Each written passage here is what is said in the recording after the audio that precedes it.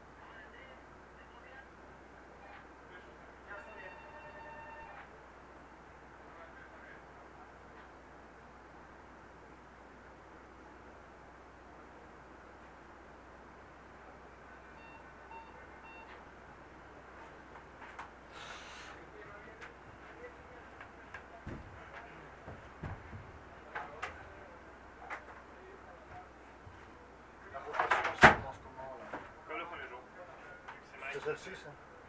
C'est Mike qui fait pas le morning show. On commence comme dans combien de jours? Bordel de merde, pourquoi il n'y a pas de vidéo sur ce live là? Con! Ils sont très. D'abord, ils essaient de montrer à Carlos qu'il y a une image. Ah non, non, non, c'est pardon, c'est pour la compète au Brésil.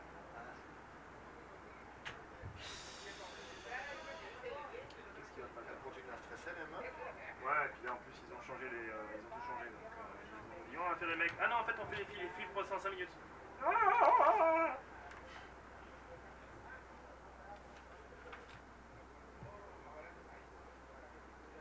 quand même être plus marrant le matin. Les gars, non. C'était quoi la place à la con? El password à la con. Boum.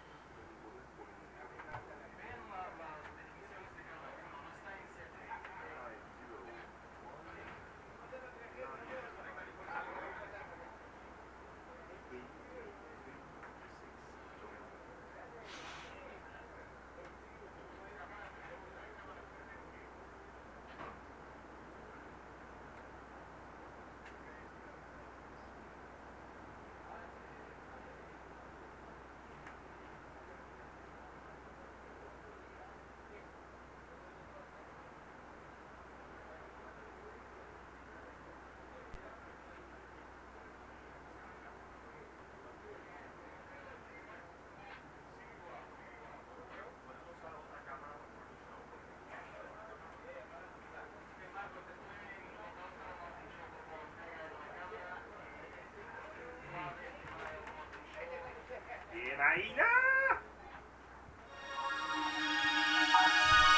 50 years ago in 1964, the first World Surfing Championship was held at Manly Beach, Australia, and the International Surfing Association was born.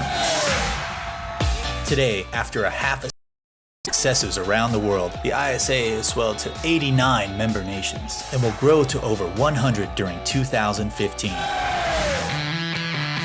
From October 24th to November 1st, the ISA will celebrate its golden year with the ISA 50th Anniversary World Surfing Games at Punta Rocas, Peru. Join us for the celebration. The ISA is always surfing with you.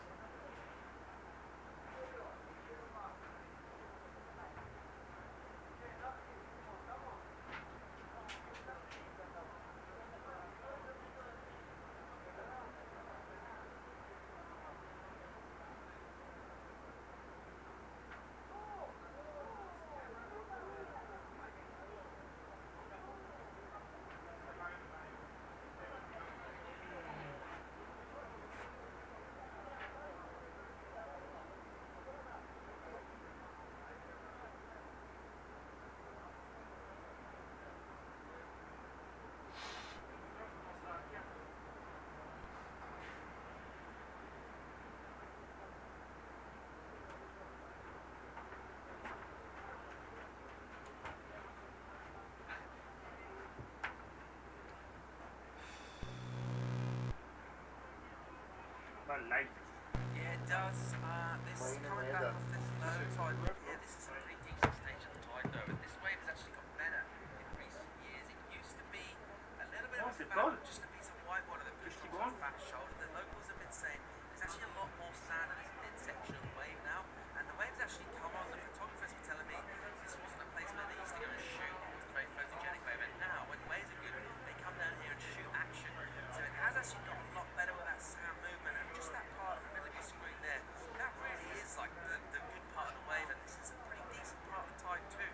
So we just need a couple of sets and hope our surfers can find something. And just, there is always that danger of getting a little bit too deep in it. Yeah, absolutely. There's always the danger of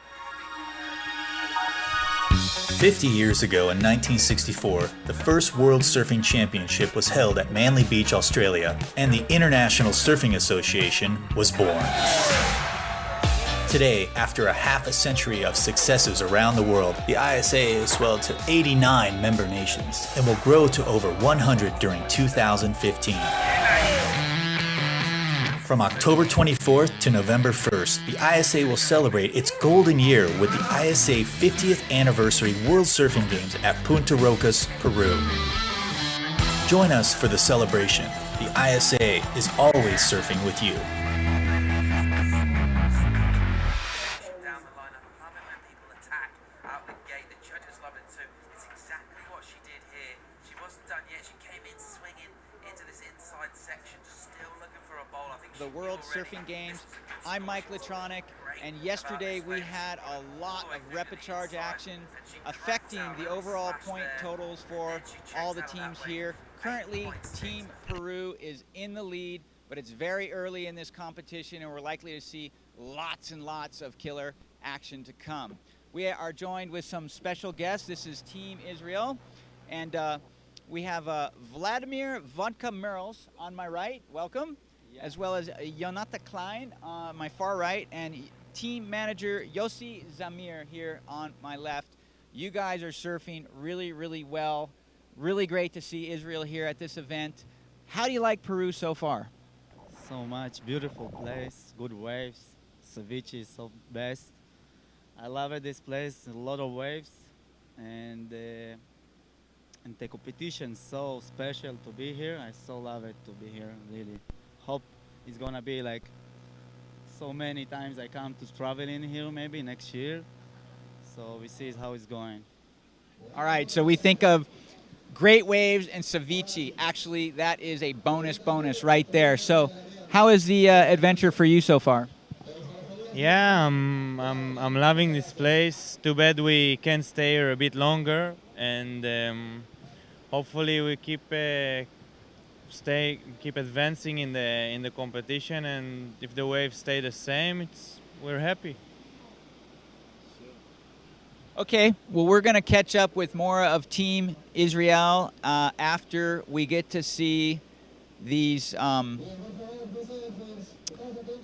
beautiful highlights from day 4. So we're going to toss to the video highlights. Let's go. Check that out.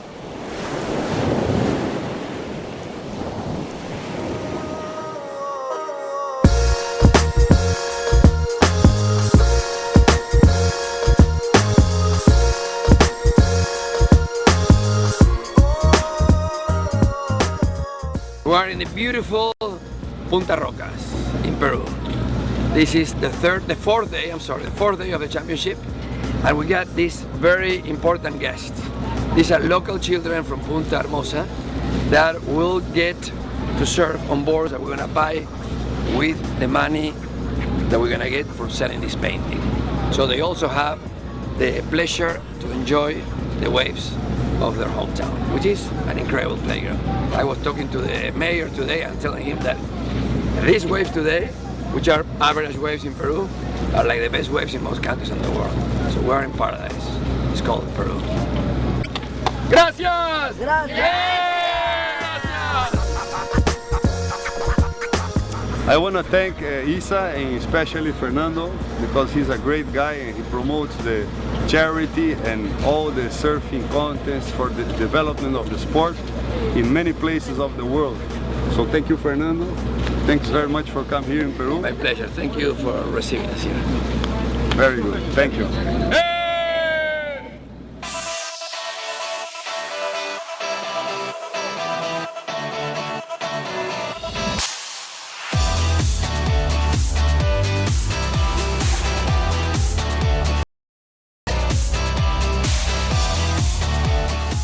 Hola, ¿qué tal? Vengo saliendo del round 2 del repechaje y 11. Las olas estaban muy pequeñas, ya ha bajado un poco.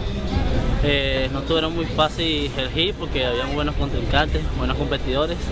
Y bueno, nada, si no agarras olas no puedes pasar los hits, hacer score. Ahora sí en el round 3 del repechaje, pero seguir pasando los hits y agarrar muy buenas olas.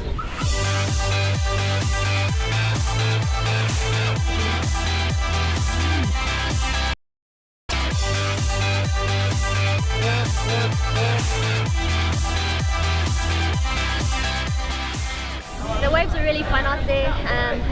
We got lucky and got a couple. I'm hoping to board throughout the event.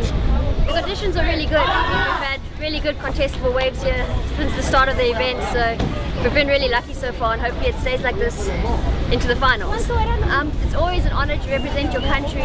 We have a great team. We're all really good friends and we're all really close, so we just love supporting each other and being on the beach, and yeah, knowing you've got the support on the beach while you're out there surfing is a great feeling.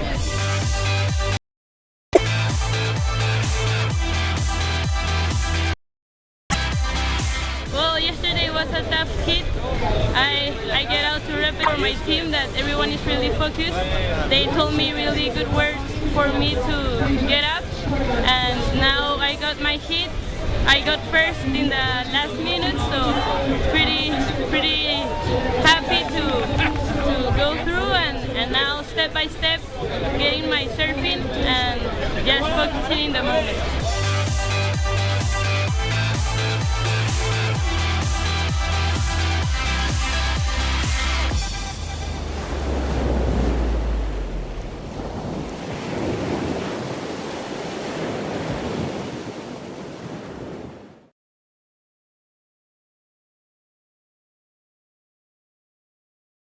Curious, when you think of the Middle East, you think of maybe desert life or camels, throw a magic carpet in there, but you also left with an impression of some political issues and you know, some unrest. But what's it really like? Well, first of all, I think the best way is to leave politics on the side right now. We're in a surfing event, and the beauty of surfing is, you know, that we're just surfing and don't deal with politics. And About Israel, I think the best way is to just come and experience the place. It's 24/7 city. Everything's open all the time. People partying, people going to the beach and having fun, and you don't feel any threat or any war, and definitely don't see any desert in Tel Aviv. And that's the beauty of Israel, I think. We've got such a multicultural place with such a beautiful, developed cities and amazing people, amazing food, amazing beaches. And yeah, it's a good opportunity now to call everyone to come to Israel and experience it. Good stuff. All right, well, let's talk about the surf. You guys surf really, really well, so I'm thinking there must be some great waves there in the Mediterranean. Is that where we're surfing? Mediterranean? Yeah, Mediterranean. Wait, no, which sea? Yeah, it's the Mediterranean Sea. We have like two main seasons, the summer and winter, and surf gets fun. The swell period is pretty short, but if you're on it, you can catch decent waves. Yeah. Well, based on all the fun you guys are having and everybody's partying and have a good time, I imagine the crowd's pretty good. No crowd in the mornings? No, it can get pretty crowded. You'll be surprised how many people actually surf in Israel. It's developing really, really quickly. Israel has a big stretch of beach, and in all the cities you can see many, many surfers, many surf schools. It's really, really developing. Now, back home in Hawaii, I've got a spot near my house called Vive Land. Tel Aviv Land? Maybe. I don't know who named it, I don't know who came there first. All right, well, if I ever visit Israel, I'm going to be looking for the sucking right-hand tubes. So we have interesting question.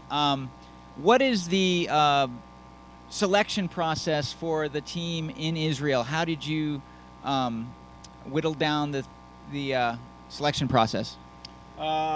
It's a mix between results of the year before the event and the existing year. Basically, we're looking for the top 4 guys and the top 2 girls.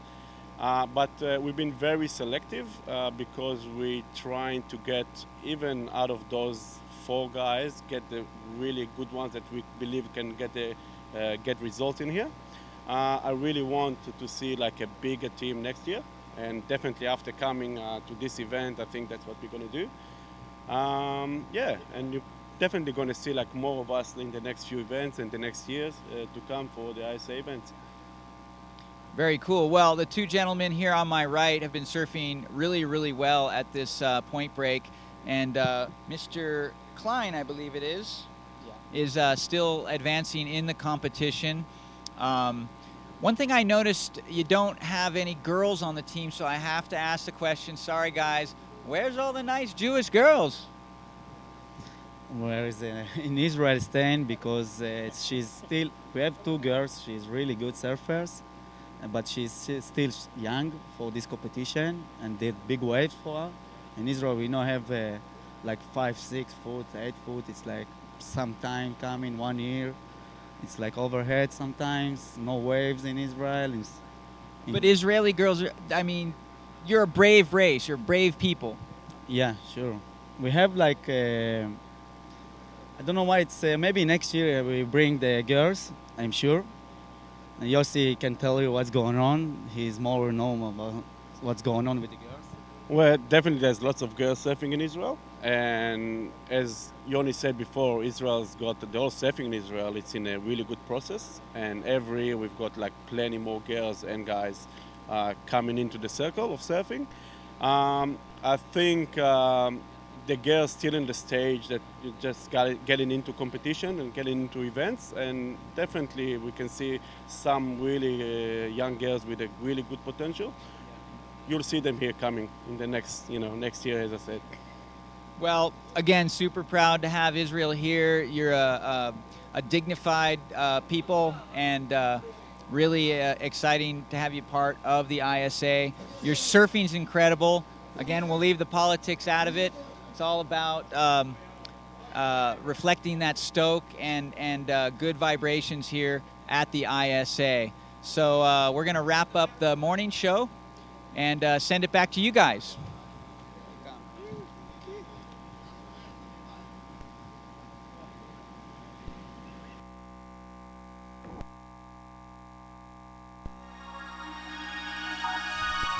50 years ago in 1964, the first World Surfing Championship was held at Manly Beach, Australia, and the International Surfing Association was born. Today, after a half a century of successes around the world, the ISA has swelled to 89 member nations and will grow to over 100 during 2015. From October 24th to November 1st, the ISA will celebrate its golden year with the ISA 50th Anniversary World Surfing Games at Punta Rocas, Peru. Join us for the celebration. The ISA is always surfing with you. Welcome to the Claro ISA 50th Anniversary World Surfing Games. We are live from the world-class point break of Punta Rocas in Peru, and we are on day 5 of competition, and we're opening strong. We will be having 2 rounds of the main event. So we are going to start with the ladies division. We've got 4 series of the main event, round 2 for the women. Then we will follow up with 3 heats of the main event, round 4 of the men. And then we will go into 3 rounds of repêchage. First men, we follow with women, and then end the day with the last divisions of the gentlemen. So we've got the first heat already on the way in the water, 24 minutes remaining, and we've got 4 surfers in the water. I'm Philip Miller. I'm joined by Vico. Who do we have in the water now? Good morning, Philip. Good morning, people online. So we have the first hit of the day, as we were saying, featuring in red Grace Spires from New Zealand, Josefina Ane from Argentina, Leilani McGonigal from Costa Rica, and Cristina Vargas from Ecuador. So yesterday we finished this day with some upsets, because we had some surfers down on this day number 4 of this Claro ISA 50th World Surfing Games in Peru. Some of the ladies were already out. We had the first round of repos. So right now we are running the main event round 2, which means that these girls still have a second chance and a safety net not to be losing already. Surfer in white is up and running, Josefina Ane on this first cutback.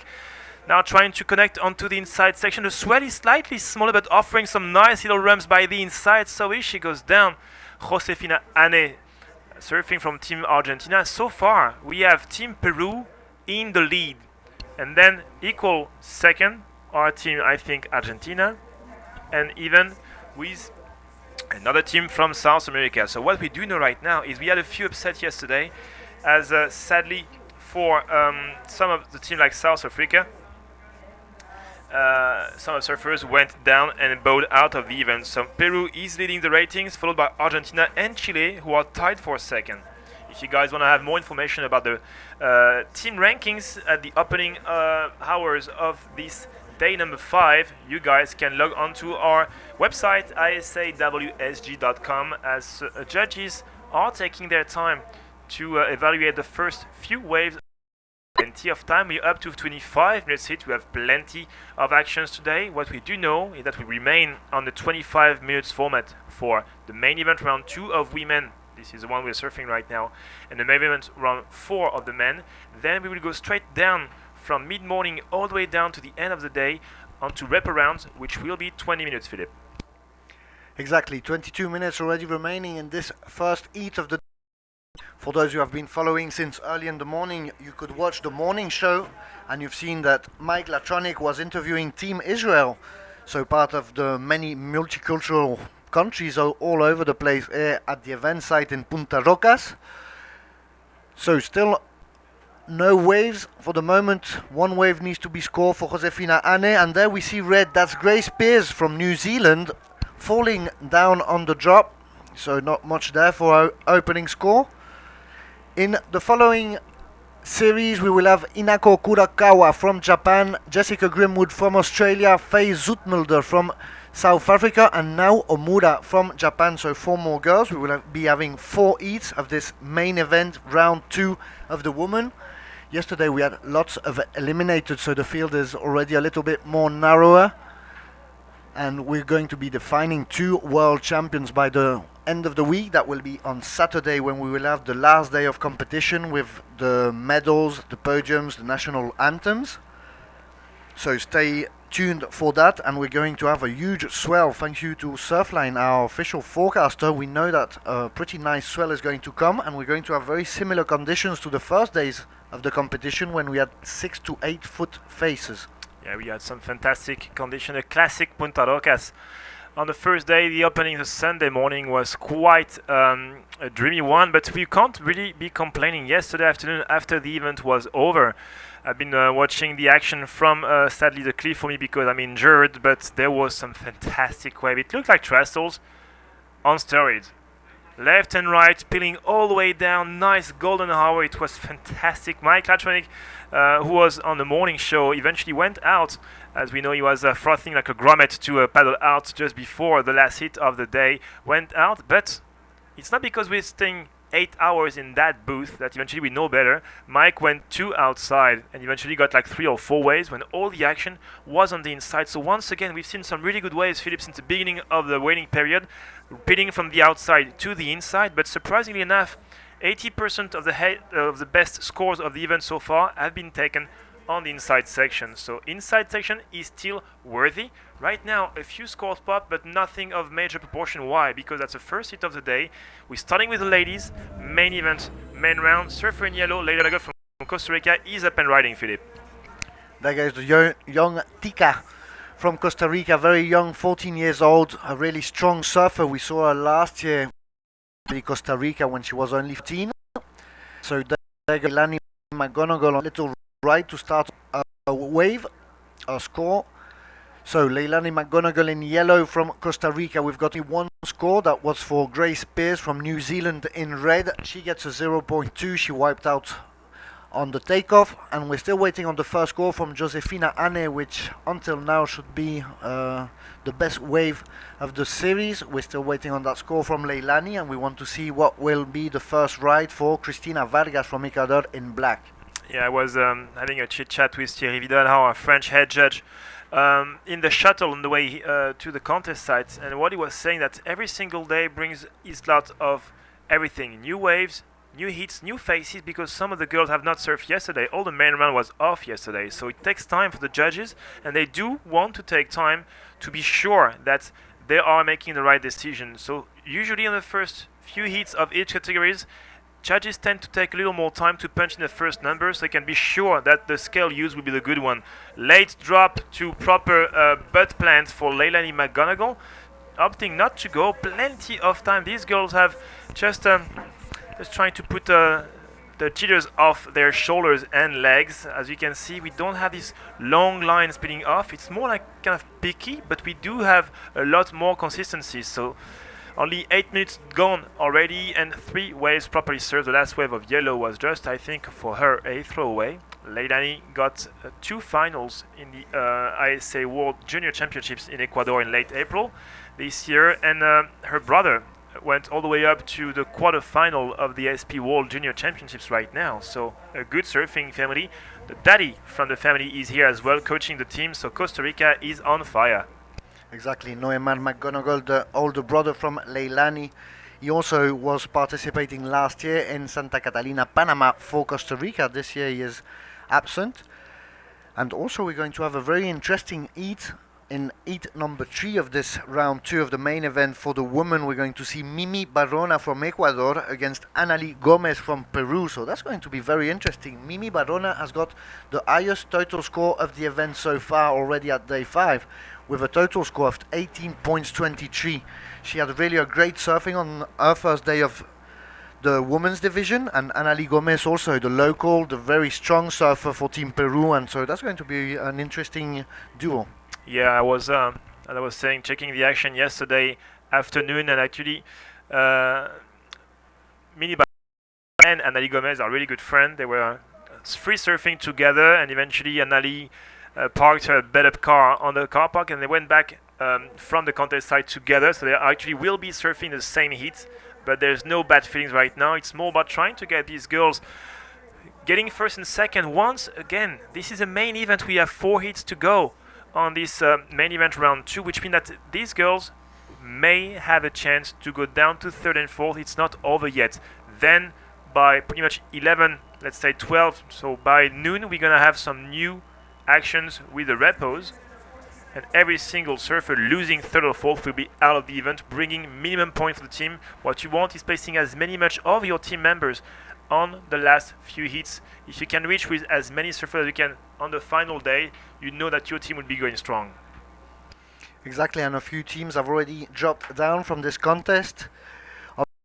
With less surfers is easier and faster to get out, but Mohamed Rama was eliminated for Dubai, Turkey also, and Scotland. We've already lost those three first teams, and there we saw Ryder in yellow, I think. I think it was white, but it's quite hard to say in the morning with this light. We do know we have red and black, so that was surfer in yellow. Leilani second fell into waves. She's just a little under pressure maybe, and as you can see it's not as clean as before. It's pickier. That's the inside section for Leilani McGonigal, going on a first backside snap of the top, waiting for the wave to offer something better. Second top turn, that's going to be already a keeper for her. You can see that it's really shallow. The tide is still pushing in though, and backside pre-entry. Good thing for Leilani right now. I think she's finally breathing. She's been surfing 11 minutes in proper apnea. She will drop her previous and last score and be replacing with something that may really well be the best wave of the hit so far. So we're going to wait on that later score for Leilani, and we're still waiting to see the very discreet surfer from Ecuador. That's Cristina Vargas. She still hasn't caught any waves, and there maybe on the horizon a couple of bombs coming towards the girls, and we'll see if they are in position. You can see there black on the left, Cristina Vargas. In the middle is Grace Pearce from New Zealand, and on the right is Josefina Ane from Argentina. Finally it seems Grace Pearce. No, it is Cristina Vargas that is in position, paddling for that wave, not managing to catch it. So 13 minutes and 40 seconds. We want to thank also everybody who makes this event possible. The Claro ISA 50th Anniversary World Surfing Games are presented by the Peruvian Institute of Sports, the Association of Olympic Athletes, and Herbalife. We are supported by Mapfree and Repsol. And we want to thank our media partners, Surfline with the very accurate forecast for the event, Surfos, the leading surf publication in Latin America, and Pasión Extrema on Fox Sports Latino America. As judges are punching in the numbers for last of yellow, it will be a keeper. It's a 6 points. So Leilani McGonigal, after a really rough start of that hit number 1 of the day, getting a 6 points, backed up with a 3 points. So right now she's easily in the lead. Second place for Josefina Ane from Team Argentina. Apart from Leilani, all surfers have only 1 or 0 wave. As you were saying, Cristina Vargas still yet to catch a wave. 2.50 for the first of white and 0.20 for first of red. Is still wide open. Remember, you want to stay first or second. Leilani McGonigal taking control of this series just as we pass the middle time mark. And she's already caught 3 waves, 2 of the best waves of the series. 3-point ride, a 6-point ride. Grace Pearce from New Zealand there hasn't only 1 wave, very low, and we see wide. That's Argentinian Josefina Ane starting with that nice carve turn there off the top, going to the bottom, going to try to navigate through that whitewater section. Will she be able to get back to the open face? It's sort of outrunning her, and she arrives at that little inside section. Little carving, getting back into position, waiting for the wave to wall up. There, getting back to the power source, and needs to hit the top of the wave. We can hear Argentina behind us cheering every turn of Josefina Ane, and finally kicks out of that pretty nice long wave on the right. So she's got a 2.5, that will be better than her first ride, and so she will be consolidating her second position there in the heat. Yeah, judges losing no time. This was a long ride indeed, but not fantastic sets of maneuvers. It would be close to the average, maybe a little less compared to the last of yellow, which was way better from the opening section. Judges have been putting a lot of emphasis on the quality of the turn of the first section. The best wave of Josefina was by the end, the best maneuver, so it's still per score Josefina. And we have just a brief look of Team New Zealand trying to send out the good vibes to Grace Pearce, so far sitting on 1 single score of 0.2. So it's going to be interesting to see if she can find her way through this treacherous lineup today. It's way harder to read. You can feel that the ocean has this kind of like morning sickness, not really offshore, not really onshore. And as the swell is slightly dropping today, we don't have this kind of like big wall to face on the first section. First of white, 4, 6, 7. We do have a couple of surfers now in the lead. Third and fourth, red and black, need to, I think, wake up right now. And maybe red having a look. Yeah, so the series is between Leilani McGonigal and Josefina Ane.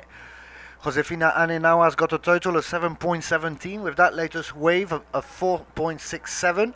So not far behind the 9 points total score of the Costa Rican Leilani.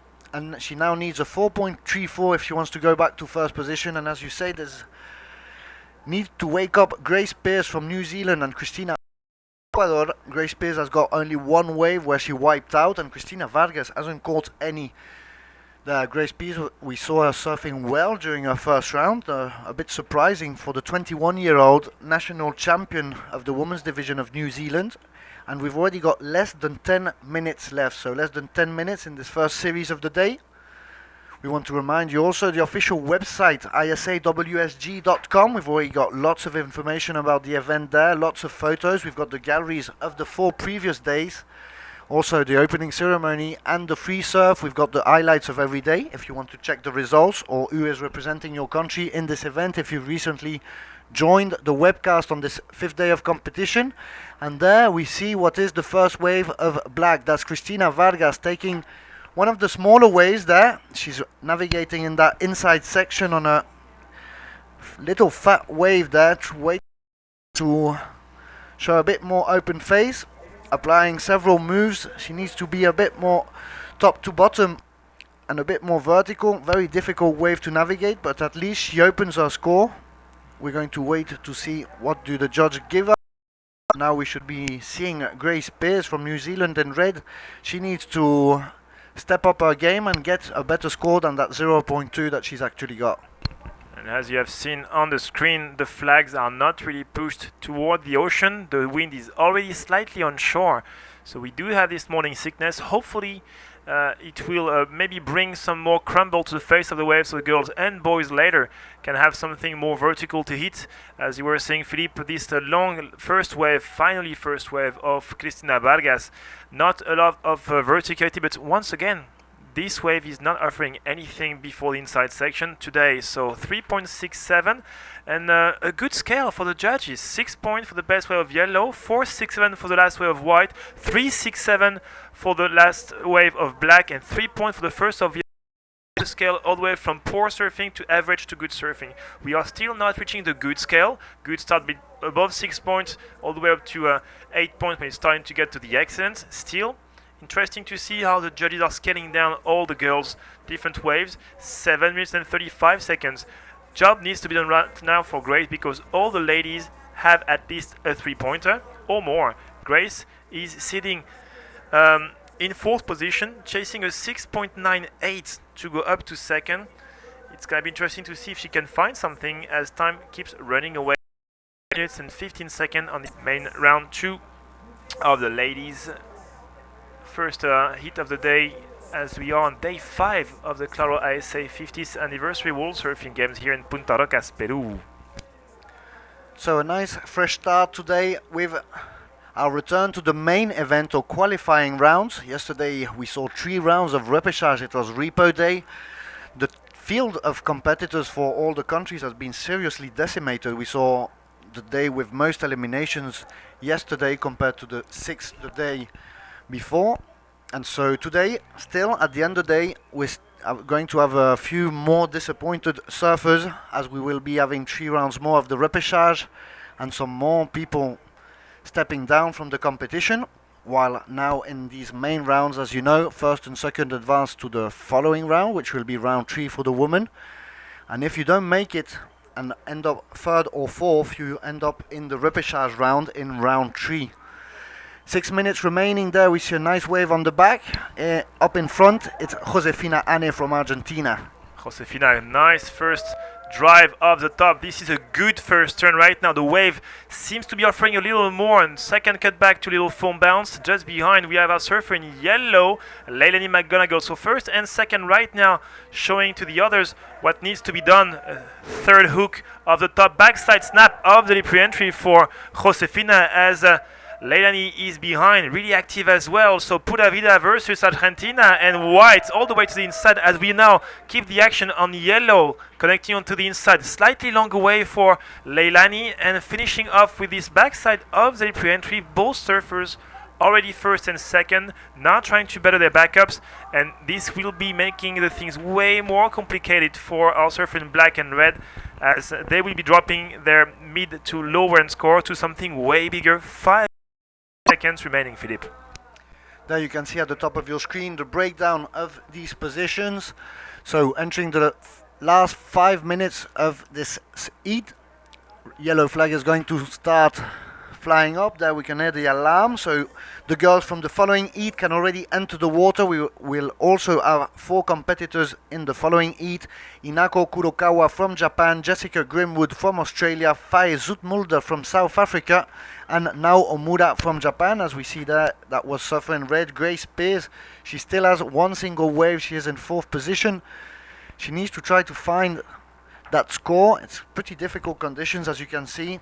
Pretty low tide with rocks really close to the white water, and so the girls are trying to find their marks here in this pretty large stadium of surfing, of Peruvian surf here. We've seen mostly rights today. Yesterday we saw a couple of lefts. The lefts had a few faces. Obviously it's a bit more difficult to paddle back out. Let's see if the girls will be trying some of the lefts later today.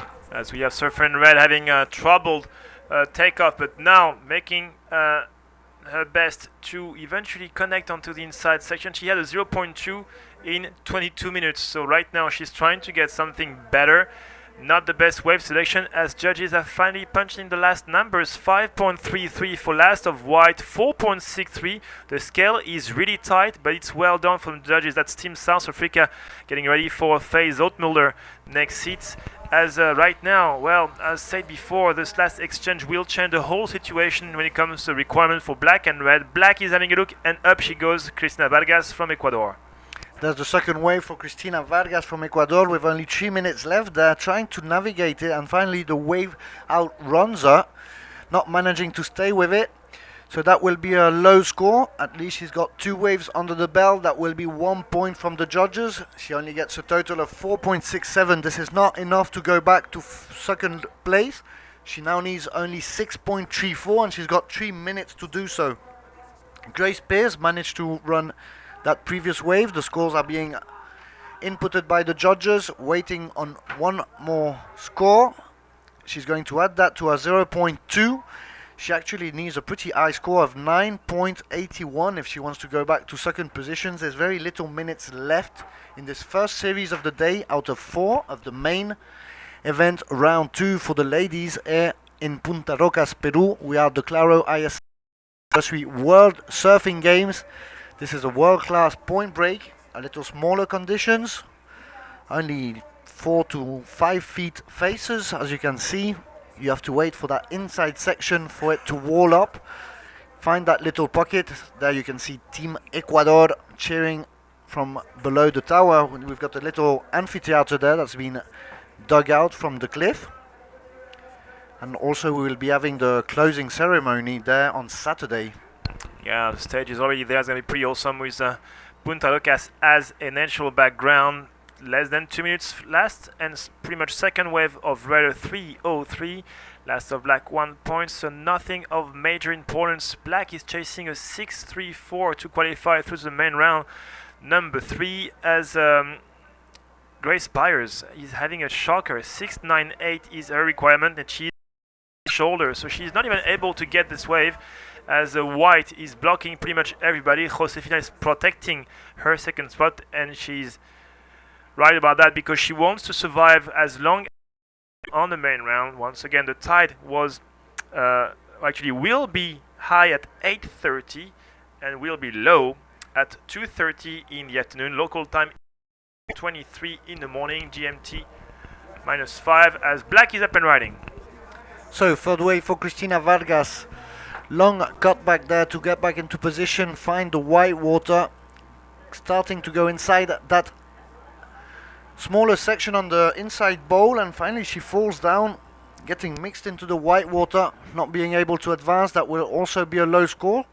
She at least replaced her 1 point 1.67, but so far into the heat, it won't make much change. He still needs that 6.34 to go to second. There's only 40 seconds left.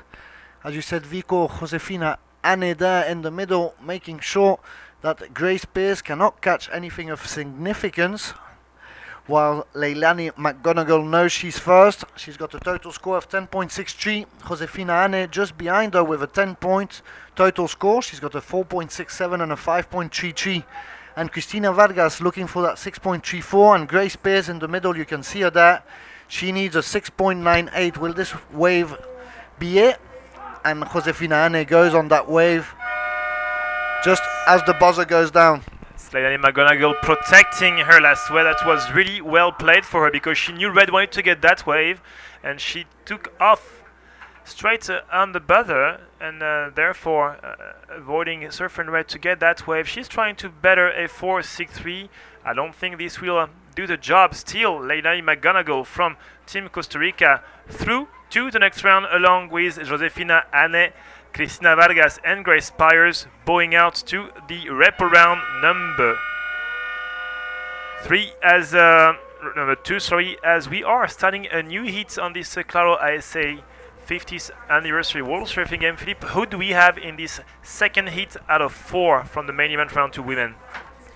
We have 4 girls in the water. It is already underway. 25 minutes. We've got in red Inako Kurokawa from Japan, in white Jessica Grimwood from Australia, in yellow from South Africa Faye Zoetmulder, and in black Nao Omura from Japan, as Jessica Grimwood from Australia opens the hostilities, gets this first wave on, catching one of the bigger waves of the day up until now.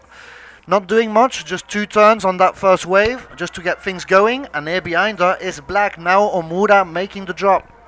Nao Omura surfing as well on the QS series of the ISP, trying to be one of the first, if not the best, surfer from Japan on the female side. I think that's our team South Africa up the dune. They're just in front of the judging area, slightly down the dune, but trying to send up the good vibes to one of their 2 remaining surfers on the main round. That's Faye Zoetmulder, as all the rest of the Team South Africa gold medalist last year is already out in the repos. Actually, they surfed. They will be surfing with 1 surfer less in their team who already bowed. As we've been saying since the beginning of the event, Philippe, it's not because you are down to the repos that you're going to be losing statistically. More than 60% of the World Junior and World Open champion have been going through the repo round, as Mike Latronik, aka Mikhail Etronik, is stepping into the booth. I'm going to have to, just like the girls in the main round, bow out for a few heats, and we'll come back by the repo. Exactly, as we see Team Argentina at the top of the cliff there, cheering on, waiting for Josefina Anne to come back. There we can see some messages already on the message board. As we see Inako Kurokawa, that's her first wave for the second Japanese. There's been a bit of a unlucky seeding for this event for Japan. We've seen several heats with 2 Japanese in them. It was the same case yesterday. They lost one of the riders, managing to get the other one through. While Inako Kurokawa there working that wave since very high up in the lineup, making several nice little turns on the inside section. We're going to wait. That's going to be one of the best opening waves so far. Jessica Grimwood for her first wave, 3.17 for the surfer from Australia in white. In black, Nao Omura, her first wave was 1 point. And welcome, Mike Latronik. We saw you there on the morning show doing an interview of Team Israel. How did that go? Well, a bunch of good guys. You know, they're a real dignified country, and man, they surf really good. So I had to ask them, you know, how's the waves back home? And I guess Tel Aviv is a spot, and I couldn't help myself. I said, you know, I live by a spot named V-Land. We got anything called Vivland in Tel Aviv? But yeah, really good surfers, good guys. One of their surfers may be coming up later today, I believe, in the repêchage, round 4 of the men. So great surfing here by the ladies thus far. And looks like a wave's approaching. Here goes paddler in white, electing not to take that late drop. And more waves on the outside. On the inside, it's Nao Omura from Japan, another Japanese surfer here doing really well. Nice snap off the top, and starts things off with a bang on that first section. So clean surfing. Let's see what she's got here on the inside. Another turn. Not sure if the judges will consider that complete because she didn't really get back down the face, but good opening turn there for our Japanese competitors. And based on what I saw on Hinako Kurakawa's first wave, Team Japan's really stepping it up right here. Team Japan there, still waiting on Hinako Kurakawa. As I was saying with Vico, the following heat is going to be really interesting with Mimi Barrona and Annalie Gomez pitted one against each other. As we see, that's the second wave for the Australian Jessica Grimwood. Well, Grimwood's already started off with a 3.17. She's definitely going to want to up the ante on this wave, and unable to negotiate that section. She had a couple of nice turns there on the outside, but I'm sure she would have rather have got that complete ride out of it. And still 20 minutes on the clock, so plenty of time. Team Australia, no slouches at all, and we've got Team South Africa in this heat. So highly contested heat here for the main event, round number 2 of the women. 20 minutes left. For everybody tuning only recently into this webcast of this world event, we want to welcome you to Peru for the Claro ISA 50th Anniversary World Surfing Games. We are the world-class point break of Punta Rocas. Obviously, this event wouldn't be possible without the help of our valuable sponsors. This event is presented by the Peruvian Institute of Sports, IPD, the Association of Olympic Athletes, ADO, and Herbalife. Also is supported by the Peruvian National Olympic Committee, Termos, and the Peruvian National Surfing Federation called FENTA. We want to thank our media partners that are Surfers Village, Gravedad Zero, and Tablista Magazine. 19 minutes left, no other waves, and finally that first wave of Hinako Kurokawa, 6.17. So the judges opening the scale there. Good wave for Japan in red, and now Omura, our fellow countrywoman, doesn't stay behind. Our second wave just a little bit below, but a 5.17. So Japan opening strong, and actually both of them leading this heat. And finally a change with this latest wave from Jessica Grimwood. The judges give her on her second wave a 3.10, and a total of 6.27 is enough to take her to first position. Well, that's based on a one-wave score from Hinatu Kurakawa, who is sitting in second place. Naomura only has a 1-point score for her second wave, so lots of time, lots of changes sure to be had here.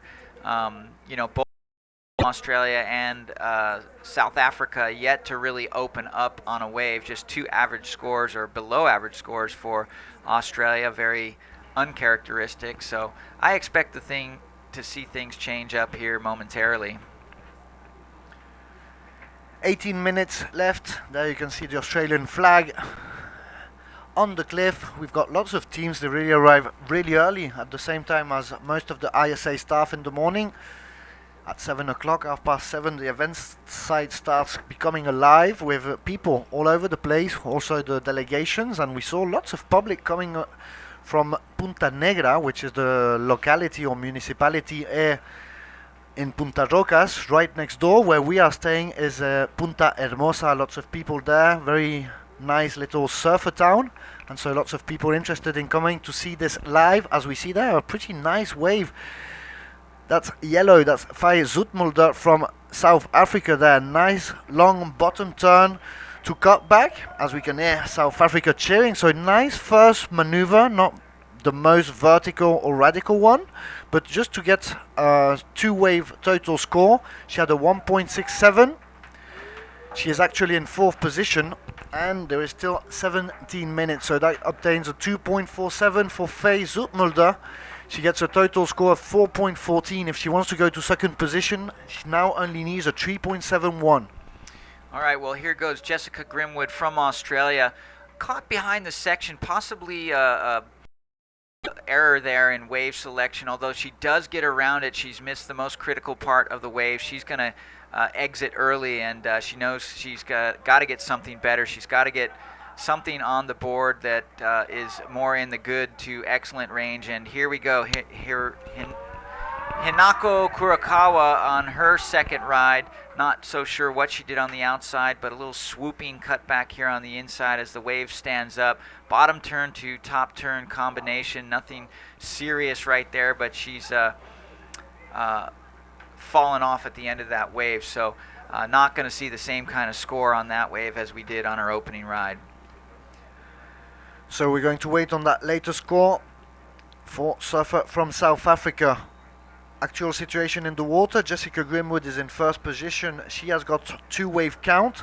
She's got 6.27 in second position with only 1 wave, but that just changed with her second wave. So Japan, Inako Kurokawa in red takes first position. She now has a total score of 9.57, taking first place, leaving Jessica Grimwood from Australia in second position with a total score of 6.27. Her latest wave, a 1 point ride, doesn't come into her total score. Now Omura right behind her with 6.17 for Japan in black third position, and South Africa there in a surprising fourth position for Fay Zoetmulder. She's only got 4.14. She's looking for a 3.81 to get to second position, and we've already got only 15 minutes left. Well, the key factor here for our surfer in black from Japan is she only needs a 1.11. She's already got that somewhat solid score of a 5.17, and clock ticking down, less than 15 minutes left. Still ample time for all these surfers to get several more waves, so we're not even sure if these 6s and 5s might drop and bigger scores might be allocated. And here we go. Here goes Black picking this wave up from the end section here. Beautiful wall to work with. Nice little stall fade there. She goes and hits the lip. She able to hold on. She is able to hold on, so the judges will calculate an off-the-lip score on that one. A little slash in the section. Manages to get around that whole whitewater section, so good job by Nao Omura from Japan. This is going to be another good score, Philippe. For sure, Nao Omura, she keeps riding down the line, finally kicking out almost by the cliff. So we're going to see on that score, she's only got a 5.17, but her backup score is a low 1 point, so she's going to replace that with that latest wave. And she needs a 1.11 to get to second position, so it seems that back control of the heat, leaving Jessica Grimwood in third and Fay Zoetmulder from South Africa in fourth. She needs a 4.41 if she wants to take first position from fellow countrywoman Inako Kurakawa, so a 4.41 she needs to do so. We'll be waiting for that score of the judges. For everybody who wants to know more information about the event, please head towards our official event website, www.isawsg.com. Lots of videos, lots of photos over there, also who's representing your country. If you want to know more about the ISA and what it does, you can check the official website organization, that's isasurf.org. And also you can check us out on Facebook, facebook.com/International Surfing Association. We've got lots of material there, and please do not forget to use the official hashtag ISA50WSG and the latest score from Nao Omura Falls. This is the best wave of the day so far, so 7.17 for that latest ride. She adds it up with a 5.17, and she gets a total score of 12.34, taking first position from the other Japanese girl, Inako Kurokawa, now in second position. Late drop here for Team Australia. Jessica Grimwood's found herself a pretty big section to take off on, and she's weaving her way through the inside, cutting back into the foam, and she's looking for this wave to stand up, Philippe. She wants to find a vertical section, although nice smooth cut back into the foam again. Another cut back, this time a little harder into the whitewash. That's going to help. And just a little check turn right there to finish. That is likely to be her best wave, so she's going to help her campaign with that. But the real question is, can Hinako Kurakawa back up that early ride of a 6.17 with something substantial? And, going back to that wave in black from Japan, I reckon that wave could have got into the excellent range had she done that off the lip a little more cleanly. They did appreciate the commitment and severity of that section, so great ability to hold on in a critical situation. She rode it well, but if she had just gotten that snap a little cleaner, I think we would have seen 8s and 9s. is the quality of the waves and the rides of the surfers and not the quantity of maneuvers applied. We've seen that on several waves yesterday also, where riders with fewer maneuvers but really well applied, well committed with power and control were getting the higher score compared to people who were riding the waves until the beach but applying lazy, sloppy maneuvers to the waves. That's not the way of getting these high scores, and now Omura seems to have that understood.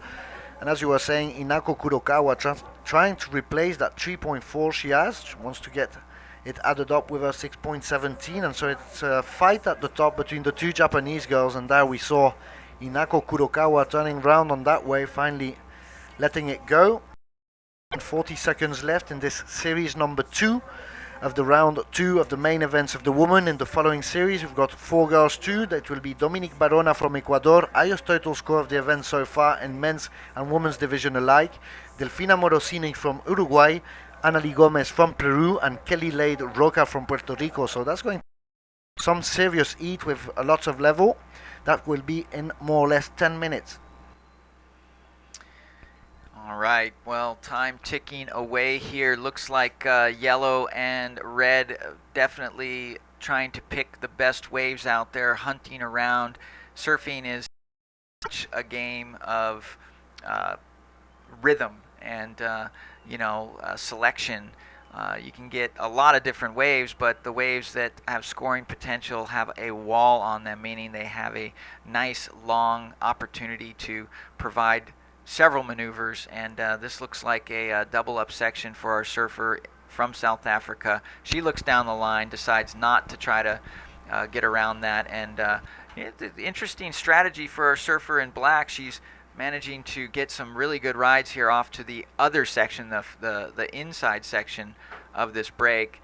And taking a look at this one here is Faye Zoltmulder from South Africa, long swooping redirection back into the foamy part of the wave, and foamy is the word of the day here as she takes a lip on the back, but she manages to maintain nothing really happening on that wave, however, so she's going to get back out there and look for something more. There goes Leilani McGonigal, winner of the last heat. Great young surfer out of Costa Rica, only 14 years old, but showing the older girls how it's done. 8 minutes and 45 seconds, and surprising situation there. You can see her duck diving that wave. Faye Zoetmulder for South Africa. South Africa is the defending gold medal champion from last year in Santa Catalina, Panama, so they were taking the men's division gold medal, and we've seen a surprising situation there for South Africa since the beginning of the event. They already had 2 of their men in the repêchage round. That was surprising for a defending gold medalist team such as South Africa, adding to the fact that yesterday in the round 2 of the repêchage, David Van Zyl lost in 3rd position and was the first South African to be eliminated. And then luckily David Brand, who was also in the repêchage, managed to redeem Team South Africa, passing first in his heat. And here we can see Faye Zoetmulder still in the main event, but on the verge of going down to the Reaper round if she doesn't get her act together.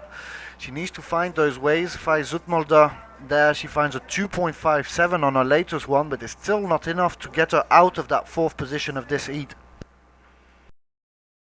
All right, well, we're looking at black here. She's eyeballing this little inside section. Once really found some success here on these inside walls. Nice looking wall again to start things off. Beautiful little redirection back there. Not too hard, not too radical, but real smooth and stylish and well placed. She's very patient and waiting for the wave to stand up. Gets another little slash off the top. Another check turn off the lip there. Let's see if she can get around something better than that 5.17. I'm going to leave that one to the judges, but that'll be close or under what she's already got. About 7 minutes remaining, and here goes Jessica Grimwood doing an off the lip, so definitely increasing the intensity there, trying to get the score she needs to get in an advancing position, winding it up. A little bit of a bobble on that cutback, but inside section lining up for another off the lip, and let's see if this provides another section. So long ride there for the Australian. Yeah, almost as low as now Omura. She went a little bit further down the right, and so visibly Japan there taking first and second position. And we see one of the larger sets coming in, and for a dwindling swell, as was forecasted by Surfline, our official surf forecaster, we still got pretty nice conditions really to have these nice little overhead sets. It's a little bit fattier than the previous days, but still, I mean, very nice conditions for a world-class event such as this one. Yeah, tons of surf pouring in here. Lots of opportunity on offer. It seems like the level of surfing is being met by a good level of waves, so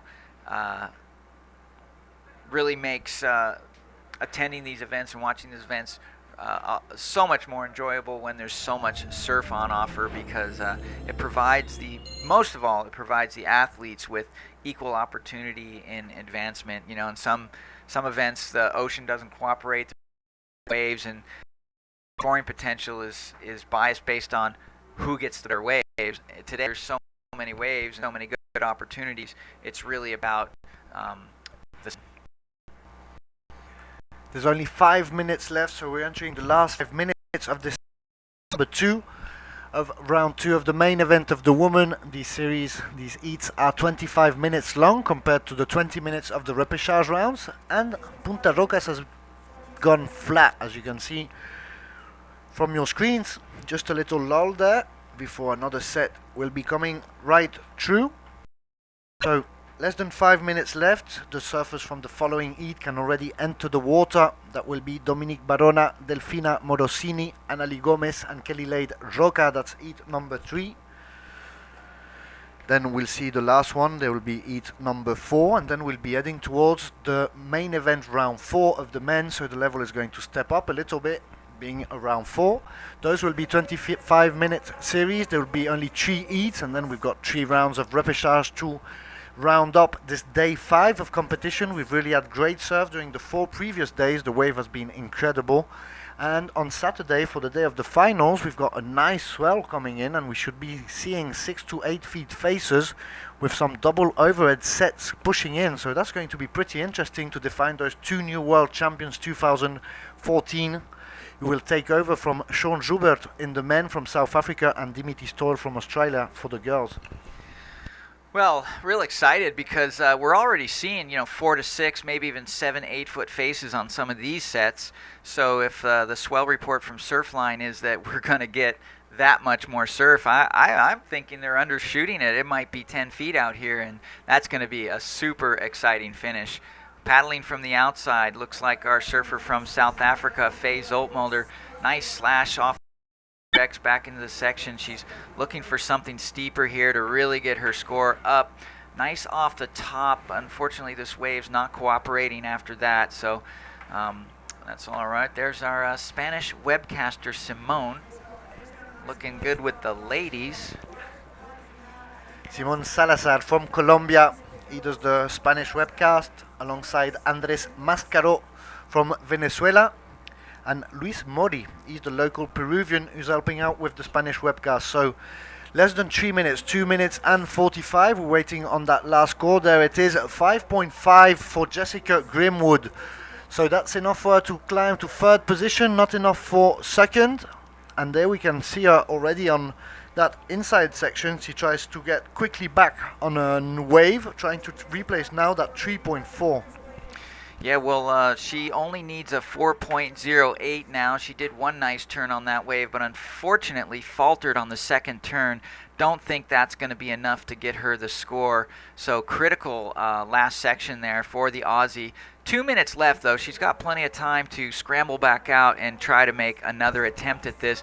Meanwhile, still waiting to see a 3rd wave from the Japanese surfer. If she can get rid of that 3.4, she's going to make it real tough for the Australian and the South African surfer to gain position in this heat. Exactly, so good strategy here from the 2 Japanese girls, taking 1st and 2nd. As you said, Inako Kurokawa could cement a little bit further her 2nd position there. Jessica Grimwood know that there's very little time to try to change it. She jumped straight away on one of those little inside waves after her previous one.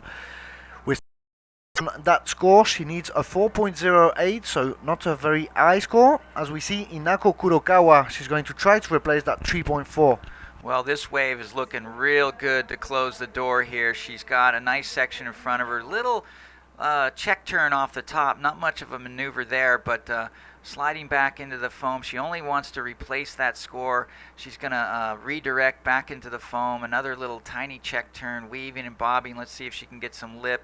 Unfortunately, bobbles the end of that wave, Philip. I'm not so sure if that's going to be better than a 3.4, and if it is, it may not be by much. So less than a minute already, and the scores are being typed in as we speak. We need to wait for a few couple judges. 40 seconds, so very little time. As you can see, not much waves are coming in now at Punta Rocas. Must be very desesperating for these girls, Jessica Grimwood and Fai Zoetmulder. They need waves, they're not coming their way. And now with 20 seconds, so the latest wave from Fai Zoetmulder is a 3.67. So on our screen, that's Jessica Grimwood. She's still looking for that 4.08. That wave won't be enough. And behind her, that's yellow, Fai Zoetmulder. She now needs a 5.91. As the buzzer rings, that wave will not be a 6. So, unofficial situation of this heat number 2. First position for Japan, Nao Omura. Second position 2, Inako Kurokawa. Third position for Jessica Grimwood from Australia. And fourth for Fai Zoetmulder from South Africa. This is a main event round. So Jessica and Fai would be going down to the repêchage round. Talk about girl power for Team Japan. We're going to get into our very next heat here. But for now, we're going to send you off to commercial break.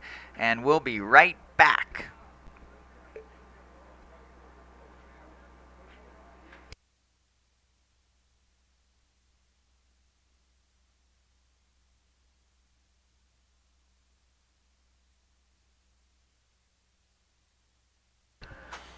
Welcome back to Peru for the Claro ISA 50th Anniversary World Surfing Games.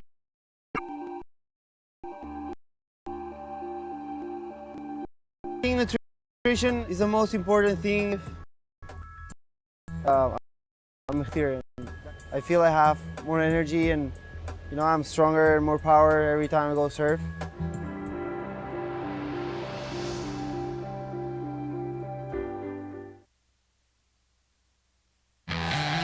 From October 24th to November 1st, the ISA will celebrate its golden year with the ISA 50th Anniversary World Surfing Games at Punta Rocas, Peru.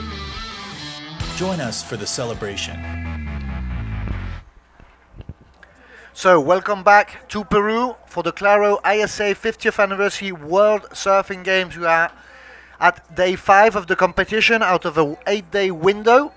And we are back to the main event today with the girls taking the first heats of the day. We are already in heat number 3 from this second round of the main event for the women's division. 25 minutes on the clock, already 24 minutes and a half left, and we've got in the water 4 girls. So in red, Dominique Barona from Ecuador. In white, Delfina Morosini from Uruguay. Natalie Gomez from Peru. And Kelly Lade Roca in black for Puerto Rico. As Mimi Barona opens the score, she takes that first wave very early in the heat. There with this nice backside cutback, finally kicking out of the wave, just getting things going on slowly. And there you can see at the top of the cliff, that's Team Puerto Rico cheering on Kelly Lade Roca. So 23 minutes and 50 seconds left. So in the previous heat, complete domination by the 2 Japanese girls, with Inako Kurokawa and Nao Omura taking second and first position. So a little bit more varied panel of countries here. We've got 1 Ecuadorian, 1 Uruguayan, 1 Peruvian and 1 Puerto Rican girl. So 100% Latin affair once again for this series, as I'm joined back by Mike Latronic here for this English webcast. Welcome, Mike. Thank you, Philippe. Well, a little bit of an upset there. Team Powerhouse Africa, defending champion, sent to the repêchage, as well as Team Australia by the 2 ladies from Japan. So we saw 1 Japanese surfer in the men division men's eliminated yesterday from the repêchage, so they've obviously come back with a vengeance here today and utilizing some of that lady power. Yeah, that was our first situation of the event, where yesterday during the repêchage round we had one heat with 2 Chileans and 2 Japanese, so it was the first time that were pitted one against the other. And finally, 1 Chilean and 1 Japanese went through. Finally, Ryota Matsushita taking first position, Guillermo Sad from Chile second, and leaving Kan Watanabe out. All right, well, taking off on this double up section is Delfina Morsini, and you know, that looked a little bit odd, like it was closing out, but a great wave choice decision. Unfortunately, she comes unstuck there on the inside double up, so really good read of the ocean, but unfortunate mistake there on the inside bowl. Have a couple of scores dropping in. Dominic Barona from Ecuador, we saw her get the largest score of the heat the contest thus far for the ladies, a 3.5 on her first wave, so nothing too special there, but enough to put her in first position now. And Delfini Morsini, she gets a 1.9 on that last wave, so she's gonna hustle back out there and look for something better. There we can see Kelly Lade Roca on your left in black for Puerto Rico, on the right Annalie Gomez from Peru, one of the best surfers from Peru. She's been Latin American champion of the circuit called ALAS here in Latin America, very strong platform to get Latin American surfers towards the professional tour. And she has won that, and she's from Punta Hermosa, and she comes from a great family of surfers, and so she knows best as anyone the spot of Punta de Rocas. We're going to wait for our opening wave. It's still early in the heat with 21 minutes left.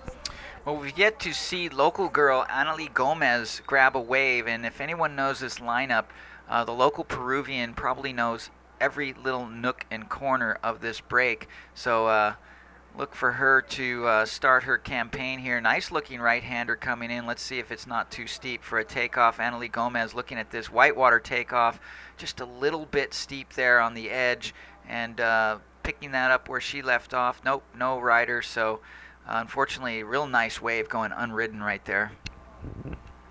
We saw several of those yesterday. Finally, it seems she'll be taking off on this one. And there she goes.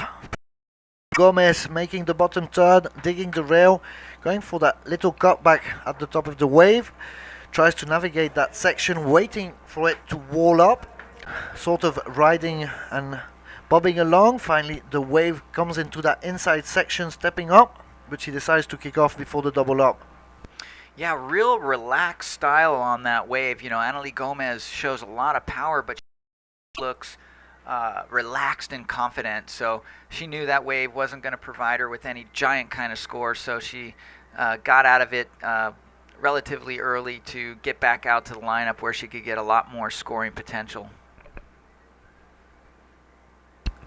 19 minutes and 30 seconds left, and we've already got the first scores for the 3 girls who have caught their first wave.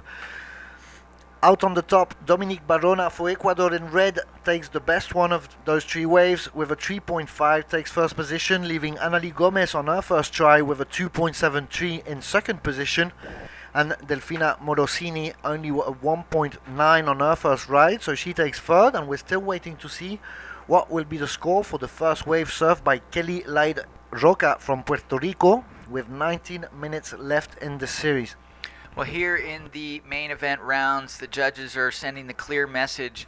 It's all going to be about quality surfing. Even though the ladies are riding the waves a long way, they're really not going to be delivering any kind of big scores until some quality surf maneuvers are shown.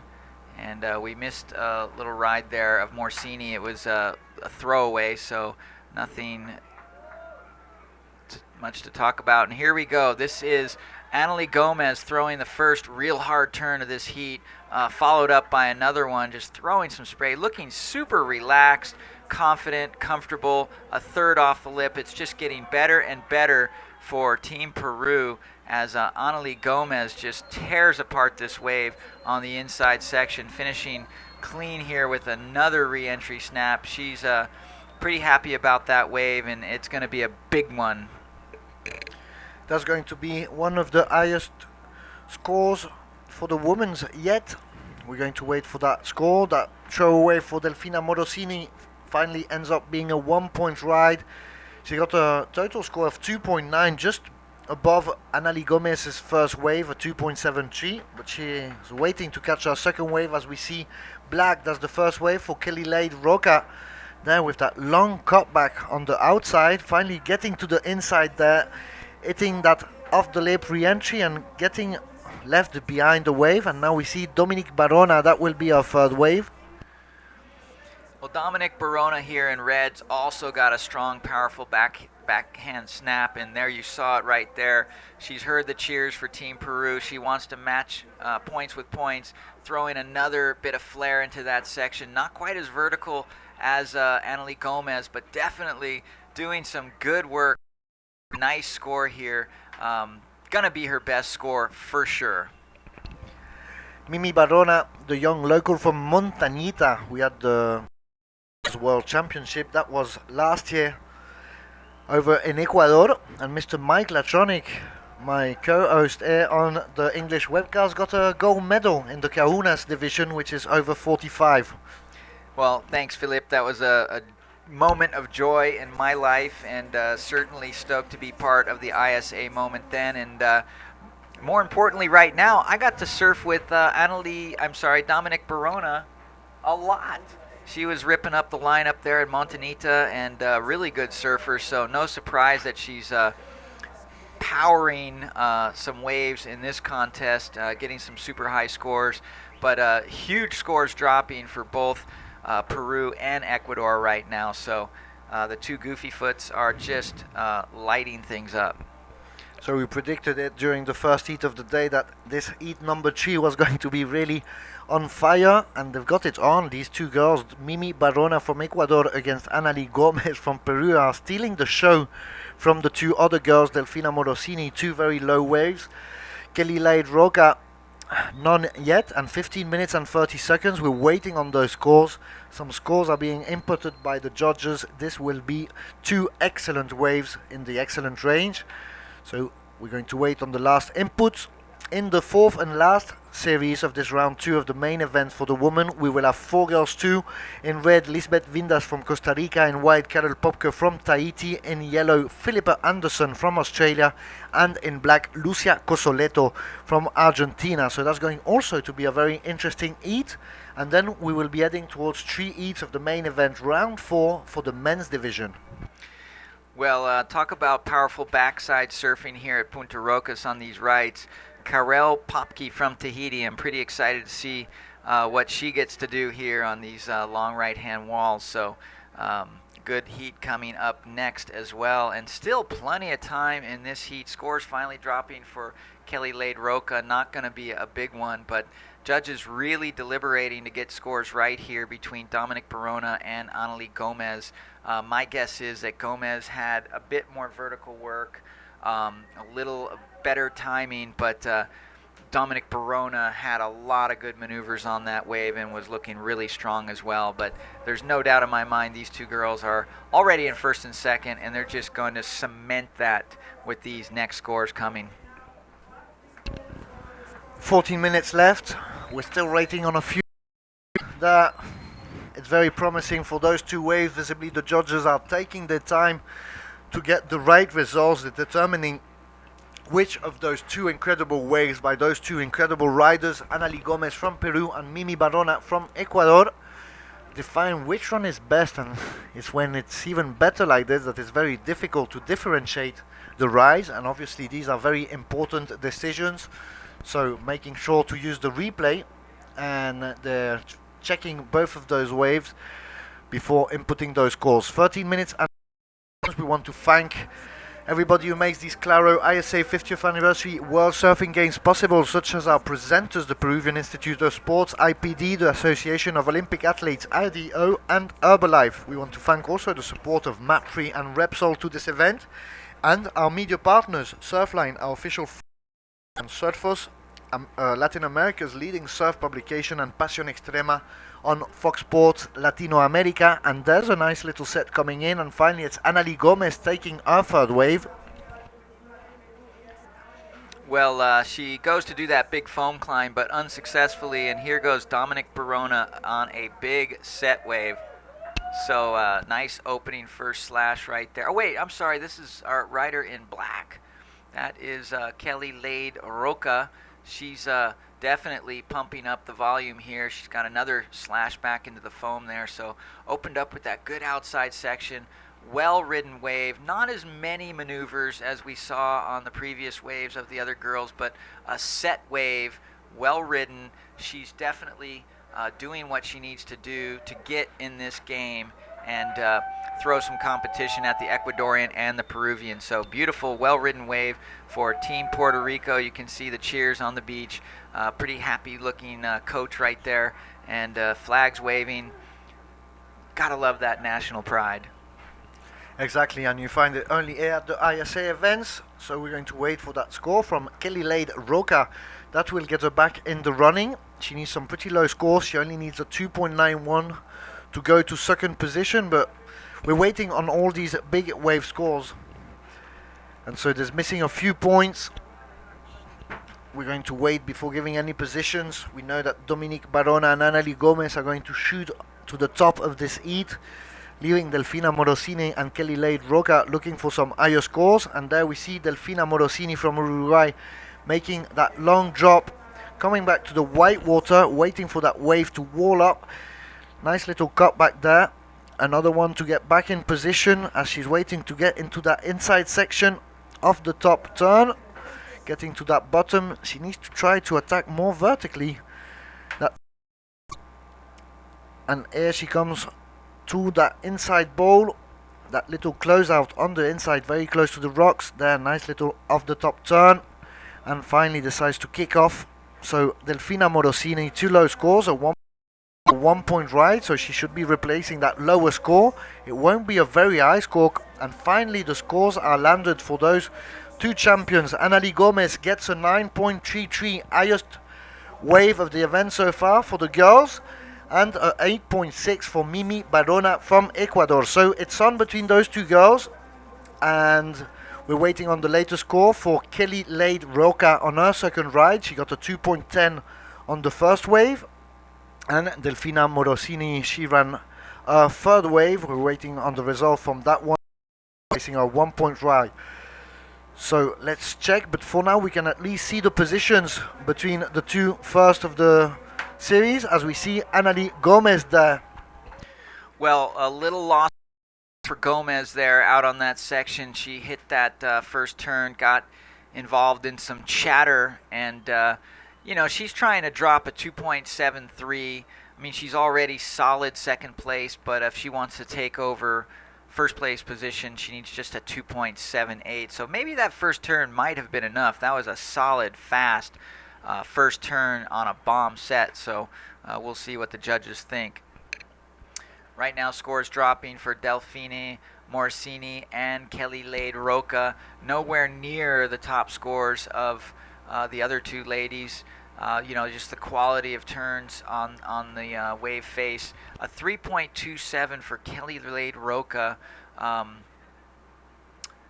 and looking like a better score for Annalie Gomez. Judges really sending the clear message that they want to see strong, powerful turns of consequence. So 9.33, that's the highest wave of the heat and of the round for the girls. 8.6 for Dominique Barona, some pretty high scores in the series number 3. And 8 minutes and 50 seconds left. We were also under the official results from series, that is series number 2, finally, where the 2 Japanese girls passed on top. So first position with a total of 12.34 was for Black Naomura from Japan. Second position with 9.94 was Red Inako Kurokawa, also from Japan. Third position 8.9 total for White Jessica Grimwood from Australia, and fourth 6.24 for Yellow Fai Zoetmulder from South Africa. So that's the official results of series number 2. As we've already mentioned, in the following heat, 4 girls 2, we'll have in red Lisbeth Vindas from Costa Rica. We will have Karel Popke, the girl from Tahiti, in white. In yellow, we will have Philippa Anderson from Australia. And in black, Lucia Cosoleto, La Luci from Argentina. So that's going to be also an interesting heat. And we get the latest score for Annalie Gomez, a 4.93 for the Peruvian surfer. So she takes the first place of the heat. She now has a total score of 14.26, leaving Mimi Barona in red for Ecuador in second position. She has a total score of 12.10, not so far behind. She only needs a 5.67 to go back to first position. Obviously that leaves Delfina Morosini and Kelly Lade Roca in a difficult spot there. Delfina in third position with a low total score of 5.4. She needs a 8.61 to go to second, and she's in combination if she wants first, as is Kelly Lade Roca. She needs 8.84 to go to second, and there we see Annalie Gomez once again on the wave. Boy, if you were watching the screen, you saw some super jockeying going on there. Local knowledge paying off as Annalie Gomez fought her way to the inside of Mimi Barona and successfully got that wave off her. Unfortunately, not much of a scoring affair. That wave showed a lot of promise but did not deliver. So even though she kept Dominic Barona off that wave, that score is not going to likely be any better than the 4.93 she got for that big turn on the wave before. So waiting for that score most probably won't go in her total, and it is so a 3.77, so it does not replace her 4.93, her lowest wave in her total score. And we're still waiting to see if Delfina Morosini or Kelly Lade Roca can find some decent waves, get some high scores posted there, but it seems that they've taken control. The battle between Ecuador and Peru is on in the water. Mimi Barona and Annalie Gomez there. Pretty nice exchange of waves. I think what the other girls are facing here is having to up their game. They're really going to have to dig deep, do bigger bottom turns to bigger top turns, throw some more flair, and as well as pick waves that afford these maneuvers. The Ecuadorian surfer girl and the Peruvian girl have really shown that the quality of surfing is what the judges want to see. They know these girls can ride waves from the outside to the inside, but they really want to see is power, speed, and flow. And all power to Dominic Barona and Annalie Gomez for setting a good pace here for the rest of the ladies. There we see a set coming in, breaking over the girls, and we can hear people whistling from the cliff. That means a pretty big set is on its way. And taking off, looking behind before standing up, navigating round that section, making the bottom turn and doing off the lip there with lots of spray. Second slash to the lip. So good wave there for Annalie Gomez. One long, nice bottom turn, two nice slashes. That's going to be a good wave. Maybe not as good as a 4.93. We just saw behind Delfina Morosini fall on that maneuver, and here behind is Mimi Barona. She wants to get back to first position. All right, real stylish cutback there. Just bashes the lip, so beautifully laid out cutback there. Not sure what she was able to do on that outside section. That's going to have a big impact on how this wave is scored. So Dominic Barona currently searching for a 5.67 before that last wave of Annalie Gomez, and looking like she's just trying to hunt one more turn off the inside, and she gets it. So possibly not a complete maneuver there on the end, but nonetheless, 4 minutes left. The battle is for first and second right now. So only 4 minutes left. We're already in the last 5 minutes of the series of 25. Already entering the water, the 4 girls from the following heat. That will be Lisbeth Vindas, Karel Popke, Philippa Anderson and Lucia Cosoleto. There you can see that it's pretty early here. It's recently 9:15 in Punta Rocas, and we've already got lots of people that have come at the event site to watch the event live from the cliff. The view is really different once you can see it, take it all. And 3 minutes and a half, lots of scores being typed in. We're waiting for one wave for Dominique Barona, also 2 waves for Delfina Morosini. They're typing in the latest wave for Annalie Gomez. That's going to be a good score. It's going to replace our 4.93. The latest score also for Mimi Barona, a pretty high wave, so we're going to see who comes out on top between the two girls there, Annalie Gomez and Dominique Barona, while Delfina Morosini's 2 waves won't make real significant change. And Kelly Lade Roca there for Puerto Rico staying well behind. She's only got 2 waves scored, a 2.10 and a 3.27. Very different here from the situation of Dominique Barona. She obtains a 6.17 on her latest wave, and Annalie Gomez, her last wave, a 6.50. So taking it up to the next level. Annalie Gomez now has a total score of 15.83 for Peru, leaving Dominique Barona there. You can see her on your screen. No, that's black. Dominique Barona has got a total score of 14.77 now. All right, well, Kelly Lade Roca got a 3.27 on her last really long wave. I think she knows now that she's got to find to really crack the lip. She doesn't see it coming. She kicks out early. Good idea, because there's still 2 minutes left. Ample time to scurry back out to the main peak and look for something that can give her, well, actually, now that I look at the scoreboard, both ladies are comboed. So what that means is the combined score totals of both Annalie Gomez and Dominique Barona are better than anything the ladies in 3rd and 4th got. Ladies in 3rd and 4th need to throw away their high scores right now and replace it with 2 waves that score high enough to beat 14.77. So with only 1 minute and 30 seconds left, this is a virtual impossibility. And unless these ladies make some kind of tactical interference mistake, looks like we'll see Ecuador and Peru advance solidly. 1 minute 10 seconds, last minute of this heat number 3. There you can see the girls jockeying for position.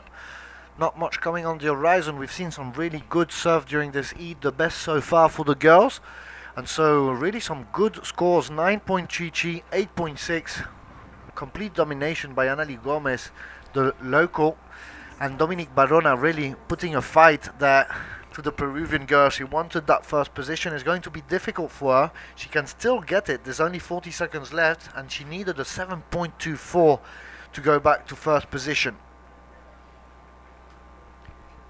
Well, quality surfing really standing out here.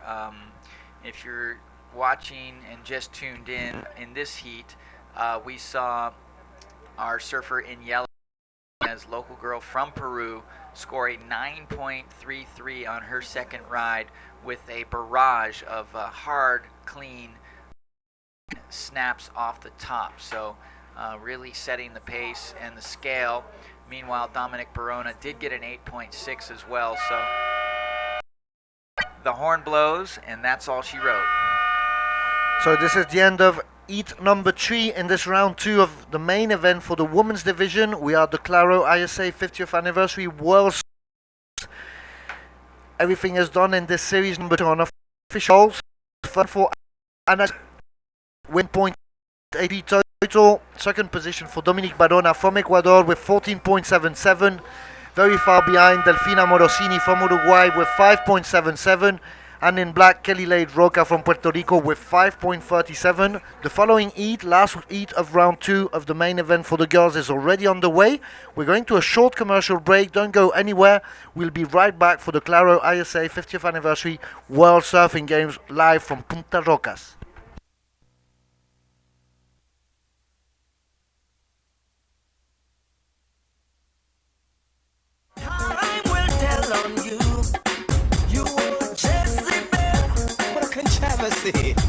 How long shall the wicked reign over my people?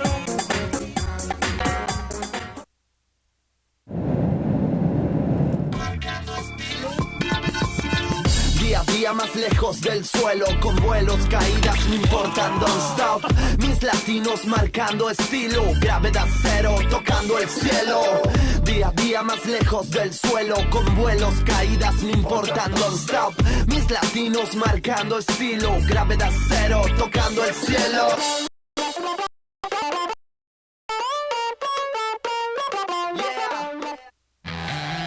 From October 24th to November 1st, the ISA will celebrate its golden year with the ISA 50th Anniversary World Surfing Games at Punta Rocas, Peru. Join us for the celebration.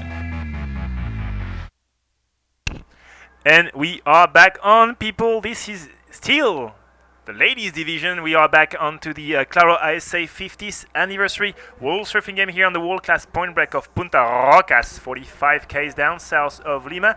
My name is Julien Vico Amel. I'm alongside the legend Mike Latronic. We are really happy to get you guys in our booth as we're gonna be having a long day of surfing. We have the two categories, men and women. We have the two divisions, repêchage and main round. Right now, Mike, we are number 4 of the day, and we have some good action. Yeah, there's been some great action. You know, you step back into the booth after some of the biggest scores in the ladies division. We saw Gomez just light things up with a 9.33 combined heat total 15.83, and Dominic Barona from Ecuador a 14.77. So really sending a clear message that it's going to be quality surfing to get through these heat. And we expect this heat to light up too. We've got a great lineup. Elizabeth Vindis from Costa Rica. Here's drawing first blood. That was surfer in black, Lucia Cosoleto from Argentina. Also in this heat, Philippa Anderson from Australia. I gotta appreciate the solid surfing from Team Australia. And Karel Popke, very strong goofy foot surfer out of Tahiti. Yes, exactly. Philippa Anderson is not only... Oh, that's Mr. Nieuwhoos. He's a highly respected person here in Peru. He's in charge of pretty much all the sports program in Peru, especially in surf. He's a keen surfer himself, so that's good to have somebody that keen on surfing when it comes to government funding and help. Surfer in yellow, Philippa Anderson. Wow, Philippa Anderson just picks a gem on her first wave, looking like Bell's Beach right now, and she swoops it around. Kind of missed a opportunity there on the first section, but a little bit late, so that wave pitters out. She opts to kick out, end that wave early and get back out. Meanwhile, surfer in red, Elizabeth Vindis, no big score to speak of there. Yeah, the ladies surprisingly have not chosen to stay on what we can call the Anali section right now. Most of the girls are just sitting too far out, too far on the west side of the bay, as most of the big scores have been surfed really in front of the judging tower. So it's a really close angle we have right now, but the spot is really hard to read. That's Philippa Anderson.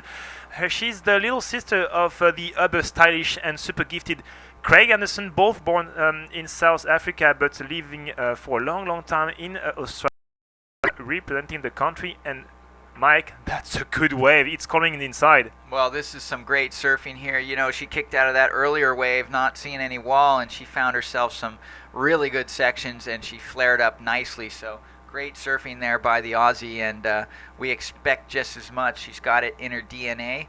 Australians well known for hard charging, solid surfing, and Team Australia is definitely here to do business. Unfortunately, Team Australia lost one of their soldiers in the competition. It was Otis Carey, due to a shoulder injury at the end of a heat that he won. So on here goes surfer in red. This is Elizabeth Vindis, a nice looking wall. Why don't you take this one? Yeah, Lucia right now, one first snap of the top, being a little hung on the top of this one, but still connecting onto the second part of the section. As right now she's going onto this milky part, really frothy. It's slightly overexposed, but well, just try to pinch your eyes. It's looking a little better, and nice exit as a superwoman. So we're gonna see how the judges will evaluate this one. One thing we sure know is that surfer in yellow just scored something rather interesting. Yeah, well, surfer in yellow is dropping some good scores. Sorry I got that color wrong. The last wave was indeed Lucia Cosoleto. I think I called it as Elizabeth Vindis, my bad. Yeah, score of a 6.67 for Philippa Anderson, really ramping things up. And here goes a strong goofy footer out of Tahiti. She drops down, waiting for this thing to get steep. Kind of a mid-face turn right there, not in the lip, so not gonna be any kind of raging score yet, but she's ramping it up into the inside. Does another nice little pop turn right there. And again, she's got a couple maneuvers here on the inside, but as we all know, the big work happens on those sections in the middle and the outside where you can find a steep, radical section. Exactly, Mike. As we can see as well, that all of the surfers in that last hit of the main round have had one single bad score to start with, 107, 0.7, 167, 073, nothing as a keeper, just pretty much as a round of observation. That's a second wave of Lisbeth Bindas. All right, well, she opts to take a double up here on the inside. Sometimes these waves provide several steep sets there on that section. Looking for some lip, but she's just going to do another redirect off the top. Little cut back here, and you can see all the wobble on the ocean here on the inside. Basically what it is, it's the backwash coming from the rocks on shore. And yeah, famous rocky beach. You can see she just landed right next to a rock. Good thing she missed it, but that's why they call it Punta Rocas. Rocky Point, and high tide was 8:30. So right now it's 9:30. Tide is slowly going down, but still a lot of water moving on the main part of the beach. As we want to thank our nice and kind sponsors, we want to thank the Peruvian Institute of Sport, the IPD, the Association of Olympic Athletes, the ADO, Herbalife, and we want to say a big thank you as well to our supporting sponsors, MAPFRE, Repsol, and our media partners, some of them Surfline.com, the official forecaster, have been spot on since the beginning of the waiting period, and by tomorrow, for the last 3 days of the waiting period, this event will be on their website as well. When it comes to webcast in English, Surfos, Latin America's leading surf publication, Estrema on Fox Sports Latin America, and maybe one day Free Surf. Oh yeah, well, Free Surf's put this event on our website many times in the past. This year, the Hawaiians did not form a team, so likely not to follow this as closely. However, always big news internationally when the ISA does event. Super stoked to be here, and yeah, it's always a good idea to support the ISA. It's a beautiful organization, and they're spreading stoke and surfing throughout the world. And here we go. Lucia Cosoleto caught behind this first section. That wave stood up. It looked like it was a good opportunity at first, but unfortunately just a little missed time there. She tries to get something towards the end. Going to be a non-event there for Lucia, another throwaway. Yes, and talking about Hawaii, well, we have great news from Team Hawaii, and actually current world champion under 16, Mahina Maeda, is right now in the final of the World Junior Championships in Ericeira for the ASP side of things. So once again, proving that ISA is building champions. Tatiana Weston Webb, 2 times world champion on the ISA under 18, is on her way to qualify for next year's CT. As we know, all other CT surfers on the female side of things have been running the ISA. 13 of them at the top 17 have been medalists, and that's one more proof, because Mahina is already securing a white card for every single QS 10,000, which is a new prime event for the girls next year. Stepping up, we're going to have some highest ranking events next year on the girls, and Mahina, with this possible title, will be entering every single event next year for possible qualification and putting once again an ISA gold medalist on the CT. Well, you talk to any one of the lady surfers on the World Tour for the ASP that has been in these ISA events, and they will all tell you the ISA holds a special place in their heart. Every time I've ever interviewed the ladies, the whole team format, the double elimination, the camaraderie with the medals, the parade, there's really nothing else like it in surfing. And to have that foundation in their in their game is huge. Mahina Maeda, case in point, she's experienced this championship. She's a gold medal winner here. She's gone off to the Pro Tour now with that under her belt and a lot of confidence. One of the youngest surfer ever to reach a 6-star QS final, got second this year in Swatch Girls Pro France, and right now is on her way to gather some valuable points and seeding for next year's. And once again, maybe we'll be representing Team Hawaii for the next World Junior Surfing Championships on the ISA side of things. So once again, no hard feeling, and most of all, kind of a complementing battle between IS and ASP when it comes to providing new surfers. It's a stepping stone. It's actually a springboard for all these young surfers to reach out to this level right now. We have Anneli Gomez. She's a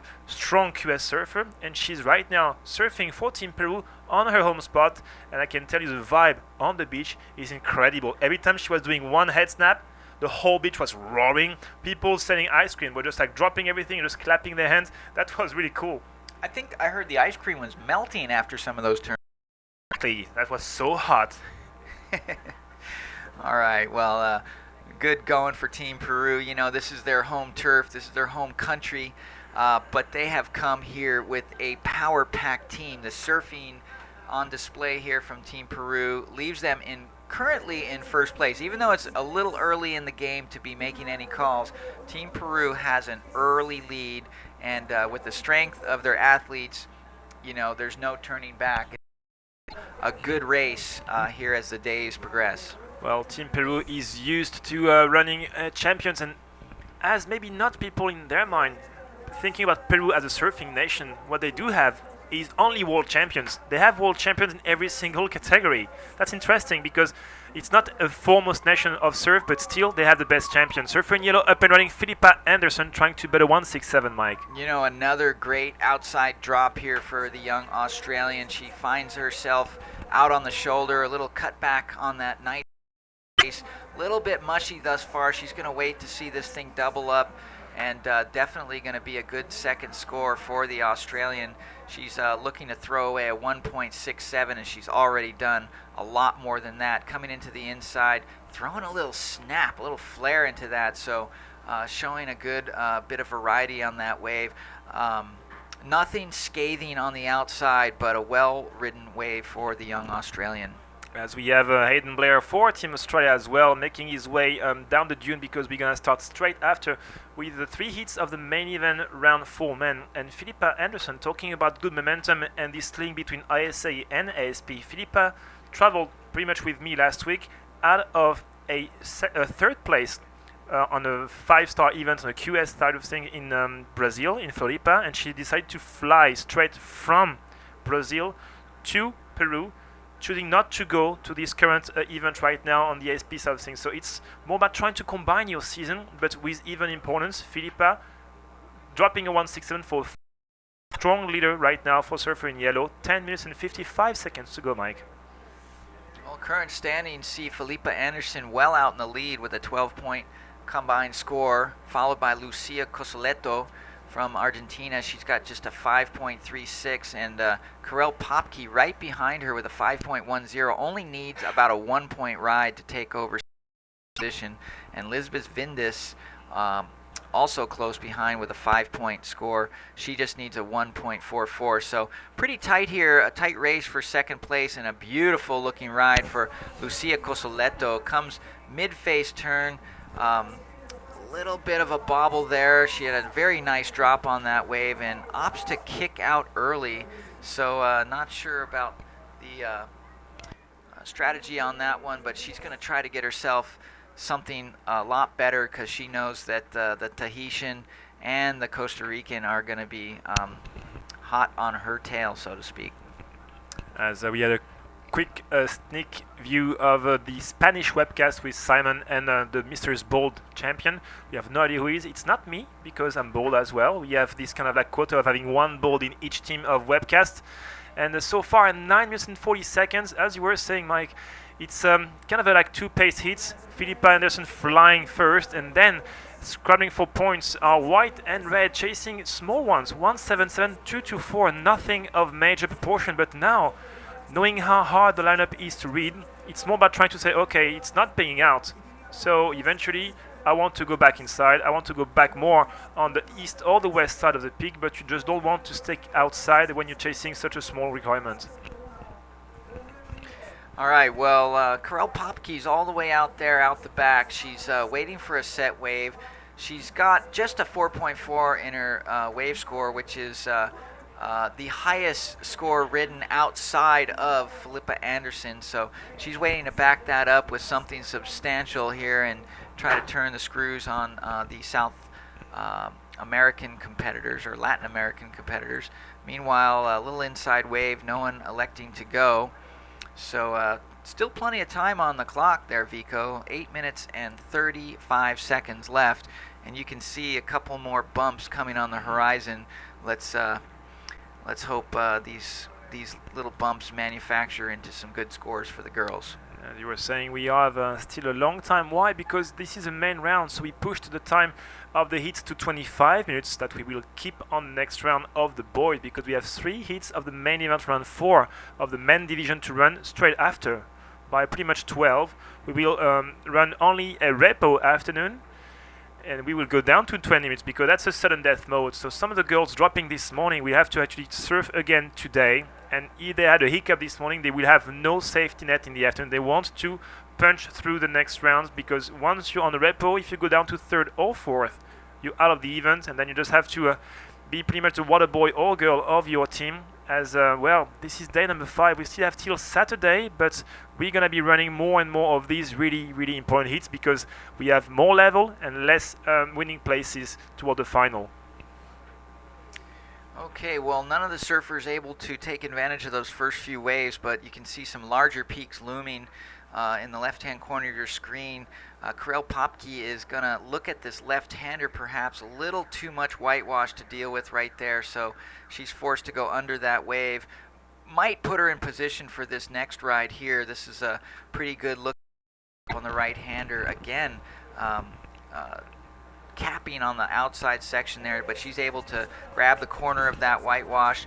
A little bit of a difficulty there in taking that drop, but she finds herself on a nice looking wall. This thing's standing up, unfortunately unable to get through that chatter. She was chasing a 177, Mike, so let's see what the judges reckon. I think it was just a 1 drop and a face plant, actually a backside plant, so it won't maybe be the 177 she was chasing. It will be close though, but you don't want to finish these last 7 minutes with only 1 good score. You need a solid backup at this stage of the contest. 1-4-3 for Karel, so stays 3rd, still chasing 177 to replace Lucia Costoretto in 2nd place, flying, and right now free driving on the 1st place is Philippa Anderson. It's more a fight for 2nd place right now. Lisbeth Bindas so far is on a 393 of the main score. She wants to better her backup of 107 and replace it on a 224 if she wants to punch through this main round number 2. Okay, well, you can see our surfer in yellow paddling for this little inside double up. Doesn't look like it's going to give her the opportunity, and really the brakes moved a bit to the inside. We saw the Japanese surfer this morning getting some good waves on that inside section, but a little quiet now, Vico. This ocean's gone quiet. Surfline is been really accurate. Our official forecaster really doing a good job in providing us with insights as what we can expect swell-wise. And you know, the swell, although it's definitely maintained some size and some strength, has leveled off a little bit from yesterday. We saw some really good 6, 8 foot, maybe 10 foot faces on the first day, and we're expecting the surf to start increasing again Thursday afternoon. So looking forward to a new pulse of energy here for the last couple of days of the event. Yeah, it's going to be awesome to get this Punta Rocas firing for the last 2 days of the waiting period. We're going to have I think a classic Saturday with some sun actually already forecasted. So if we can have sun and classic 6 to 8 foot faces in Punta Rocas, this will be, I think, a perfect day for all the audience here in Peru, you guys online, and most of all our videographers and photographers to get a good look at the action and get some nice memories. Our surfer in black right now, Lucia, is 2nd. She wants to better her backup. She's on a 2-2-3 as a backup. Well, she's got a nice looking smooth wall here. Big bottom turn, top turn combination. That's already going to help her effort, because that's probably the best maneuver I've seen her do in this heat. Unfortunately, unable to get a complete ride. She's going to have to live off the power of that first turn, and I still think it's going to beat that 2.23 that she's got in her scoreline. It's going to help her cause just a little bit, but Karel Popke only needs a 1.77, so not much of a requirement there. And Lisbeth Vindes only needs a 2.24. So with 3 minutes and 40 seconds remaining, the door's wide open. Yes, although this requirement will change slightly to maybe like half a point more for surfer in white and red as judges are punching the last numbers. 3:07, so same situation, different requirement. Karel Popke is now looking for a 2:61 and Lisbeth for a 3:08. 3 minutes and 25 seconds. Time is ticking away. As we've said before, Philippa Anderson is really easy. Took 3 wave, 1 small to warm up, and then 6:67 and 5:33. Thank you very much. Now it's more about second, third, and fourth. There's only one qualifying spot available as we speak right now, with 3 minutes down the clock to go straight to the main round number 3. If not, you have to go down, and that's one surfer in white, I think, going on this wave. Yeah, Karel Popke gets around this section, does real well to beat that white. You know, I don't know. I've seen her surf a lot stronger. Maybe something's going on with her, but very uncharacteristic that she's not able to take advantage of some of these power sections. Gets reset, hits the reset button here with just 2 minutes left. I've been having a chit chat with some of the girls from Team South Africa, and they said that they had to pretty much adapt their equipment every single day. The wave is really different. It's a lot of water moving, but the swell has been decreasing every single day. And this morning we have kind of like this morning sickness. We have this slight onshore breeze. It's slightly peakier. The waves are cornering a little more, and sometimes the board you were surfing during you're doing your warm-up surf is not working anymore because the tide changed. Because eventually you're not able to turn square anymore. That's a long takeoff, and up she goes, Lisbeth Vindas from Costa Rica. Well, now she only needs a 3.80, but by the fact that she had to prone out on the media section of this wave, it's really going to hurt her chances of getting a good score. Reboarding style on the first part of the wave, when actually there is the critical section as yellow. Oh, hello. Nice first snap of the lip for Philippa, and now she's getting the double up, Mike.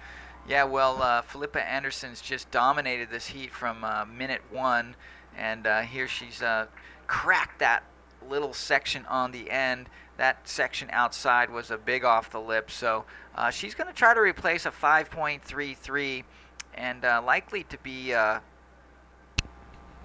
the mix on that one. That big off the lip on the outside really carried a lot of weight with the judges. Once again, judges are trying to aim at quality of surfing, and sadly we couldn't maybe see the first part of the wave. We've seen one really good snap of the lip, and surfer in red will not get the 3:08 she was chasing. Surfer in yellow is this last wave will drop her back up of a 5.33 and impose an insulting lead to the rest of the field with 45 seconds to go. She will have at least 2 scores on the really good to excellent range, and quite a nice and interesting way to already pretty much see who is going to be our strong surfers on the second part of the week. We've seen Anali Gomez, we've seen Dominique Barona. This last wave of Philippa Anderson is 7.5. So right now it's combo time for Lucia in black to go to first, but she's second right now. She wants to protect that slot with 15 seconds to go. Well, in the hot seat right now is our surfer in white. I'm really surprised she didn't make a bid for this wave on the inside. She was right there, and 10 seconds left. Really curious why our surfer in white did not make a bid for that. And Lucia Cosoletto, a little bit of a victory lap here. She did the work she needed to do to get second place position. This wave may well be better than her 3.0. Not sure, doesn't matter. But what the action was, the young Australian surfer really dominating this heat. Yeah, Philippa Anderson bringing some hope to Team Australia as right now. This is our hit number 4 of the first round of today, which was round 2 of the ladies. We're gonna go straight into commercials on this Carlo ISA 50th anniversary World Surfing Games, and we'll start straight with the first hit of the round 4 of the men. From October 24th to November 1st, the ISA will celebrate its golden year with the ISA 50th anniversary World Surfing Games at Punta Rocas, Peru. Join us for the celebration.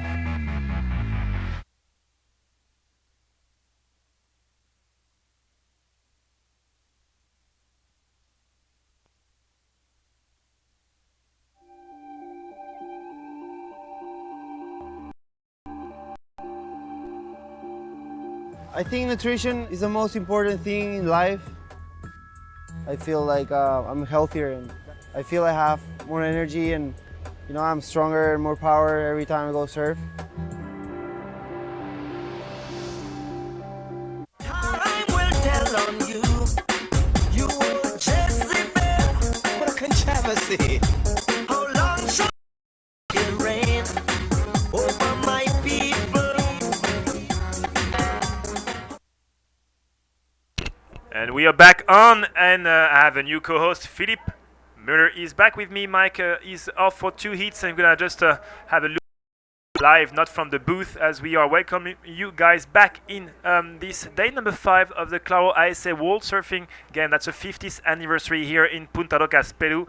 And we want to thank our presenting and supporting sponsors, of course, the Peruvian Institute of Sport, the IPD, the Association of Olympic Athletes, the ADO, Herbalife, and our supporters are the Peruvian National Olympic Committee, Thermos for this nice coffee we have every day, Peruvian National Surfing Federation called La Fenta, and our media partners, some of them, Surfers Village, Gravedad Zero, and Tablista Magazine. And as you guys can see on your screen, the bottom part is interesting. Why? We have the previous hits result with a commanding lead of Philippa Anderson, and bottom right part of the screen is the hashtag that you can use, people, on all of your social media and post ISA 50WSG for our 50th anniversary of the World Surfing Game here in Punta Rocas, Peru. Philippe, how are you?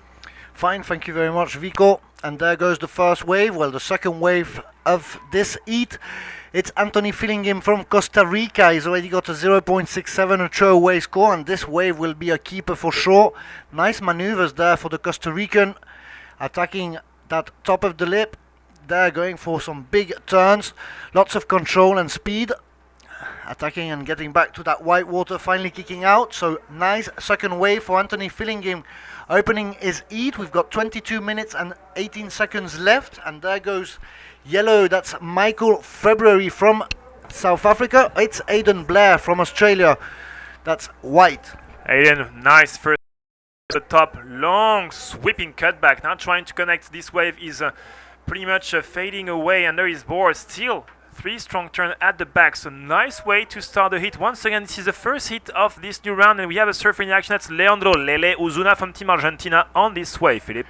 The excellent surfer from Argentina there. Nice big cutback at the top of the wave there, off the lip, going down and claiming it on the way down. So good wave for Leandro Osuna. We're going to present quickly the 4 surfers who are in the water. So in red, we've got Anthony Fillingham from Costa Rica. In white, Aidan Blair for Australia. Michael February from South Africa is in yellow, and in black, we just saw him on our screens, Leandro Osuna from Argentina. This is the round 4 of the main event for the men's division, so the level is already pretty high, as you can see it. We've had 4 heats of the main event, round 2 for the women, and the big highlight during those 4 heats obviously was the battle between the 2 Latin girls. That was Mimi Barona from Ecuador and Anali Gomez from Peru. The Peruvian finally taking the upper hand, finishing first. She obtained a score about above 9, and a 9.33. And for Mimi Barona, her highest wave was a 8.66. And here we're already seeing some nice scores being landed. So that first wave, first real wave for Anthony Fillingham is going to be around a 6-point ride. And that will put him in the lead. But we need to wait those first waves of Michael February for South Africa and Leandro Osuna for Argentina. And we've been blessed all week long, and it will keep going by fantastic waves. And one sure thing that's, I don't know why, but this special week worldwide, it's firing. We have the Stand-Up World Tour event in La Torche, France, with fantastic wave.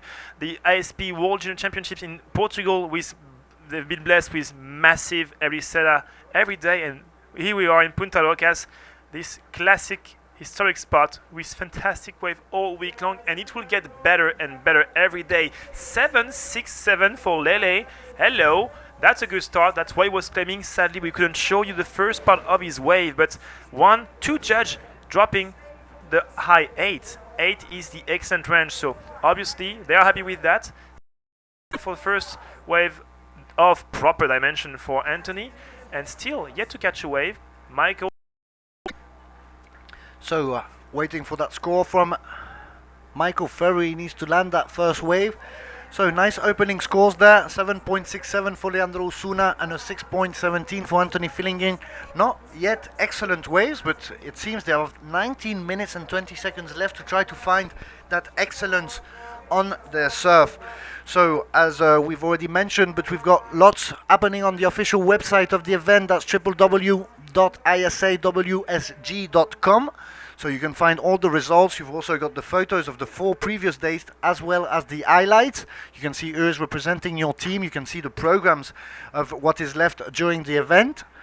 And you can check also the official website of the ISA, isasurf.org. Please do not forget our social media, facebook.com/International Surfing Association. Please put a like. And Twitter and Instagram, our username is ISA Surfing. As we see on our screens, that's the first wave of Miguel Febrero from South Africa. Michael February, fantastic rhythm off the straight of the bat from this wave, and now he's trying to connect on the inside of the bottom to sweeping carve of the top. Once again, this wave is looking like it's going to be peeling off all the way to the inside behind. We had a quick wave for Anthony Fillingin from Costa Rica, and Michael February is one of the most stylish surfers out of this new generation of South African, and he's right now setting the spot on fire. He's been waiting for this wave for 7 minutes, but I think he's quite happy with the result. So we'll wait for that first score. It should be a nice number for Michael February from South Africa. The first wave for Aidan Blair, 4.5, so that takes him to 3rd position, but he will surely go down to 4th after the score of Michael February's wave. Excellent style there for the South African. 17 minutes and 45 seconds, and it seems it's Anthony Fillingin on the wave, making the drop just below the lip, navigating round that section of white water, finding open face. They're preparing the bottom, nice long cutback, and he loses control there when he was about to hit back the white water and falls down in the water. So that won't be a good wave for Anthony Fillingin, the rider from Costa Rica. So judges taking a little time as this hit has been non-stop action. 1.20 for 3rd wave of Anthony. Got another one just after the one for Michael February. That will be setting up the pace to what is good, what is really good, and what enters the excellent range. So far, 17 minutes, only 3 hits to run in this men main event. Why? Because, well, as usual, 1st and 2nd are going through. 3rd and 4th punching down to the round of repêchage number 5, and we do have the results of last hit of the ladies main round, Philippe. So that was heat number 4 from the main round number 2 of the women's division. So the official results of that series totally dominated by Philippa Anderson from Australia. She gets a total score of 14.17, so big standout there for the Australian surfer. 2nd position goes to black. That was Lucia Cosoleto from Argentina. She gets a total score of 7.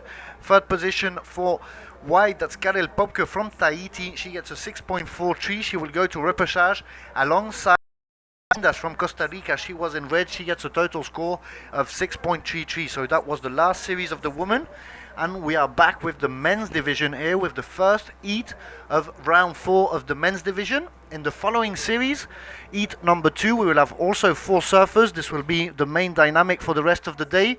In red, Shane Holmes will be for Australia. In white, the world champion in 2010, that's Santiago Muniz from Argentina.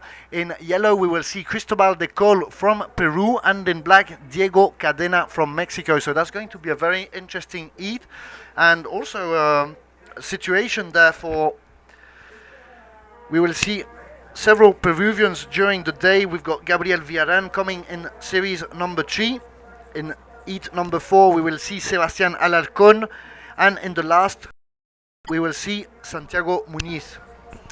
Well, and score has been dropped by the judges on the first wave of yellow, a 4.6 with a split of almost 3 points between the judges. So interesting to see some judges putting the good to really good range, some judges thinking it was poorly surfed.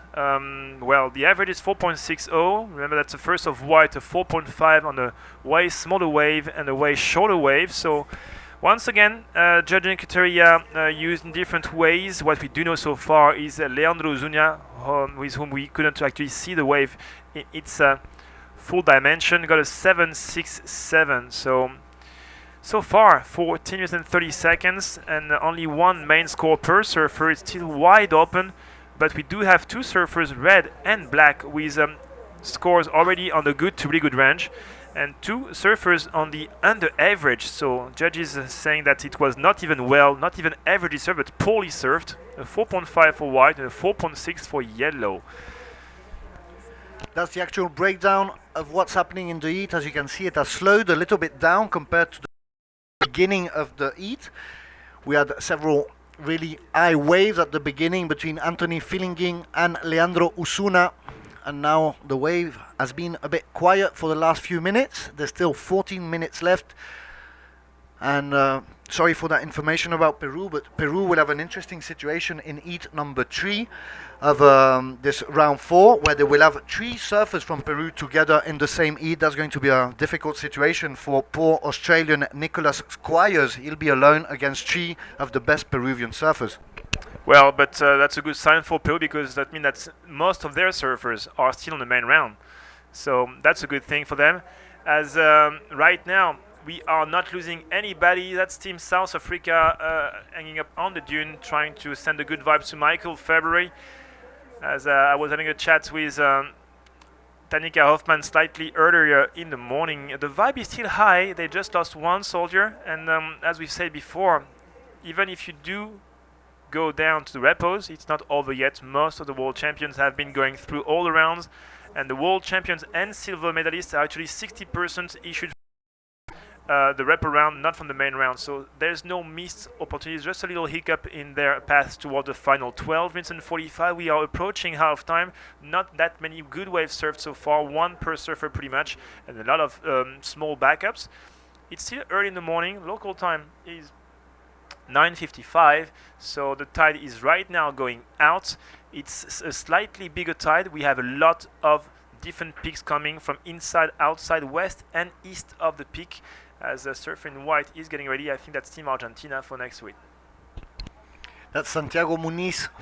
There he is going down the cliff. You've got a little walk down the cliff before getting to a little beach, and then when there's 7 minutes left in the previous series, you can go in the water and make the long paddle along the right up to the top of the lineup. And here comes Michael February, and what is the first left of the day? So interesting mix of things there for the rider from South Africa, just making one long cutback on that wave, but trying to mix it up. It was interesting to see the first surfer deciding to go give a try on the left. And Surfer in White was surfing the same peak but going right. That's our surfer from Australia, Hayden Blair, with a third turn right here that we've seen on the camera. Combo of 2 car at the top, trying to get the rebound off the foam from this dying section. Now this is the money one, as he's entering the inside section straight facing the cliff front side of the Liprio, and he completes this last turn. It's going to be interesting to see how the judges will evaluate. Michael February opting to go left with the high tide. It's interesting, we haven't seen any single good wave scored over the last 4 days on the left hand side when it was high tide, so kind of a tricky section.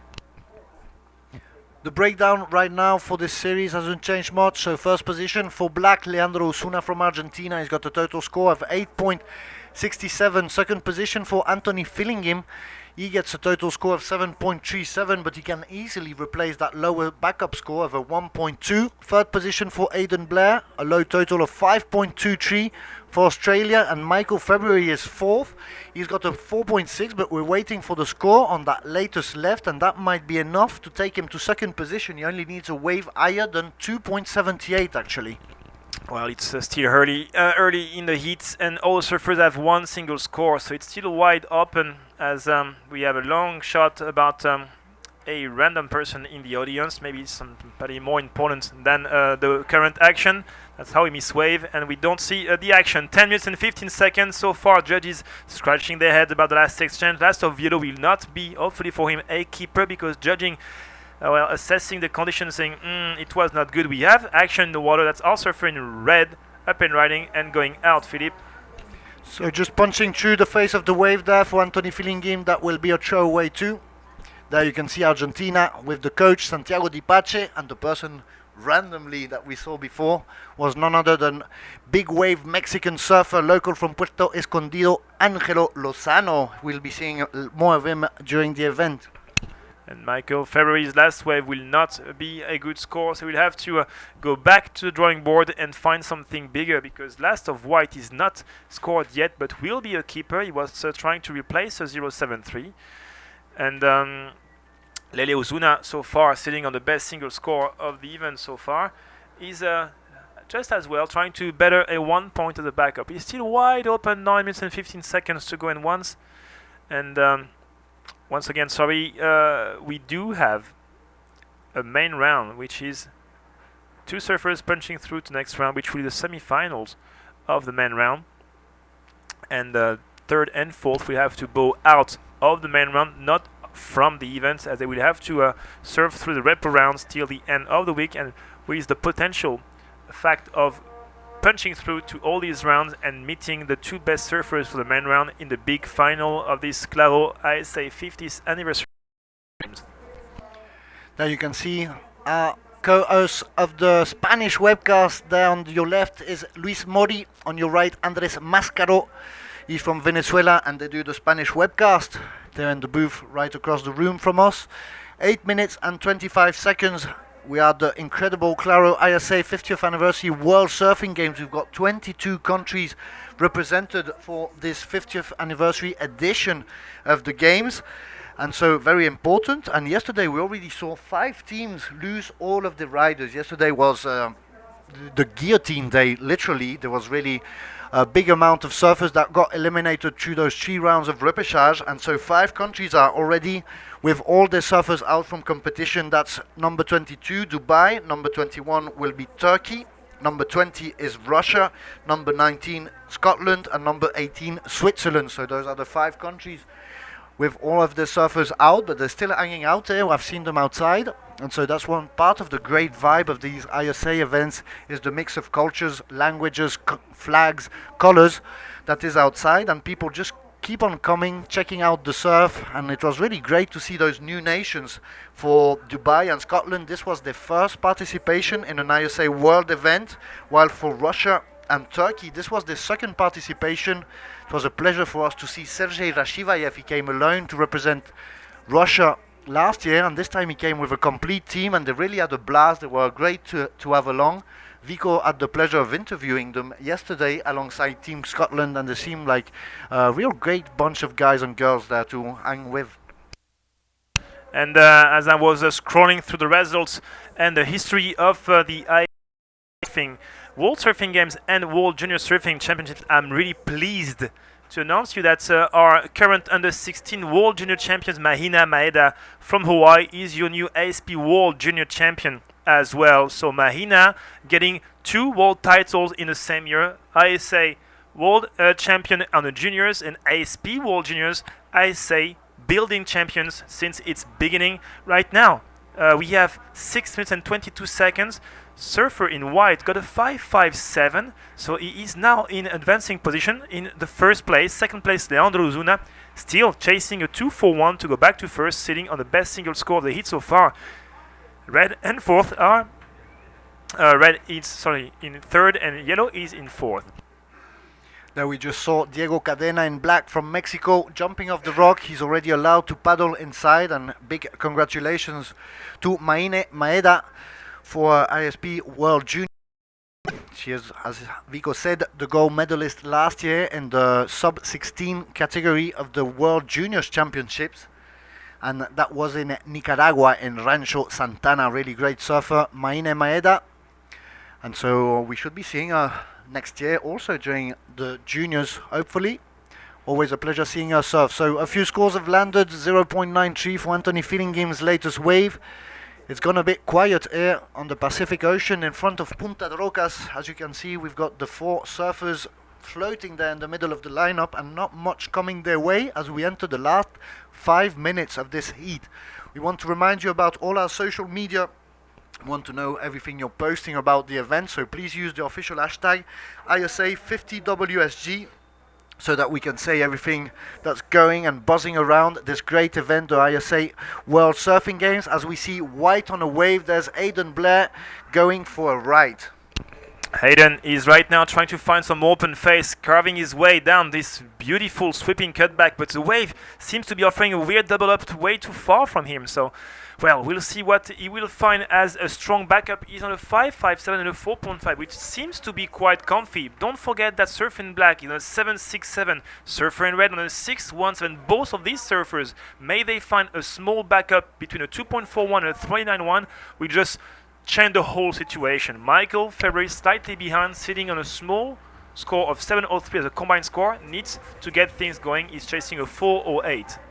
There you can see some waves coming in. All the surfers paddle for position, and it's finally Aidan Blair who managed to catch that first wave.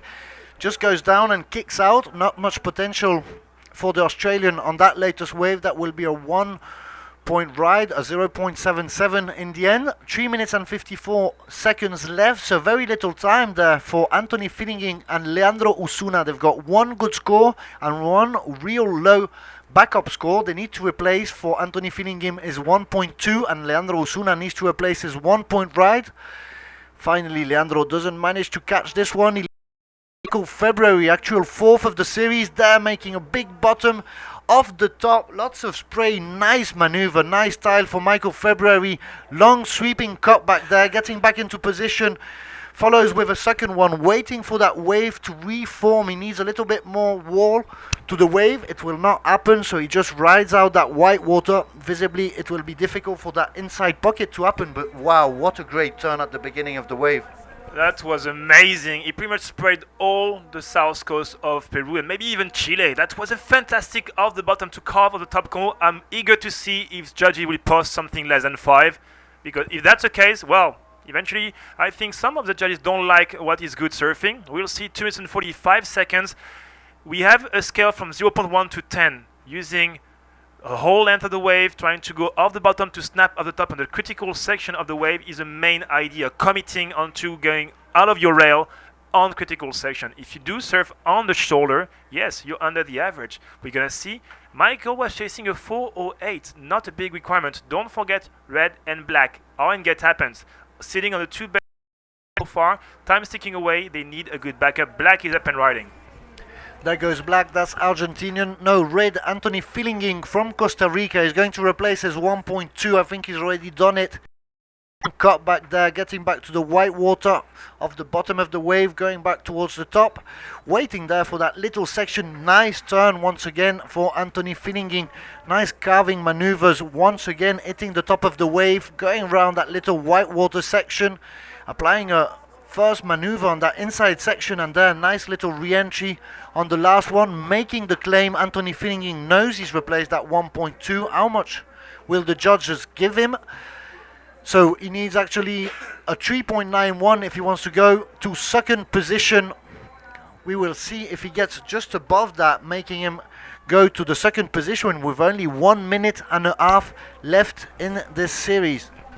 So 5.8 for last of yellow, just above the average, not really entering the good wave. Well, once again, then that the ceiling is quite low today when it comes to the judging criteria. 1 minute and 10 seconds as we are punching now the last wave of red, 5.93. So judges saying that the last of red was actually better than the last of yellow, and change in the situation, turning upside down. Red is now first, second is yellow, third is white, and black is fourth. 50 the last chance for Lele Uzunia. There goes Lele. He needs to replace that 1-point ride. Nice off the top there under the cheers of Argentina. Long cut back to the white water, doing the bottom there, trying to navigate that section. Little cut back more, waiting for the inside bowl there as the wave sort of flattens out. Keeping on navigating that wave until the end. He knows he needs to replace that 1-point ride. He needs a 2.74. I'm sure he will get at least that score on this wave. Will it be enough to get a 4.44 and shoot him back up to first position where he was sitting before, riding this wave out to the maximum, always taking it all the way to the beach? And these are the last seconds of this heat. 15 seconds left, claiming it, and as you can see, he's almost hit the sand there behind the Argentinian flag. And there goes the countdown, indicating the end of this series. Well, that was a long wave for Leandro. He was chasing a 2.74, so it's quite safe to say we'll get the score. And then when it comes to the judging criteria, there was a lot of identical maneuvers, a lot of replacements, one strong turn at the back, and then only cutbacks to Rios. It's still good. He will get the score, that's for sure. I'm just waiting to see what the judges will say. Some judges punching up to 6.4. Are you kidding me? Well, let's see how this is going, but interesting way to score that hit, that for sure, because no wave was scored higher than this first of black 767. Last wave will be a keeper, corrected down to 477. So change in the situation last seconds. Lele Uzunia and Anthony filling in through to the next round. Third and fourth, Michael February and Hayden Blair. So Team South America is going through. Team rest of the world is going down, not to a loss, but to a repo round. So second surfer from South Africa, that's Michael February. There's already one of the girls that went down to repêchage, and they are the defending gold medal champions from last year in Santa Catalina. So there we could see Aidan Blair riding that wave back to the coast, and we are already on the way with heat number 2 from this round 4 of the main event for the men's. We've got 4 surfers in the water. In red, Shane Holmes for Australia. In white, Santiago Muniz for Argentina. In yellow, Cristobal de Col for the local Peruvians. And black, Diego Cadena from Mexico. 24 minutes and 30 seconds left in this series number 2. And when it comes to the last heat, final score 12.44 for Lele, 12.10 for second place Anthony Fringren, 10.40 for Michael, February in yellow third, and Hayden Blair 10.07. So not a lot of good to excellent score. One really good score for Surfing in Black on your screen. Leandro Uzuna going through on the last wave, as the time call was more like 10 seconds before the final hooter. Eventually punches through and pushing out a surfer from Team South Africa. One other upset for Team South Africa right now with only one surfer in the main round. Our camera operators are trying to find the surfers at the peak, and we have 4 surfers in the water now. This is hit number 2, 3 hits on the main round, and then straight to wrap around, Philippe. Exactly, so you have to pass first or second if you want to maintain in the main round. And here comes Diego Cadena's first wave, attacking with lots of strength and speed there at the lip of the wave, connecting on that re-entry and mistiming it, and he ends up behind the wave. So not exactly a good wave there for Diego Cadena's opening wave. The first wave from Shane Holmes is a throwaway 0.2, and we're still waiting on the first waves of Santiago Muniz and Cristobal de Col. Santiago Muniz has been a gold medal in the World Surfing Games. He's been the world champion. That was in 2011, and Cristobal de Col, same year, was the junior world champion in Peru. That's a strong statement for South American surfing. As well, just like Mahina before, we talked about Santiago Muniz. Santiago is surfing from Team Argentina. Alejo, his big brother, is surfing for Brazil. But Alejo is already on the city, won the prime event at Huntington Beach. Surfer in yellow is paddling back in. That's our surfer from last hit. Michael February, obviously a little disappointed by first his score, and second by the fact he's pushed down to the wraparound. And yes, Santiago, once again, ISA providing champions. He got second last week in a 5-star event in Brazil, and now straight to flying pretty much overnight to be there for his team, and trying to place right now Team Argentina a second surfer onto the semi-final of this Claro ISA 50th anniversary World Surfing Games. Who do we have to thank, by the way, for this beautiful event here in Punta Rocas, Peru, Philippe? All our sponsors, obviously, and this event, the Claro ISA 50th Anniversary World Surfing Games, are made possible by the presentation of the Peruvian Institute of Sport, the Association of Olympic Athletes, ADO, and Herbalife, and is supported by Mapfre and Repsol. There we see exactly that. Santiago Muniz, his first wave, huge maneuver there off the top of the wave. Another cutback there. Wow, what an amplitude, control, speed and commitment, attacking the most radical part of that wave. That should be a nice big opening score for Santiago Muniz. Well, I won't pronounce myself on the score anymore because I've been wrong pretty much every single time. I thought it was good surfing, it was evaluated at sport, but when it comes to knowing how to surf that wave perfectly, he used the whole available area, all the space, and carved all the way. The first turn was stupid good, second turn was strong, third turn, just to finish it off, was really nice done as well. No loss of control, speed, power, flow, variety, and at the same time he was trying to commit himself on the rail, hitting the most critical parts with control. So we're gonna see short wave but really well surfed. Maybe some commitment the judges to try to punch in the scores when they have to be deserved on the scale. Red is having a look for Shane Holmes from Australia. And he's going to do exactly that, taking a little bit more on the inside compared to the other surfers. There, attacking the lip with that off the top tail slide, coming with another re-entry there, attacking very vertically the lip, a little cutback to get back into position, waiting for that inside section. As you can see in between both there, the wave flattens out, he prefers to kick out, and behind we see second wave for Santiago Muniz falling on the drop, and we're waiting for the first wave of Cristobal de Col. There he goes for the Peruvian. Yeah, Cristobal choosing the high line, just like Surfer in White before.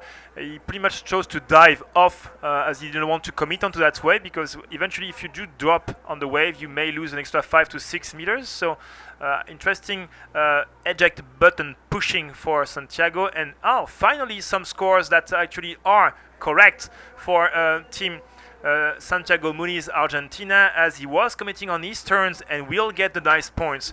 Judges using the whole range of the scale. I think we've just changed the head judge, so we have some better use of the scale. It's important to know exactly that the surfers will have to eventually commit onto their turn, and we have the scores. It's always better to lose your heat for 3, 4, 5, 7 points than eventually losing for half or 1/10 of a point. So waiting for one last judge to input his score on that first Muniz. It was really impressive surfing from world surfing champion of the ISA from Argentina. Impressive acting there. We're going to see what score he ends up with. Latest wave from Shane Holmes should also be getting a pretty high score, and we see now on the wave that's Diego Cadena from Mexico. He's got one first wave of 2.67 there, very strong first turn, just below the lip, and he falls on that second maneuver. He manages almost to cling to it and get back on the board, finally falls off. When we see right behind, that's the angle from Peru. Yeah, Cristobal right now more string of replacement turn, not a lot of nice first berry by the end though to eject the wave, but surfer in black, Diego Cadena, trying to survive a big powerful carving of the leap, going really over the fall and somehow surviving till the end. I think he couldn't make it, but sadly enough we couldn't see it on the camera once again. Anyway, waiting for a second wave for red that will be a keeper. 6.83 for Shane Holmes. So right now we have an open scale, which feels good to read, because eventually you have a proper positioning of the surfers, less stress when it comes to requirements. Santiago Muniz, his second wave will be a throwaway. He just pretty much dived off from the takeoff zone. And last of black, I think it was judged as complete this last turn for our surfer from Mexico, Diego Cadena. So that first wave of Santiago Muniz gets a 8.33. First wave is in the excellent range, so that's a nice opening score for Santiago Muniz in white. His second score obviously is a throwaway on the opposite scale. That will be a 0.5 in the end. And we're still waiting on that first wave. There it is, Diego Cadena's first wave, a 2.67. His second score, a 3.83. So not that good, but still getting things going on slowly. There's still 17 minutes and 25 seconds. The second wave of Shane Holmes gets a 6.83. So positioned so far in series number 2 of the main round, number 4 of the men. Santiago Muniz in first position with a total score of 8.83.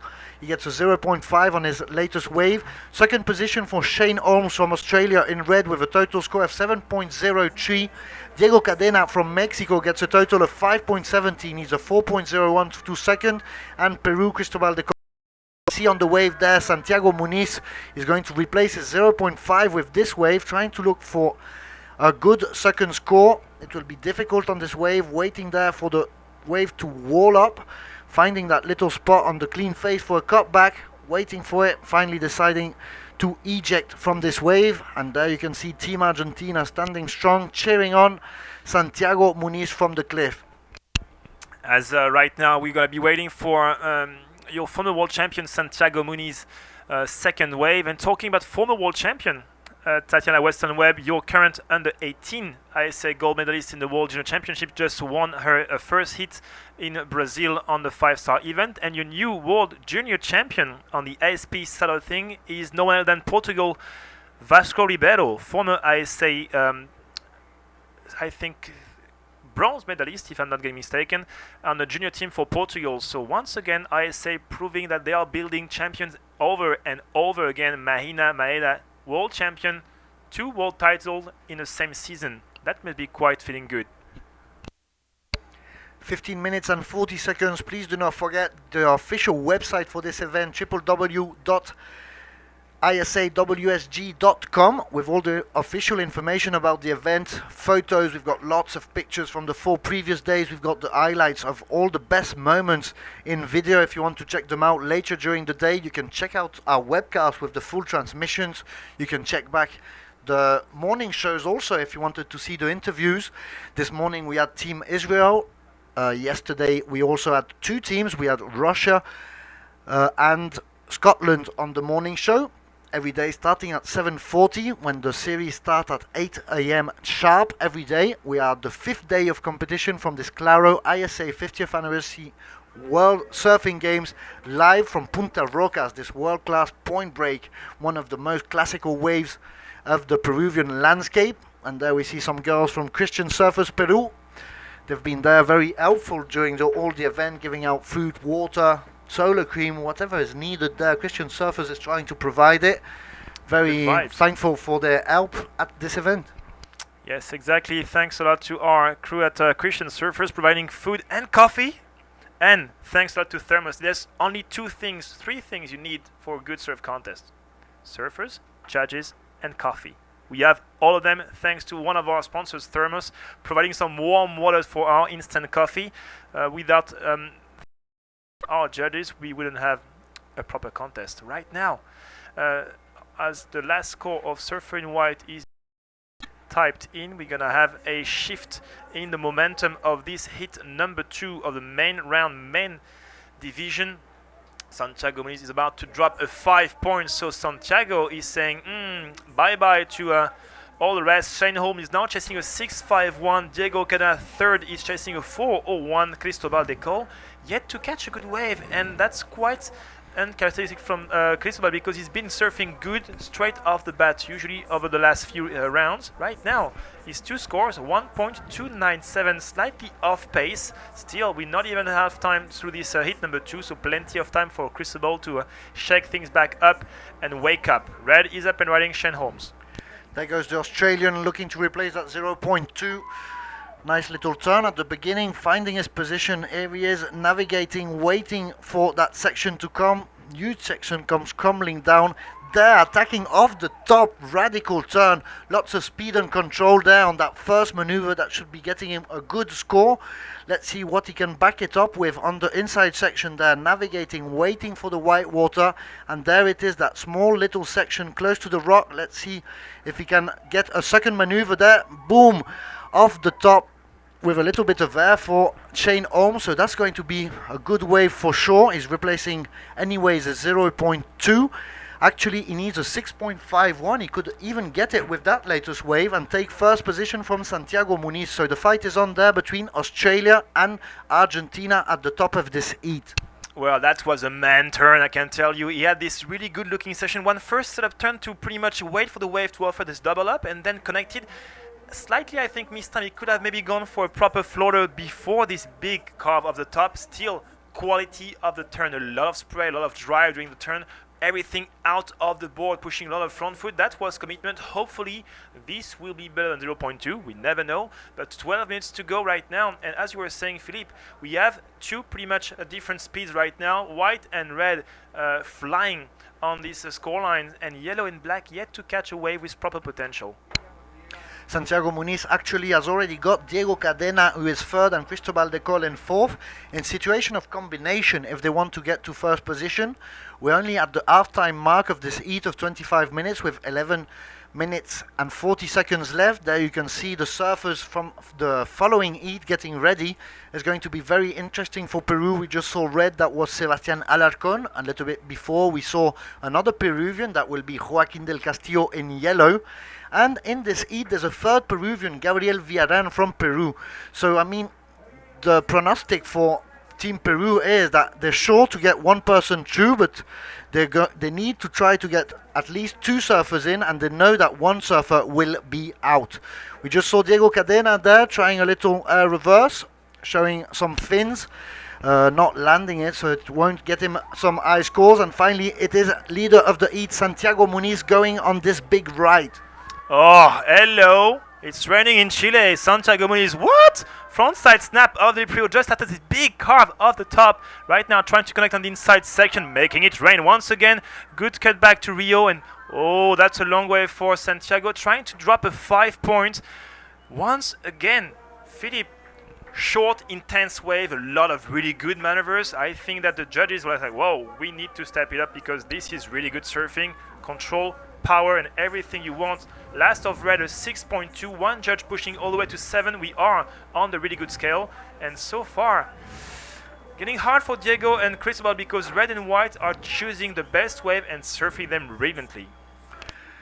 So 6.2, a good wave, the good rain for Shane Holmes from Australia there, but not enough to get to first position. He needs still a 6.51, so he'll need to replace that wave pretty quick during the next 10 minutes if he wants first position from Santiago Muniz. We just saw another excellent wave for Santiago Muniz. We're going to wait for that score. And as you were saying, it's a pretty uncanny situation there for Cristobal Decol from Peru. To CMA in 4th position, he should know this wave better than any of the 3 other surfers in the water. And Diego Cadena, also an excellent surfer from Mexico there, a bit absent from this heat. They've still got 10 minutes to do it, but we'll have to see during this heat, totally dominated there between the man from Argentina and the Aussie, Shane Holmes, and Santiago Muniz battling it out at the top. Pretty close up until now, 13.33 for Santiago Muniz, and right behind him, that's Shane Holmes with 13.03, so only 3 points different there. 9 minutes left already.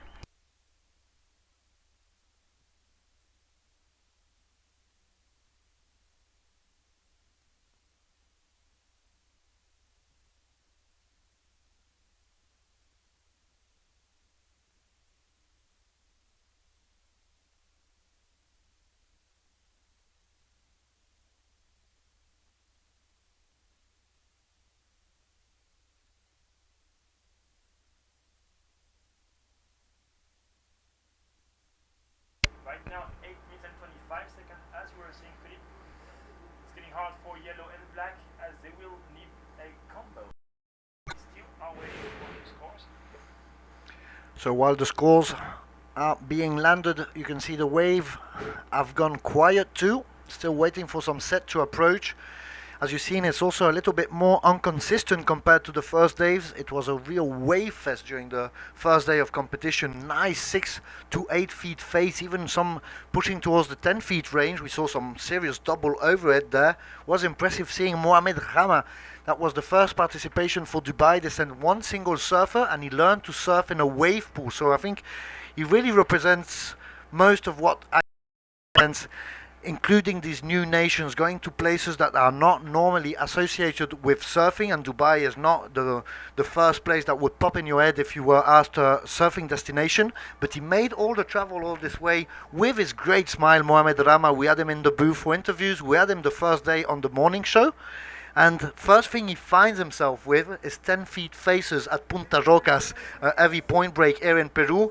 And he took it out like a champ. I mean, he went out, he caught his waves in all the series, and the smile he had when he came out and he'd gone through his heat of repêchage. So he managed to advance from repêchage round 1 to round 2, and I think that in itself was already a victory for Mohamed. And so salute his participation, his motivation, and also the participation of Team Scotland and Team Russia, who've come really from a long way. And the latest nation to be included in the ISA, we've got 90 national federations, is also some place that is not a typical surfing destination. It's Nepal. Yeah, Nepal, not the first surfing country that pops in your mind, as we have some judges pushing from 6.8 to 8.7, corrected to now to 7.57. So second wave of white is a 7.57, and Santiago says, hello, hola, ¿qué tal? Welcome to Cumberland. Shane Holmes needs a 9.08, which is still good, but behind It's getting harder for Diego and Cristobal. 6 minutes down the clock. They need 2 waves in 6 minutes. The average paddle out time is 3 minutes and 45 seconds today, which means that they can't have 2 waves from the outside. They may get 1 if a set comes and then a backup on the inside, which can still pay off. But Philippe, time is running away, and maybe the first upset for Team Peru, as Cristobal Decol, one of their main surfer, will fade away to the wraparound. So combo land there for Diego Cadena and Cristobal Decol. Even if they want to get to second position, Santiago Muniz and Shane Holmes both have them in situation of combination. And with that latest wave from Santiago Muniz posting a 7.57, replacing his 5, that means he gets a higher total score of 15.90. And now Shane Holmes needs an excellent wave if he wants to take back first position from the Argentinian. He needs a wave of 9.08 as we're closing in on the last 5 minutes of this series number 2. It will only be 3 series in this round 4 of the main event of the men's. In the following series, we've got 3 Peruvians. We've got in red Sebastián Alarcón, in white Gabriel Villarán, and in yellow Joaquín del Castillo. And the poor surfer who will be pitted against these 3 strong locals will be none other than Australian Nicholas Quire. An easy job during the following heat to be able to get through, and it will be interesting also to see what strategy the Peruvian can put on with 3 surfers in the same heat against a lone Australian. So there goes the 5-minute mark. We're still waiting Cristobal Decol and Diego Cadena, see if they have it in them to find some sort of wave and make a decent response, maybe at least get out of combo land before the end of the heat. I think that's some sort of objective they could fix themselves, because it's getting more and more difficult to be able to replace those 2 scores, adding to the fact that this wave will be caught by Shane Holmes on the right. Finally decides to kick off to not create an interference. The call that takes it. So interesting start of the wave. Cristobal pretty much fading his way, and I think that even if Red took off on this wave, the fact he took off eventually helped the first maneuver of Cristobal Decol, because he really kicked out straight away, didn't try to commit onto the bottom turn, he really kept the high line and kicked out. We're gonna see what the judges reckon. So far, we will see if they do punch interference, as long as they think there is one. Once again, there will be an interference called if most of the judges, the majority of them, do think there is. Cristobal was on this wave. He was maybe bettering his 1 point at the backup, but by far it's not the combo he's looking for. So pretty low score there. They still scored. Shane Holmes' wave will be a throwaway score, obviously, and we're waiting on that score from Cristobal Decol. See if he can manage to come out from combo land at least. We're waiting on that score to be approved, as we are getting delivered the heat sheets for the following rounds. That will be the repêchage of the women. That will be further down the line in the afternoon. 3 minutes and 10 seconds left. So time is running out. It will be a very difficult situation. It will be incredible if Diego Cadena or Cristobal Decol manage to climb back to second position and take it away from Shane Holmes or Santiago Muniz.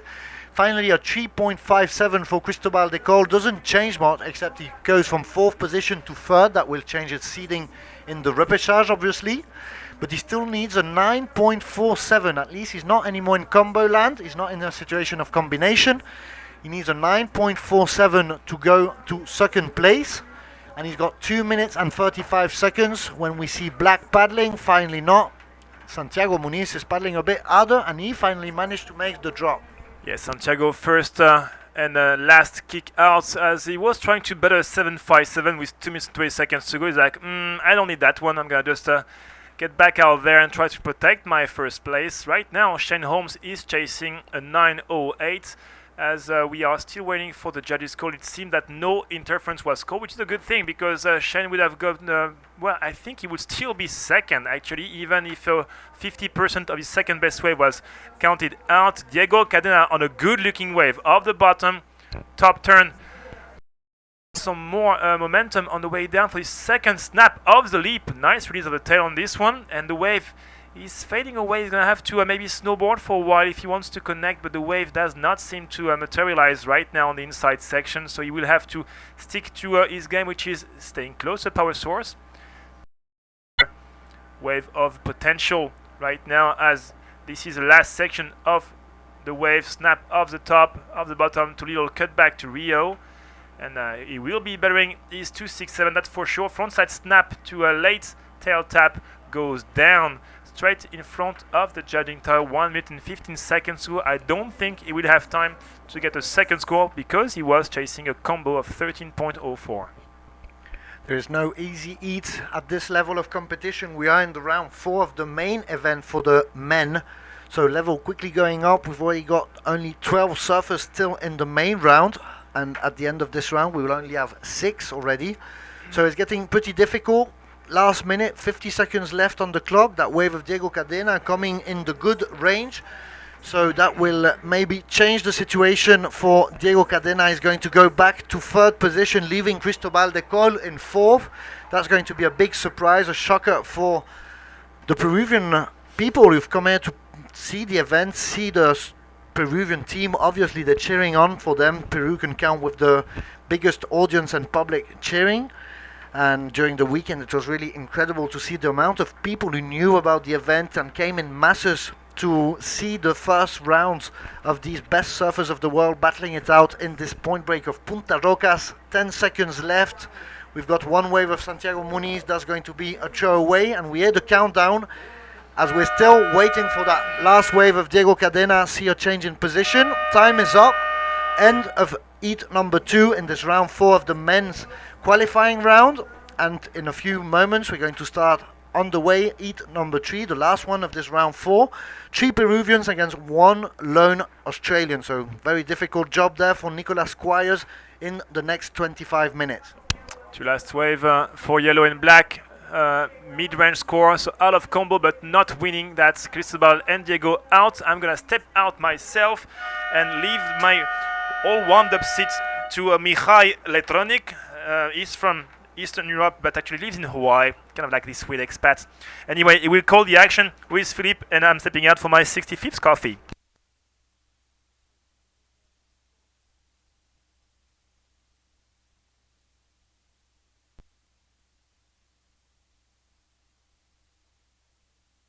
Minutes and 30 seconds as I'm joined by Miguel Electrónico, as he's known in these corners of the globe. How was your break? Break was good, but you know what? I didn't get any rest. I was jumping up and down the whole time. That last heat was insane. The last few heats have been insane.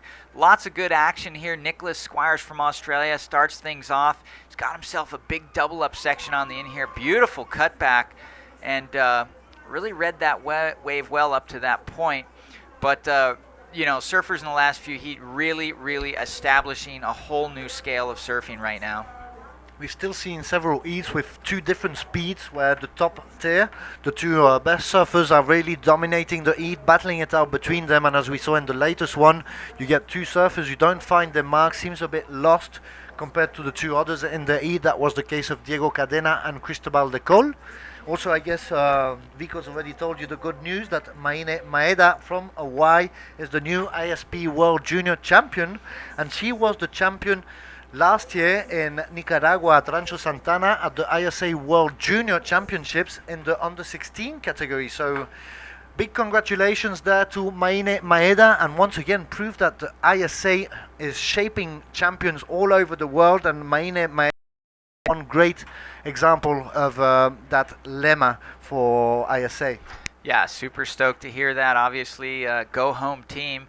Mahina lives just down the street from me, and I always get to see her surfing. So happy young lady, keeping the dream alive for Hawaii, and keeping the dream alive here for Peru. This is that was Sebastian Erlicon, and if you notice, there are 3 surfers from Peru in this heat.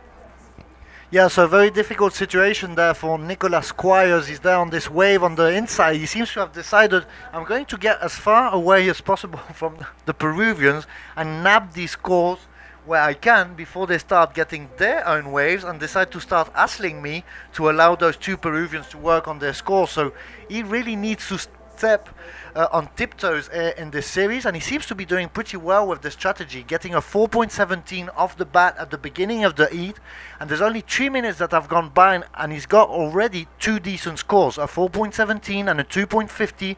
That allows him to get that total score of 6.67 working for him at the beginning of the heat, because it's going to be difficult towards the end when the Peruvians going to start to establish a nationwide strategy there at Punta Rocas. Well, we shall see, yeah, but definitely home court advantage for the Peruvians. And here we go, surfer up in the yellow jersey. This is Joaquin Destillo. Got to see him surf in the juniors a couple of years ago. Very talented goofy foot surfer. Nice carving cut back into the foam. Wave dies out, so not what he was looking for at the end of that wave, but getting the roll started for Team Peru. So best wave of a Peruvian so far, that's Joaquin del Castillo. He's going to get a decent score. And there we see white, that's Gabriel Villarán. He's got a throwaway score, nice off the top to open up this wave, making the bottom, driving the rail there with this nice off the top once again, trying to find the white water, position himself, waiting for that double up of the inside section, navigating through it. As you can see, a lot more milky going there off the lip. One more maneuver there, attacking very vertically with that little snap of the back to the white water, navigating that right very far until the inside section. So that will be a keeper wave for Gabriel Villarán at the beginning of his heat. The first wave for Sebastián Alarcón was a throwaway. That was a 1 point ride.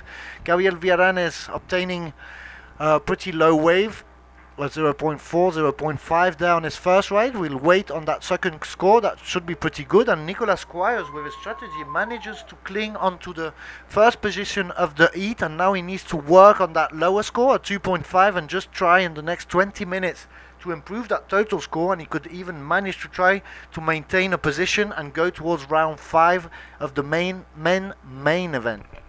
Well, this is exactly what the Aussies been waiting for. The lineup's been cleared out. All three Peruvians caught a wave in that exchange. You can see Squires is out there in black. He's going to hope for a nice set wave to come while he's got a little bit of a edge in the positioning field. But Gabriel Villarán posts a 5.0 on his first good scoring wave, so he's got the highest score of the heat so far. Nicolas Squires is definitely going to look to throw away that 2.0, probably needs to throw away that 4.17, because what we've been seeing here on the level of surfing right now is point totals are getting higher, the wave averages are getting higher, and the level of competition is just rising. Adding to the fact that the swell is coming our way, the wave is going to get better until Saturday. So lots of more incredible surfing coming up here at Punta. Now we've got the Australian Nicolas Squires committed on that turn. A bit too strong visibly as his foot slips off the ball on the bottom there at the tail. And that will not be enough to replace his 2.50. Was doing good, and now you can see the Peruvians V'ing full position, trying to find that sweet spot in the lineup, catch that wave that you can see on your screens, looming towards what will seem to be Joaquin del Castillo. Will manage to take that one, and here he goes. All right, Di Castillo up on a nice looking right hand wall, gets a sort of a off the top to start things off, a little bit more spray on that second turn, deep bottom turn, so harder turn on that third section. Comes up a little bit late on that last move, Philippe, and doesn't come out of the section. So incomplete maneuver on that last section. There you see the view almost from where we are sitting in the tower. There you can see the podium where we'll be doing the closing ceremony. That will be on Saturday, hopefully with a huge sunny afternoon. We know we're getting a huge macking swell, so that's going to be nice to close this event. It's the 50th anniversary. And just to give back to the ISA Karma, it seems Mother Ocean is giving back with one excellent day of waves. So that's going to be nice. For now, as you said, the level is going up, stepping slowly round after round, heat after heat. The total scores already are getting in the good range with the 2 digits in almost each heat.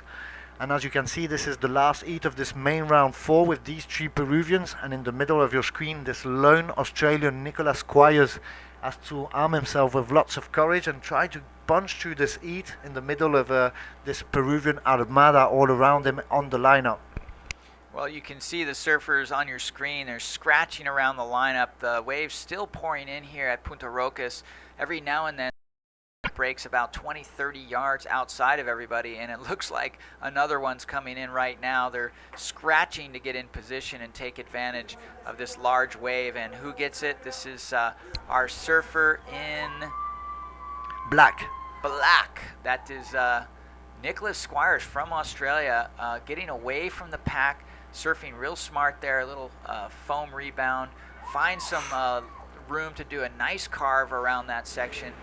Fades down to the bottom, gets his board vertical. A little bit of a timing there, but nice exhibition on this wave, throwing a lot of spray, surfing strong, definitely going to be his top score. So Team Australia is going to be pretty happy about that one. Now you can see them on the cliff. Team Australia, not exactly in full attire for once. But excellent wave from Nicholas Squires, and he seems to be managing really well the beginning of this series. When we see the answer by one of the three Peruvians, that's Joaquin del Castillo, throwing buckets of water there on that tail slide off the top, doing one more maneuver, getting back to that white water. Wow, one more cut there, almost going over Nicholas Squires doing so be careful there. And that's a good wave for Joaquin del Castillo. We can hear the old cliff just going crazy here behind us. There's part of the Peruvian team, then they get the public, the audience. There's also all the vendors that are rooting for the Peruvian team, and it's sort of, they stop offering you ice cream and empanadas to watch what is going on with the Peruvian surfers. And I know that all the event site was a buzz between the Peruvians about this heat with the three Peruvians inside it. So we've got Sebastián Alarcón in red, we've got Gabriel Villarán in white, and Joaquin del Castillo in yellow. And the actual situation, we're still waiting on one nice big score for Joaquin del Castillo. That was the latest wave, so he's going to get a nice score for that. He's already in first position with a 6.96, so he's going to consolidate that, and 4.67 total score. So they should be still first and second, but with a lot higher total scores. That's going to complicate the heat for the surfers. That's Alarcón and Villarán, and they're in third and fourth position. These better ways to be able to go over Nicholas Squires from Australia, but he's doing really well in keeping them at bay actually with the waves he's got. And so that's a 6-point ride for the latest wave of Nicholas Squires, but it is a 7-point ride, the best wave of the heat so far. Already needs a pretty good wave to go to second position. He now needs a 5.18, nothing impossible obviously for the Peruvian with 14 minutes left, and Sebastián Alarcón a little bit more to go to second. He needs a 6.31. Well, great surfing there by Yellow Castillo from Peru, really throwing some caution into those sections there. Really quality turns, and judges rewarding that with a 7.0, as you said. And smart surfing by the Australian. He elected to paddle a little wider around the other surfers. They got caught inside by that scratching set, and the correct pronunciation of Joaquin de Castillo. Castillo, perfect. Castillo. Miguel, estás haciendo muy bien. Ah, gracias, señor. So, Joaquin del Castillo, the best Peruvian out of the three so far. We're approaching the middle mark, half time of this heat, number 3 of round 4. And there you can see one of the nervous Peruvian crowd watching there. Actually, they're getting the worst case scenario, only managing out of the 3 to get one Peruvian through, and 2 are third and fourth. Not out of the competition, but going towards repêchage round. Obviously, Peru wants to maintain the maximum possible riders inside the main event. And in the previous heat, they've already had one loss with Cristobal de Col going down to repêchage. So they've already got 2. Following this heat, they'll automatically have 1 Peruvian more in repêchage, so 3. And they're trying to avoid to get 4 already in repêchage. This would be a pretty bad day for Peru if this happened. Well, there's no doubt it's a sinking feeling for the coaches and the team of any country when you see more than 2 riders in a heat. With 2 riders in a heat, it's, chances are dulled down a little bit too. But with 3 riders in a heat, you know that at least one, is going to go to the repêchage. So must have been a surprise last night when the athletes and the coaches got their heat sheets and they saw 3 Peruvians in one heat. But that's the way the draw rolls. So it's all done numerically by a machine. Right, and it's based on seeding order of teams from the previous event. Exactly. And so this is still the worst case situation for Peru, with 2 of the riders, Gabriel Villarán and Sebastián Alarcón. If the 4 of them are tremendous surfers, there's no real better one in this field of 3 surfers. Joaquín del Castillo taking the upper hand, but still for Peru, they've got 11 minutes and 20 seconds to try to revert this situation. We are at the Claro ISA 50th Anniversary World Surfing Games, a very special edition. We are from the world-class point break of Punta de Rocas, and while there's no waves on the horizon, we want to thank obviously the brands who are making this possible, and the government institutions such as the presenters, the Peruvian Institute of Sports, IPD, the Association of Olympic Athletes, ADO, and Herbalife, who are supported by the Peruvian National Olympic Committee, FENTA, the National Surfing Federation of Peru, and Termos, and our media partners, Surfers Village, Gravedad Zero, and Tablista Magazine. Thank you very much to you all, as we see one nice wave there, and the 4 surfers are in position normally to catch it, but no, it breaks too far on the outside and catch them all inside on that bigger wave, and not much behind it. Well, look at Squires. He is the furthest in, and it's when you're surrounded. I mean, he's sitting there, real tight pack right now as the camera pushes in. 3 Peruvian surfers, 1 Australian surfer. It's going to be real hard for him to push the issue, but I mean, priority is priority. If he can get to the center part of the peak, it really is first man on the peak, first man on his feet on the peak, getting right away of these waves. They have to be careful. Time is ticking down, obviously we all know that, but there's already only 10 minutes left in this last series of the round 4 of the main event of the men. And it's going to get more and more difficult as time goes by for Gabriel Villarán and Sebastián Alarcón. There you can see Gabriel Villarán in white, further at the top of the lineup, first in line to catch the waves. Right behind him, the leader of the series in yellow, Joaquín del Castillo, and Nicolas Squires from Australia alongside Sebastián Alarcón, closing the waiting for those waves. As you've seen, it's gone a bit quiet.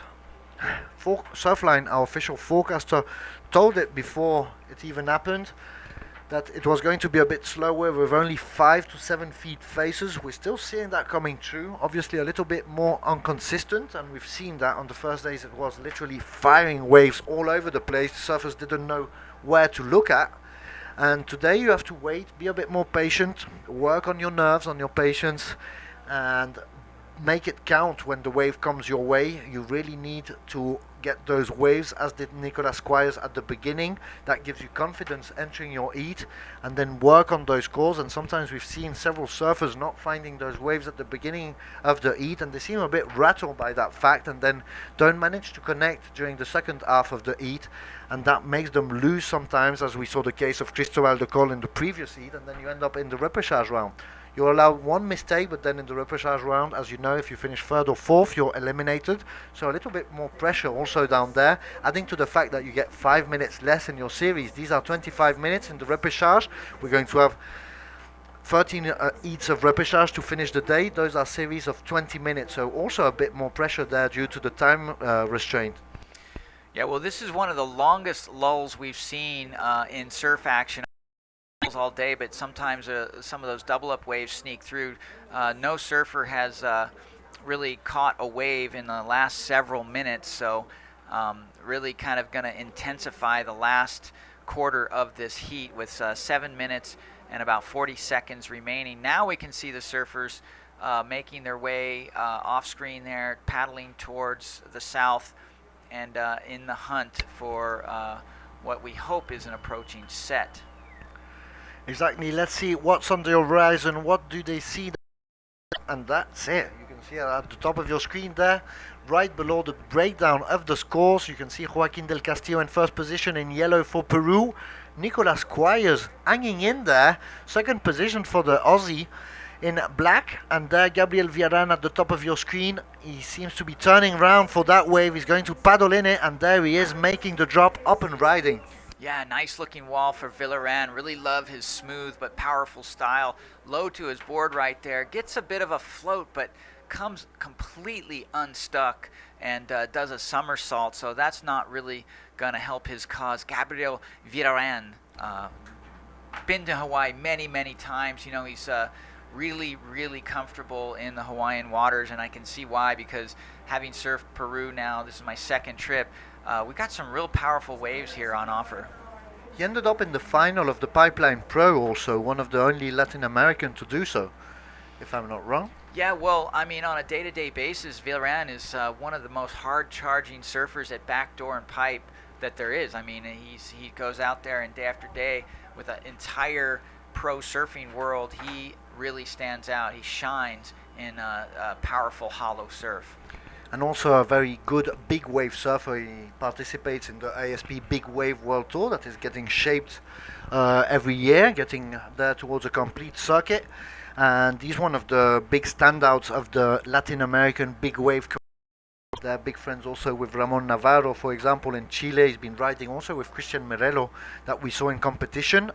Yesterday he had to bow out during this heat between two Chileans and two Japanese. There we're waiting to see if the cameraman wants to point towards the right. There was a little bit of battle between red and black. Finally, it's Sebastián Alarcón who manages to take the wave. Not much to do on it. Kicks straight out. So as you can see, with 5 minutes and 25 seconds, we're seeing Gabriel Villarán and Sebastián Alarcón getting a bit desperate there. It's not easy to be in their situation, obviously on their home ground of Peru, with all the Peruvians watching on the cliff. But still, name of the game for now, Joaquín del Castillo hanging in there with that first position. Nicolas Squires defending himself very well, second position there, thanks to his 4.17 of the heat. He did really well to catch that wave really off the bat, and backing it up, well, not really backing it up, but adding it up with his 6-point ride. He manages to climb to that 10.17 total, doing very well, and leaving Gabriel Villarán and Sebastián Alarcón in that very difficult situation. We've already got less than 5 minutes now. Well, unfortunately, Gabriel Villarán was not able to take advantage of the lone wave, good wave, ridden in the last few minutes. He only scored a 2.0. He's currently sitting in third position, only needing 0.18 to overtake Squires from Australia. And here comes some more waves. So you can see the surfers are a little far in. Nobody's getting the peak on this wave, but somebody's likely to get the double up. It looks like our surfer here on the inside. This is more than likely red. This is Sebastián Alarcón from Peru, backside surfing. Gets up to the top, a little bit of a slow off the lip there on the top. Nice, smooth, roundhouse cut back into the foam. Let's see if this wave reforms into something steep. It's sort of doing that out again, and he's going to hop into the white watery part of this wave where he gets yet another snap off the top. Continues the snap progression here, off the lip snaps, all adding to his score line. So little by little, Alarcón is doing the work that needs to be doing. Little 360 on the shore break, doesn't come out of it complete, but he only needs a 6.31 to move in the second position. So 3 minutes left, almost getting more and more difficult, and finally Gabriel, that is Joaquín del Castillo, heat leader, taking off on that big ride, making a couple of very quick turns there, off the lip there, other cut back, coming back to the white water, and finally falling there on that small section, trying to stand back up, not managing. He's already leading the heat, very little time left. And so we're going to wait for that score. Isn't going to be very high. I don't think it will get into his total score. After this heat, in less than 3 minutes, we will be going back to the repêchage round 4 of the men's division. So we will have 6 heats of 20 minutes, 120 minutes of that repêchage round 4 of the men, before going towards the first round of repêchage for today of the women. That will be round 2 with 4 heats. And in the first heat of repêchage of round 4 for the men, we've got 4 surfers. It will be Tane Wallace from New Zealand, Felipe Suarez from Argentina, Jonathan Klein from Israel, and Michael Torres from Costa Rica. So once again, a very diverse panel of countries there represented in this ISA event, as we can see during all these heats. Not always these power surfing nations. Interesting to see nations like Israel, we saw Dubai, Scotland, Russia, all these new countries to surfing that want to come and see the level against some of the best in the world. And obviously here we've got Peru and Australia, two very well-known nations, and it is Nicholas Squires who managed to catch that wave. Well, Nicholas Squires really needs to up the ante right here. Beautiful snap off the top in a huge section. Let's see if he can get around this whitewash. He's hanging in there with another surfer in front of him. Not sure if they're going to deem that as a peaks or not, but nonetheless, that one big turn of Nicholas Squires could potentially reach over a 4 points. I'm not sure. We're going to have to see what the judges say. That was huge. Yeah, let's see if that was an interference or not. Defined by our judges, it would be dramatic for Joaquin del Castillo to lose the half of his second best wave. And that was incredible wave riding by Nicholas Squires on that first big, huge maneuver, showing lots of water, lots of spray. We want to see that score, and we're already in the last minute of this last heat of round 4 of the main event for the men's. We have the Claro ISA 50th Anniversary World Surfing Games. There below at the bottom right of your screen, the official hashtag of the event. Please use it in all your posts regarding the event. That's ISA 50 WSG. 40 seconds left. Well, you know, looking back, that was a huge risk by Joaquin de Castillo, because had Squires caught up around that whitewash, it would have guaranteed him an interference. Luckily for the Peruvian, the Australian surfer was unable to bridge the gap there, and with 15 seconds left, it looks like we might just have another wave. They're just on time. There goes the countdown. 5, 4, 3, 2, 1. There goes the buzzer. It is not on time. That wave just arrived a couple of seconds too late for Gabriel Villarán. So, worst case scenario has just happened to Peru. They only managed out of the 3 surfers to pass 1 towards main event round 5 of the men. That's Joaquin del Castillo taking the lead of the series with 11.03 total score, leaving Nicholas Squires from Australia. Impressive surfing there by the Australian in black. He gets a total of 10.17 there. You can see him at the bottom of your screen riding out towards the beach.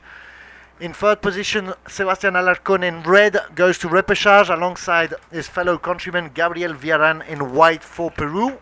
And there we've got our clock ready. We're going towards the repêchage round 4 of the men. We will have 6 heats.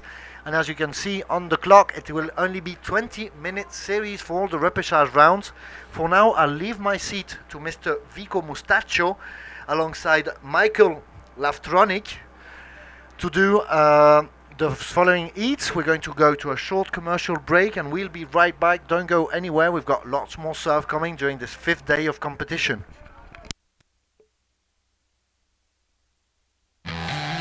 From October 24th to November 1st, the ISA will celebrate its golden year with the ISA 50th Anniversary World Surfing Games at Punta Rocas, Peru. Join us for the celebration.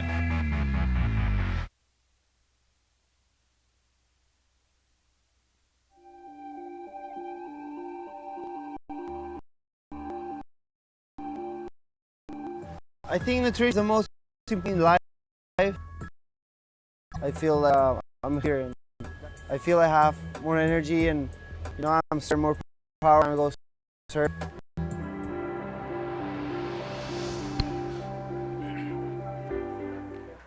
And we are back on, people, back in the booth. My name is Julien Vico Amel. I'm alongside Mike Latronic from Hawaii, and we are calling the action on this day number 5 of the Claro ISA 50th Anniversary World Surfing Game here on the world-class point break of Punta Rocas, south of Lima. This is the last hit of the main round of the boys men division before attacking the 6th hit of repêchage of the round 4 men.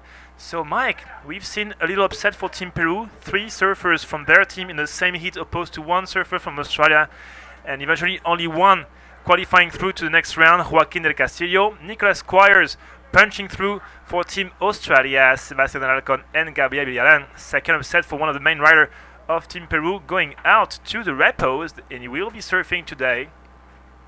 Right now we are down to 19 minutes. We have changed, I think, actually that's the first hit of the repos, if I'm not mistaken. Right. And going back to that last heat, Vico, real indicative of what I've seen in the ISA over the years. You can never count out Team Australia. They are such resilient competitors. Even though they started today in technically in a 7th place, mark my words, they have statistically shown to be very powerful competitors all the way to the bitter end. And we have this in this first hit of the Repo Man. We have 6 hits to run. Once again, this is back to sudden death mode. Why? Because we have 4 surfers in the water. Only 2 will punch through. 3rd and 4th will bow out of the event already. And we have down 18 minutes now. We are down to 20 minutes of hit time. And we have one of your friends from this morning, Jonathan Klein from Israel. Right now, surfer and ready. Is up and running. That's Stain Wallace from...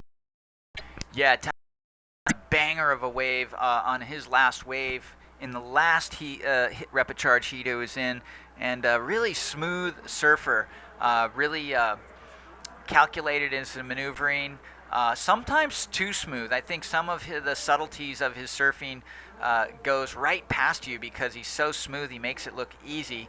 But here he is on his first opening ride, long wave. It's a lot of smooth turns there. So not going to be a giant score, but likely to be the best score we've seen thus far. Jonathan Klein, yes, I did get to sit with the Israeli surfer this morning. Great surfer. Unfortunately, his first wave, sort of a low-scoring affair.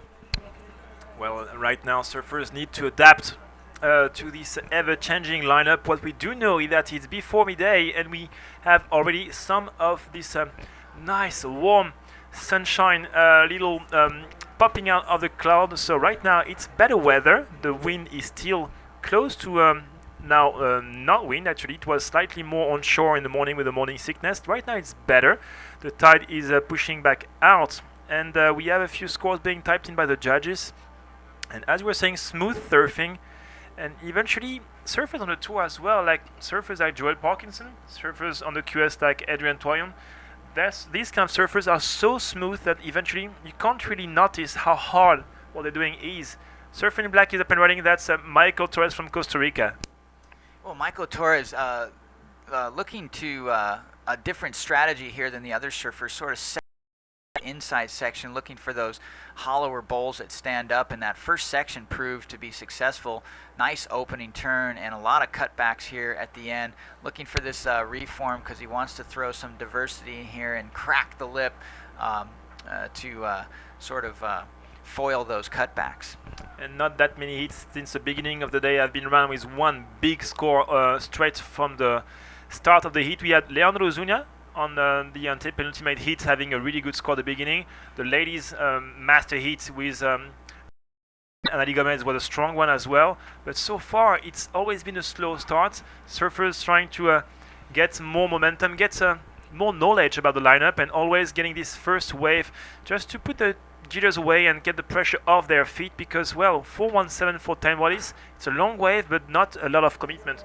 Nice, smooth surfing, but no really proper critical section being hit, no proper commitment on really vertical waves or turns. So it's just one good maybe backup, but he needs now to punch through a little harder because there's no room for mistakes. 4.5 for second of black, sorry. So black is taking an early lead with a small backup and a poor main score of 4.5.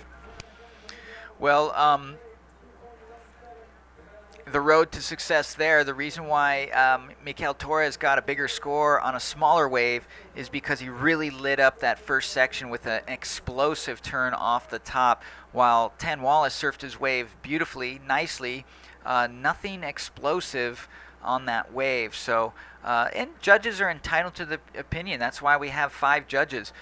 There's going to be a little variation between each judge as to what they prefer or what they consider more beautiful or more radical surfing. And there's the nature of the beach, the nature of the beast. If if we all thought the same, we wouldn't need to run the contest. Everybody just go and catch one wave. Exactly, as right now, this is heat number 1. Once again, we are on a new round, this round 4 of the repos. We've been qualifying pretty much 8 surfers for the semi-final of the main round. So we're already advancing quite fast as the event is finishing on Saturday when it comes to waiting period. What we do know is that out of these 6 seats, we will be qualifying only half of the field. The rest will be going down. So it's really important for these surfers and most also for nations like Israel or New Zealand to keep the momentum going, because if they do bow out, they are just out of the event. Okay, well, you can see surfers separating themselves on this peak. It looks like we have red and yellow off on the far right. White, Felipe Suarez from Argentina, desperately looking to get his first decent score on the board. We have a little window washing going on here, so stay tuned as we try to clarify our view. And there's a different view of the beach, a pretty wide view of our location. Always interesting angles as we have this beautiful and useless tower just in the middle of the lineup. Well, that's right now we have a little cleaning session and back to the normal angle, red and yellow sitting outside. And so far, kind of a slow and small scoring affair, 12 minutes and 45. Surfers need to change the pace because we have lost 5 minutes between this previous round and this round. We're down to the repos, so and we're going to be starting to run only 20 minutes hits till the end of the day. We have this round 4 of the repo men. Then after the 6th hit, we're going to have 4 hits of the repo ladies and then 3 hits of the repo round 5. So we're going to be losing a lot of surfers today again. Yeah, well, these are the rounds, the repo rounds are the ones that really dictate the team point placing. Really hard to judge which teams are out in front and which teams are not, because it's sort of a composite estimation. We got the scores this morning at this stage in the game. It's based on the possibility of who can win rather than who's really in first, because there's a lot of surfers still in the event, and those medals at the end of the event are going to deliver the most points. Currently, right now, as of this morning, it was Peru in first, Argentina in second, tied with Chile, Ecuador, South Africa, and Puerto Rico tied for fourth, and Australia in seventh, Costa Rica eighth, New Zealand ninth, and Panama in 10th. I won't bother you with the rest of those ratings, but as I was saying, these repêchage rounds really dictate how those placings are going to pan out this morning. Exactly, knowing that these standings are in the possibility of every single of their team riders reaching the highest possible rank of their categories. If one surfer bows out, one team can just go down straight down to the ranking. So it's really hard for these teams to know exactly where they are standing unless they just wait till the end of the day and just count the casualties, saying, okay, we still have like 3 left, 4 left, 5 alive. Right now, Team Peru has been showing a lot of strength. One sure thing, though, is that because we are now shrinking the field on the main round, some of their surfers had to bow out because they couldn't even qualify their 3 surfers on a 4-man heat on the previous heat. Well, nail biters out here in the water right now, not a wave ridden in the last few minutes, and low scoring affair, as you said. Really, Mikel Torres has the highest score of the heat, only a 4.5, so kind of a different scenario than the last few heats we've seen, and we got a couple surfers scratching into this, no one able to catch that inside double up, and what we're seeing is a tense situation because this is the repêchage round, only 10 minutes to go. Surfers are fighting for their countries and trying to stay alive in this competition. You can see all 4 surfers grouped together out there, relatively close together. As you can see, it looks like White is making a break for it here, taking a different tack and going to the other peak. Maybe not a bad strategy, setting on the 1 point after 11 minutes, so I think he wants just to wash the pressure off and hit the reset button.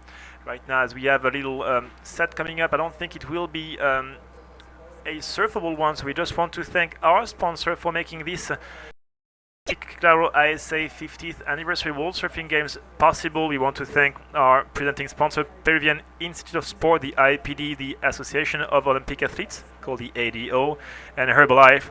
And we are proudly supported by the Peruvian National Olympic Committee, Thermos for the fantastic warm water we get for the coffee, the Peruvian National Surfing Federation called the FENTA, and some of our media partners are Surfers Village, Gravedad Zero, and Tablista Magazine. Don't forget to use this hashtag at the bottom right of your screen, ISA50WSG, if you want to interact with us onto Twitter and Instagram. Same account name at ISA Surfing, facebook.com/International Surfing Association. This is our Facebook page, and for all other information about the ISA, log on to isasurf.org. Right now, 8 minutes and 30 seconds, and this is just really tense situation, Mike, because so far not a lot of action. Some surfers could punch through with only one wave at this point of the heat. Yeah, and this can be really stressful. This is the worst thing, bending on your psyche is when you're in a heat with a low wave count.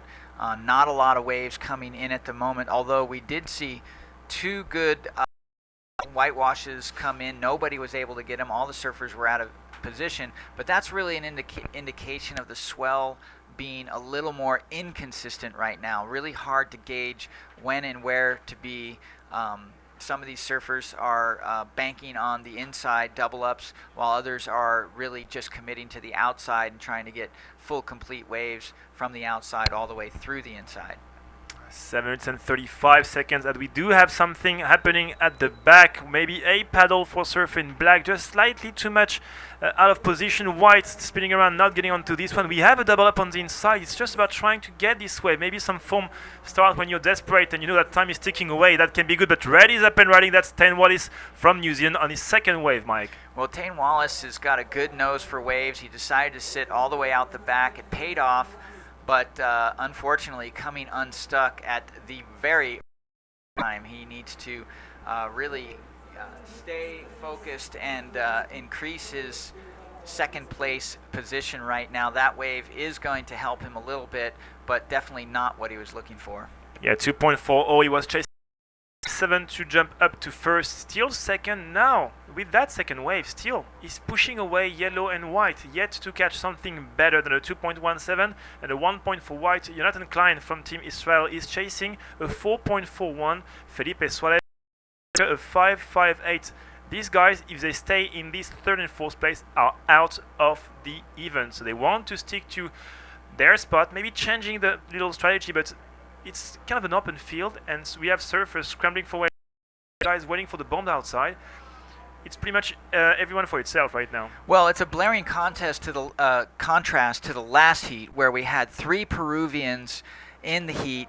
Obviously, locals, very well versed at this surf break. They knew where every wave was going to be. They didn't miss too many waves. They really took advantage of the incoming swell. And in this heat, the surfers seemed to be lost for the first 3/4 of this heat nearly. And finally, we have a paddle and a surfer in yellow. That's Jonathan Klein from Israel doing a nice mid-face card. Beautiful sweep back into the whitewash. That's going to help his cause real big time right now. He's going to look for this thing to wall up and give him some kind of maneuvering potential. Smart to sort of stay low and centered on his board right there, because this thing is fading out.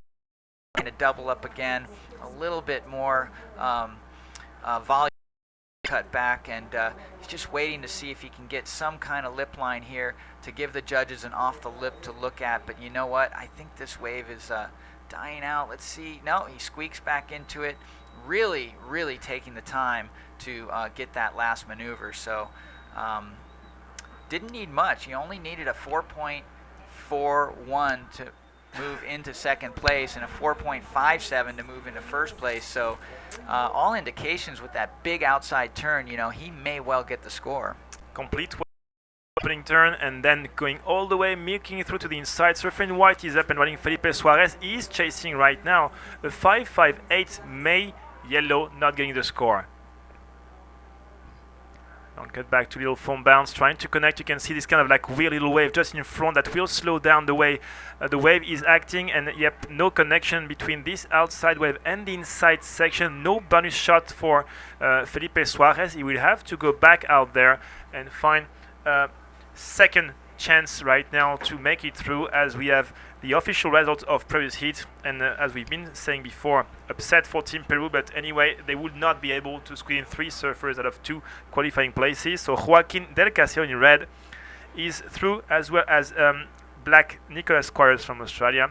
Back down to the round 5 of the repos later in the afternoon. Sebastián Alarcón and Gabriel trying to push as many of their surfers as far as possible, but then there's only a limited amount of slots. And surfer in black having a look, 3 minutes and 45, and judges punching the last of 9, last of yellow a 3.77, so not the score he was expecting. Situation remains unchanged. Black in the lead, second is red, third is yellow, now chasing a 2.81. This last wave for yellow is still its best wave, so now his requirement is slightly lower. White is right now looking to better his backups and get a 3.68. We have an insider, that's surfer in black, Michael Torres from Costa Rica. Michael Torres picks a really small wave on the shoulder. Bad decision there in my estimation, and much better decision here for Tani Wallace. Getting a beautiful wall there, does a sort of mid-face turn on that one, finds the time to get to the lip there, finally gets some lip time there. Beautiful slice under the section there, looking a little off balance in between turns. And of course, speed, power, and flow control is part of the so definitely a good ride for the New Zealander, but could have paid a little more attention to control, and I'm sure the judges are deliberating on that. As Michael Torres is getting on this inside second, really good turn that we have seen on the screen, and maybe something interesting for Michael if he gets to this inside section where he seems to be slowing down and not offering anything, but maybe this insider frontside snap of the top rear. He should be kicking out right now, 2 minutes and 15. So as you were saying, Mike, this last wave of red was well timed. Great timing for Tane, but sadly not a lot of control. Judges will say, okay, you can lose control as long as you're committing a lot. Commitment will go over control as long as you're committing.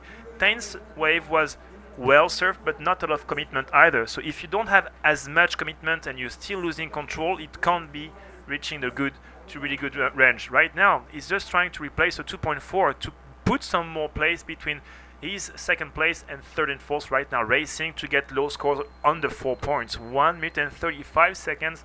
Time is ticking away. That's what we call money time, because 2 surfers in that heat on your screen will say adios to the contest today. So they want to stick to their spot or reaching the first and second, which are the qualifying places in that heat. Well, judges taking their time looking at the replays, no doubt, of Tani Wallace's last score, as well as Michael Torres, because scores yet to drop. We have a paddle on the outside. Looks like Felipe Suarez is desperately trying to get into this wave, and he's going to leave it to Jonathan Klein, who picks it up on the inside. He just wants to find a wave that can provide some kind of radical surfing. There's a beautiful cutback, rebound into the foam, drops to the bottom, big off the lip floater right there, rock and roll, sort of a nice swoop around that rock right there, really well timed, and good surfing from our surfer from Israel. Gets another crack. Might have been well just to do a simple. He went for the layback, came unstuck. Initial scores finally coming in for Tani Wallace, looking like he is going to hold his position there in the top, but still scores yet to come in from Costa Rica and that last wave from Israel. We have, I think, really well have a big shift in the momentum with Last of Black as well. Insiders, once again, can save your life, especially at this stage of the contest. We're down to 5 seconds, as most of the main surfed wave have been are yet to be scored. White is racing down the line. Snap of the top for Felipe Suarez. That's his last chance. He took off before the final double hooter. And nice cutback, but once again, not a lot of commitment. Snap of the top on this one, more spray of the bottom.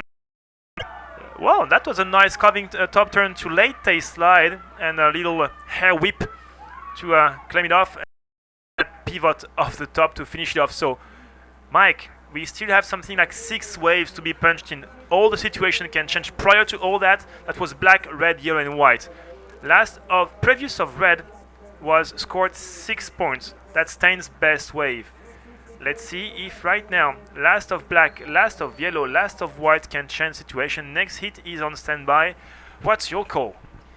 Wow. So we didn't see a whole lot of surfing in the beginning of that heat. Everything sort of came towards the end. I think Tani Wallace has done enough to move into first position, but we've yet to see Mikel Torres' last wave being punched in. Mikel Torres needs a 3.21 to get second place. We know he's going to get that. He needs a 6.24, possibly going to move up into first place. Meanwhile, Jonathan Klein got himself a 3.93 on his last wave. But really, Felipe Suarez is the mystery man here. That last wave, he really threw some radical surfing and wild abandon into those last few turns. A lot of commitment. And I don't know, the judges are going to deliberate on that last, but I think that could be a game changer. And because every single surfer right now has a small backup around 4, so it's about the main score. 6.50 for last of Mikel Torres, 5.4 for last of white. I don't know if there's still one score to punch in for surfer in yellow, but we're going to have a lot of surfers with around 10 points average.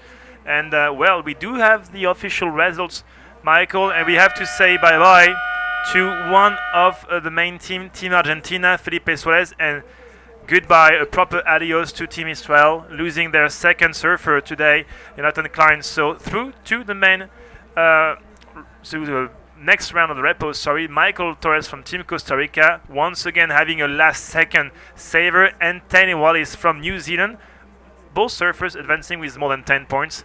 Felipe Suarez and Jonathan will now have to observe the contest from the bench. Yeah, well, great surfing there by Team Israel and all our surfers.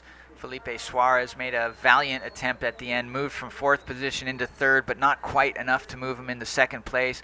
Tani Wallace doing some smart surfing, some good strategy, luckily getting some of the better heat, and Mikel Torres definitely surfing the most consistently radical the whole heat. So here we've got first blood here in this next heat. What do we got there, Vico?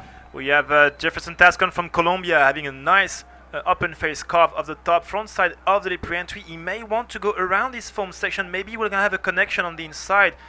Set up turn to wait for the wave to offer something better. Taking his time. Nice rhythm on this one. Good, powerful snap of the top. The top turn there, trying to get some rebound of the foam. A little step in front of him. Maybe a last little double up on the inside. Wow. Such a great way to start your heat. A long wave, 18 minutes and 30 seconds. Now we are live and kicking out Zafot Surfer in white. In this heat, we have Thomas Bulsian. He was a standout on the first hit of the first day of the wedding period, scoring a 9. He's from Puerto Rico. In white, Tristan Cali from Chile. In yellow, David Brand from the Republic of South Africa. And in black, just exiting this really good first wave, Jefferson Tascon from Colombia. 18 minutes. This is right now the hit number 2 of the repêchage round 4 of the men division. We have 20 minutes hits. This is the day number 5 of the Claro ISA 50th anniversary World Surfing Games on the world-class point break of Punta Rocas, Peru. We want to thank our sponsors, as we've been saying this a lot, but we wouldn't be here without them. So thanks a lot to the Peruvian Institute of Sport, the IPD, the Association of Olympic Athletes, ADO, Herbalife, and we are proudly supported by MapFrey and Repsol, some of our media partners, Surfline.com, the official forecaster of the events, Surfos, Latin America's leading surf publication, Passion Estelema on Fox Sports Latino America. My name is Julien Vico Amel. I'm from France, sorry for my horrendous accent, alongside the legend and world champion Mike Latronic, aka Mikhail Latronic from Eastern Europe. Well, we're certainly getting osmosis from all the different countries here. It extends into our hearts and into our names, apparently. Glad to be here. That wonderful introduction. I really enjoy the ISA events because I believe that we are all under one umbrella. We might share different languages, different cultures, different ways of life, but we do share the same stoke for Mother Ocean, and anytime we get barreled, it's really the same language. Exactly, a surfer in yellow is up. David Brand from South Africa, he's been surfing strong, netting on 14 points on the first day of the event, second snap off the top. Now he needs to spice it up, goes down on this last turn for David Brand still. It's good to have this first wave of the bat. As yes, if you just check the morning show, we've had Team Dubai, Team Scotland, Team Russia, and Team Israel over the last 4 days. That's pretty fantastic to know that these nations are now counting in the international surfing family, and we've seen some really strong surfing from these nations. Yeah, I really did enjoy the surfing from the Israeli surfer in that last heat. Super smooth, powerful, stylish, unfortunately unable to get the kind of waves he needed to advance in that heat. And it's just amazing that such good surfers are coming from that part of the world. And here we go. Here is Tristan Alcarte from Chile finding a nice open face section here. He's going to drop to the bottom. Look at how steep that wave's getting. Unfortunately, he was unable to hit that section apparently, and in negotiating that, lost the wave. And it seems that, Mike, we have a slightly more wave and consistency here. We have one surfer on the inside. Now the option for Jefferson Tascan. Oops. On this one, I don't think he was willing to take it. Just a little pullback, but too late. That's my own special move. It's called the over-the-fall takeoff. That's the Vico Rico. Exactly. It's I call this like the Vico face plants. Usually I just try to really land on my face, not on the board. Just save the board and go for the face. That's why I have such a terrible nose.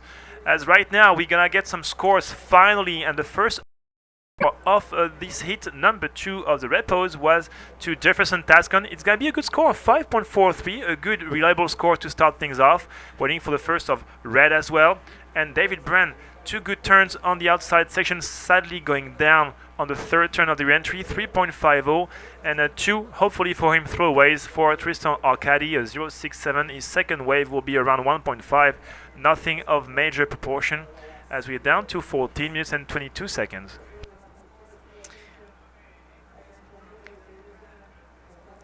Well, Jefferson Tascan definitely started the heat with a bang there. Didn't get as high a score as I was contemplating, but you know, it's without the replays, it's hard to study. The main thing is that he is comfortably sitting with a decent score in his heat line. He's already, we've already seen about 5 minutes, 6 minutes elapsed in this heat, and the good news is that the lineup is coming to life again. Look at all these waves rolling through here at Punta Rocas. So it looks like we've got a surfer turning around, attempting to get into this wave.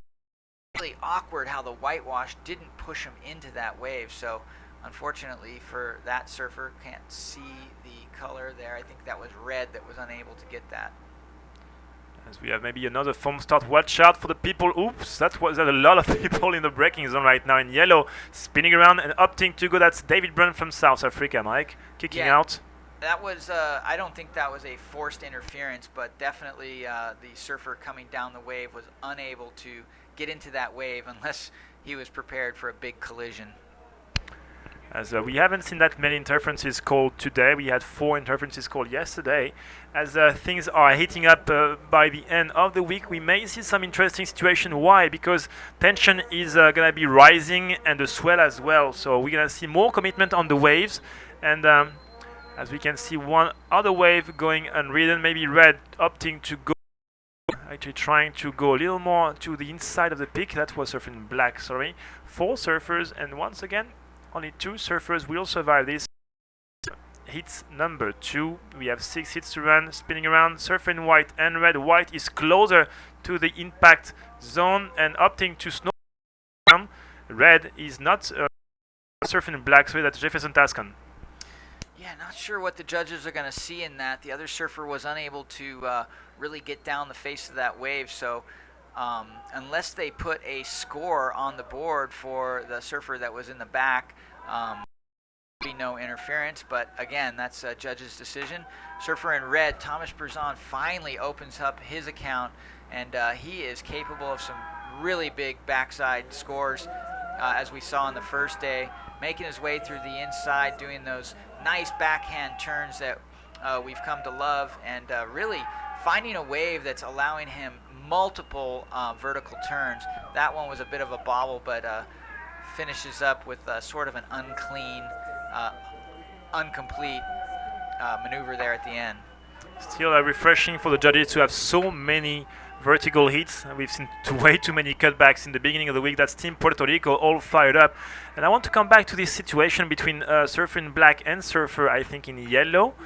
They were both on the same wave. Yellow, I think, was slightly more in the taking position on his set, and black went on to surfing this wave without paying attention. So we're going to see if the judges do reckon there was something, because the other surfer could not take off at all, even if he was in a priority when it comes to surfing the peak. They both committed to taking the wave, but black surfed the wave. The other surfer could not even stand up, because I think he was slightly at the same time quite disturbed in his mental preparation, knowing that one surfer was surfing on the outside of his wave. So we're gonna see. We've seen a few interferences called, and that's not the thing you want to do in this round. If you do have an interference at this level, you get your second wave score divided by 2. So you just scored out of 15. We've seen some hefty scores in the beginning of the morning, but still, it's not something that you want to know, because it gets in your mind. You know that eventually you are kind of handicapped in your scoring potential, and we're gonna see what the judges reckon. Once again, it's up to the judges, not the head judge, to decide of the priority interference or not. If the majority of our 5 judges panel saying it's a yeah, well, that's interference. If it's a nay, nothing's scored in, and surfers can keep on surfing until the end of their hit time. Well, the good news is that the judges have their very own replay machine. They have a dedicated camera.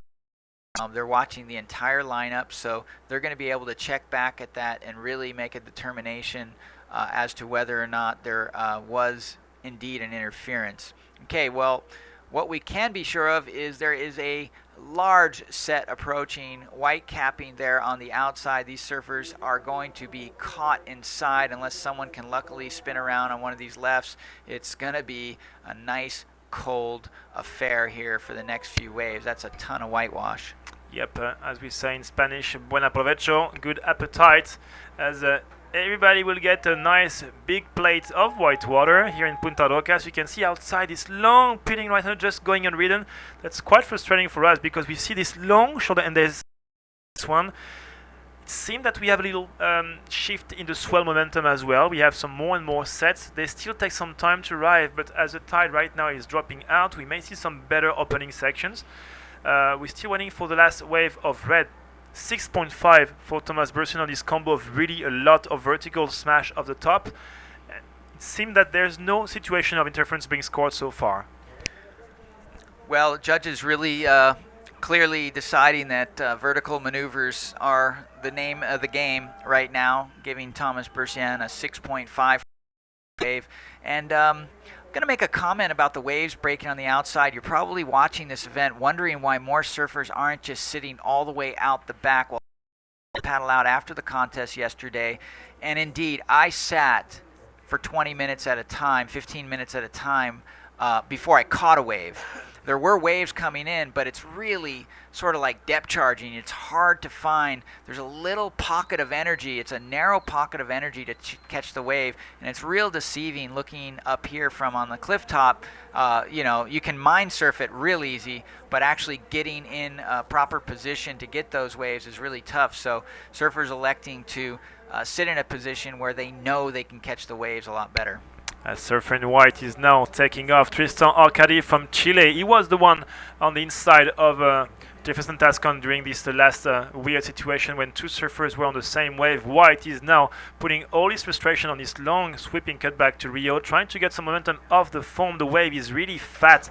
He may want to connect onto the inside for this last few hits of the top. Another top turn there. The wave is now delivering something slightly better, but still not changing a lot. Is turn selection, snap of the top, another top turn to late, tail slide, going a little facky for a while, strong snap of the lip again, and kicks out. Job was done slightly better, but on the weaker part of the wave. Judges want commitment straight off the bat, not by the end. If you do commit on the first part, you may lose the wave if you commit by the end. Well, job was done, or should have been done before. Still, white may be getting his best score so far. He was sitting on a 0.67 and a 2 point. Well, here we go, paddler. This is our surfer in red, Thomas Bresson. He's going to back up that 6.5 with something here. Starts off with a sort of average turn right there. Another little cut back into the foam, but here it's building up. Let's see if we can get one of those snaps. A little bit clunky on that snap, but he's doing some work. He's getting, he's got 3 or 4 snaps on that wave. Not going to be the score that he got on his first wave, but nonetheless, he needed only a 2.87 to move into first position. But here goes David Brandt from South Africa. Long sweeping cutback. Gets a little bit of foam on the rebound there. And again, waiting for this inside section to form.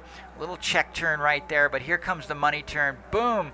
Kind of mistimed it. Bobbled there a little bit. And again, just not surfing that vertical. So you can see 2 surfers on your screen, Vico.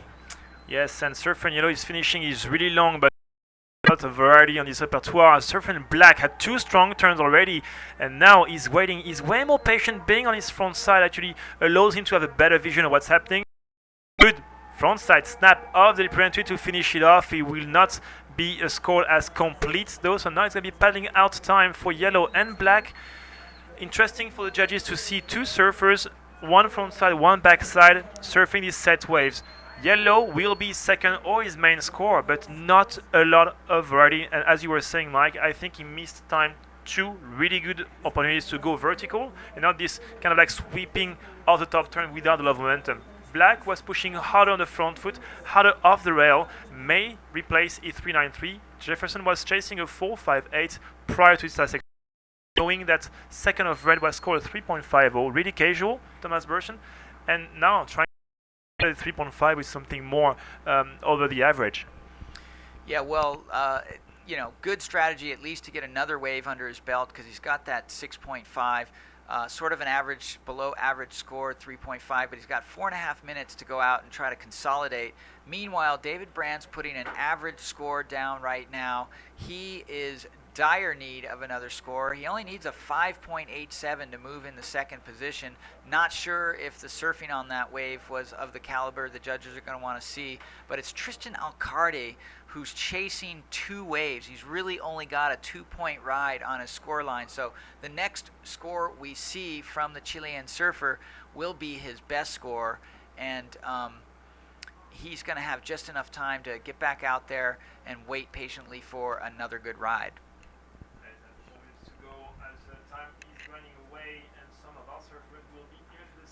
Total, which is pretty much 1 good average to keeper and then another small backup. So it's going to be, I think, more about trying to get one last wave before the time turns to time is up. Last of Yellow will be a keeper, his best wave, and he was chasing a good score, but once again we are still waiting for last of White, which may change the whole situation.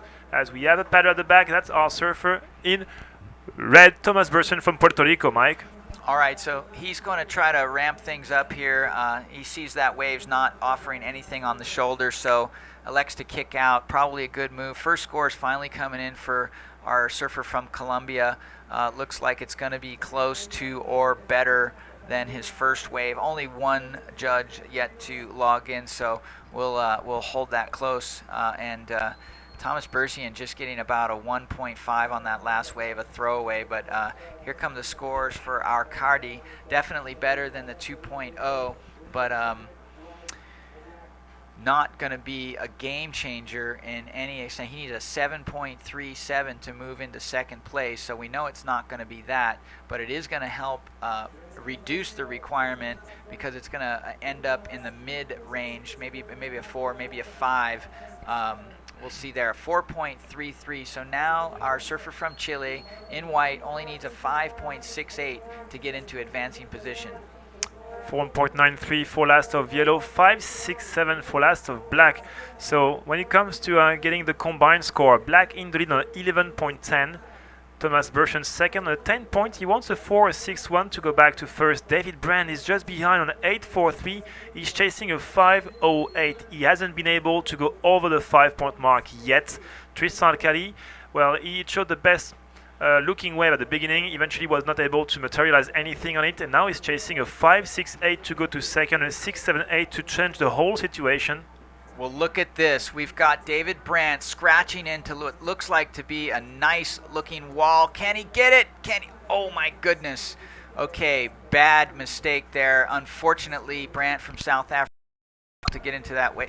That's David Brandt right now. It was Tristan Arcadi just before. Yellow and white are really close when you have these overexposed white colors on the white water. Still, David Brandt, he wants a 508. Splendid backside snap of the lip. He needs now to go active. He don't want to fall because this is the last turn of this wave. He's claiming this one.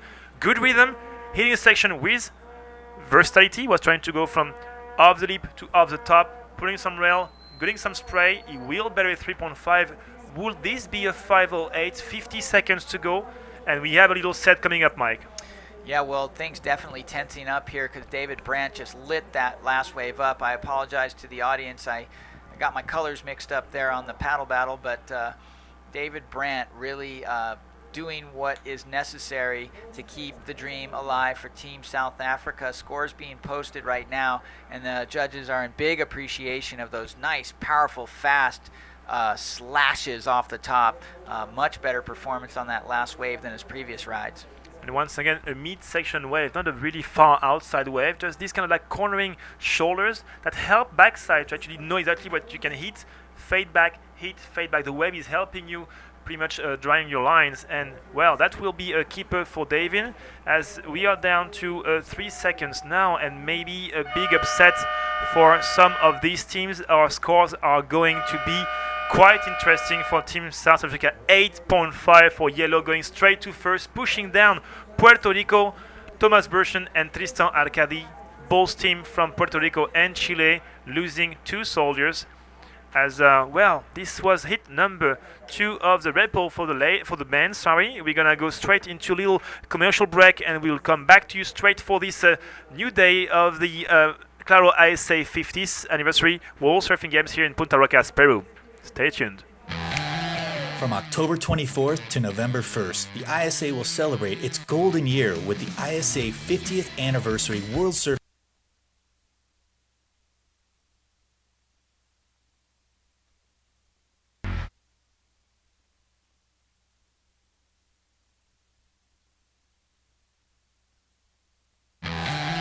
From October 24th to November 1st, the ISA will celebrate its golden year with the ISA 50th Anniversary World Surfing Games at Punta Rocas, Peru. Join us for the celebration. Welcome back to Peru for the Claro ISA 50th Anniversary World Surfing Games, and we are live at this world-class point break of Punta de Rocas.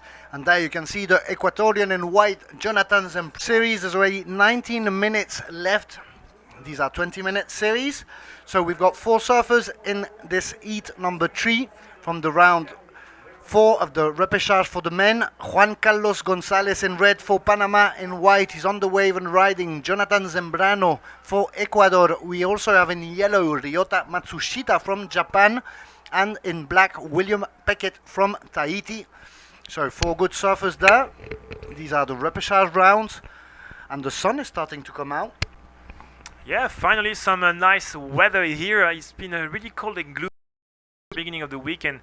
Well, by late morning we have something popping up, which is called the sun here in South Lima, and we have some really good conditions. We've seen some amazing surfing by the end of this previous heat. For Team Chile and Team Puerto Rico, we are saying adios. These surfers, Thomas Berschen and Tristan Arcadi, will have to observe events from day 5 till the end from the bench. David Brandt and Jefferson Tascan keeping the hopes alive for Team South Africa and Team Colombia, knowing that these surfers will have to surf again later in the afternoon on the round 5 of the Red Bull. That's right, so starting at 1:15 p.m. local time, it is actually 11:46 here, so quarter to midday. We will be starting the round 5 of the repêchage of the men. We will have 3 heats, but in between this round 4 of the men and the round 5, we will first see the women with 4 heats of repêchage round 2. And there goes another surfer on the wave, that's yellow, Ryota Matsushita. Nice top turn there on the foam climb. managing to go around that section. Nice top turn. Going along the line, trying to reposition himself with that cutback. As you can see, the wave is deflating quick. He's going to try to apply a few more maneuvers there on the second section for that wall up. Not easy as the wave is becoming whiter and whiter. There, one nice little top turn. Another one, nice re-entry, and he finally kicks out. So nice opening wave for yellow. And we have some pretty solid wave flag waving. Sorry, from Team Japan. They've been quite active with all the cheering. Now waiting for the first wave of Jonathan Zambrano, which will be a good score already, slightly above the average. 16 minutes and 40 seconds. Once again, we are on the repo round of this Claro ISA 50th anniversary of the World Surfing Games, and this is day 5, hit number 3 of the repos. We have 6 hits to run before going straight to the repo number 2 of the ladies. And up and running surfer in black, that's William Peckett from Tahiti. Nice full carve of the top, but the wave is just so fat he can't really succeed, and we have a few scores already. So first wave of Jonathan Zambrano, we saw it there just after the commercial break. He got a 5.67 for that long ride. Ryota Matsushita, we just saw him on our screens. He gets a 3.67 for his opening ride. So Jonathan Zambrano taking for now in this first quarter of the heat first position with his best wave, taking the top over Ryota Matsushita, taking second position. We're waiting for the first score of William Pickett. It will be a throwaway score below 1 point, but he will still take third position with that opening score. And we're waiting to see what will Juan Carlos Gonzalez, better known as Oli Camarena, completely different name that he goes along, from Panama. He was the silver medal last year in Santa Catalina, Panama, on his home spot, and he's come back for the gold medal. But for now, it's Jonathan Zambrano up and riding. Yeah, fantastic first turn, a lot of spray. Now he needs to try to see the wave offers something. You can see a lot of wake on that wave, as this is a proud flag of Team Tahiti, sponsored by Air Tahiti Nui, which is a fly company from Tahiti. And a lot of sponsors for all our surfers from Tahiti, from Michel Bourez on the city. He won 2 events already, is in the top 5 of the city, and former ISA surfer as well, and Stephen Pearson right now, as well as Mate Aikili, quarterfinal for Team Tahiti in the past here, and actually was in the quarterfinal in the World Juniors in Eliseda. So a lot of good surfers hailing from Tahiti so far.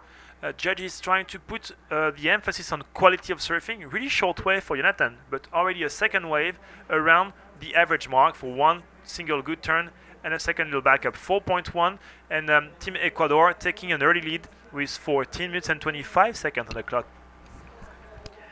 So pretty slow start for this heat. 4.10 for Jonathan Zambrano. He's the only surfer to have a complete total score with 2 waves there. So he rises above the rest with 9.77 total score, already taking the lead of this heat, leaving Ryota Matsushita with 1 single wave of 3.67 in second position. If you want to know also the names of the riders who will be surfing in heat number 4, that will be Adrian Dapelo from Ecuador, Diego Salgado from Panama, Carlos Goncalves from Ecuador, so 2 Ecuadorians in this heat against 1 Chilean, Guillermo Sat, who will be in black. That will be in 13 minutes and 45 seconds. We are at the Claro ISA 50th Anniversary World Surfing Games. We want to thank all our sponsors who make this event possible, such as our presenters, the Peruvian Institute of Sports, IPD, the Association of Olympic Athletes, ADO, and Herbalife. And we are supported by Thermos, keeping our coffee warm, as also Peruvian National Olympic Committee and the Peruvian National Surfing Federation, better known as FENTA. And we want to thank our media partners, that's Surfer Village, Gravedad Zero, and Tablista Magazine. Please do not forget the official event website, isawsg.com. We've already got loads of incredible photos there, 4 videos of the 4 first days, the highlights of the best moments. And if you want to see the results, everything is there on the official website, as we see Red making the drop on his first wave. Olika Malena, Juan Carlos Gonzalez, no potential so far on this first part of the wave, kicks out. He's been waiting for this wave for 7 minutes and 15 seconds and did not deliver that. Anyway, still plenty of time for Oli, and what he does not want is ending on the third or fourth position, because this is a repo, which means if you go first and second, you're through. If you go third or fourth, you're going back home with not that many points, and you want to get your team as far as possible. You want to get this gold medal yourself, as it's really important for your career. So right now we have a wide field here in Punta Rocas, Peru. We have red on the left-hand side of your screen, and three of our surfers pretty much eating this one straight for lunch as the set goes unridden, and as you can see, not a lot of open face. The left is running fat but quite fast, and the right is well off your screen, so you can't really see. Once again, people, if you want to interact with us, drop us a line onto Twitter or Instagram at ISA Surfing. That's the name of the account. So use the hashtag ISA50WSG, and the Facebook account is facebook.com/International Surfing Association. Right now, no proper taker on this last few wave of the set, as the situation is simple. 1, 2, 3 is the score of Oli Macarena, so not a really good score so far, but still one wave, it's always good. First of black 073, and the first of yellow 367 in the lead. Jonathan Zambrano with two mid-range score. Time call 11 minutes and 10 seconds. Maybe a paddle on this one. Having a look and spinning around. That's our surfer in black, I reckon. William Beckett from Tahiti not going. The wave is just not really offering anything of potential. 11 minutes left, so closing in towards half-time of this heat number 3 of this repêchage round 4, and there you could see a surfer. That was surfer in black, William Pickett from Tahiti, trying to find that second wave. He got a really low score, the lowest score of the heat so far, 0.73 on his opening wave, so that's not much use for now. That leaves him in 4th position, right behind Juan Carlos Gonzalez. As you said, missed opportunity there after waiting for 7 minutes, only receives a 1.23, so that's enough to take him to 3rd position. But those two surfers have to step it up if they want to keep advancing towards round 5 of the repêchage. That will be later on today, obviously a lot more tiring. And for the surfers who finish 3rd and 4th, they will be eliminated, marking their points for their team. We've already got 5 teams that have got all of the surfers out. Obviously some of the smaller nations, and also the nations that are beginning, such as Scotland and Dubai. That was their first participation ever, and we've got one surfer up and finally decides to kick out straight away, not seeing any potential in that wave when there's already 9 minutes and 50 seconds left. Yeah, it was smart move from Jonathan Zambrano, as he's already sitting on a 5.6 and a 4.1, so what he wants to do is staying in control and only chasing a wave that will offer more potential than his 4.1 to even his leadership and secure his golden ticket to the next round.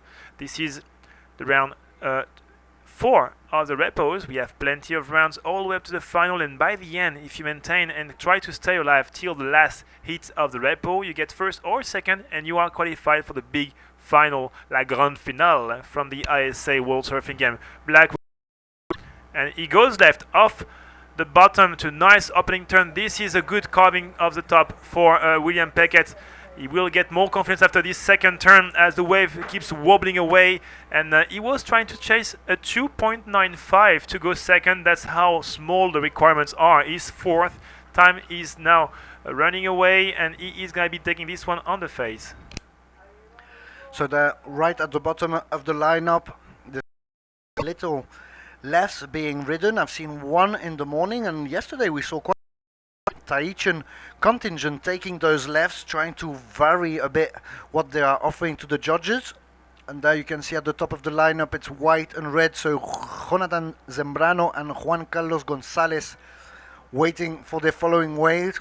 Very different situation for both of those riders, as Jonathan Zambrano is in the lead with 2 good scores already, while Juan Carlos Gonzalez has only got 1 very bad wave for now.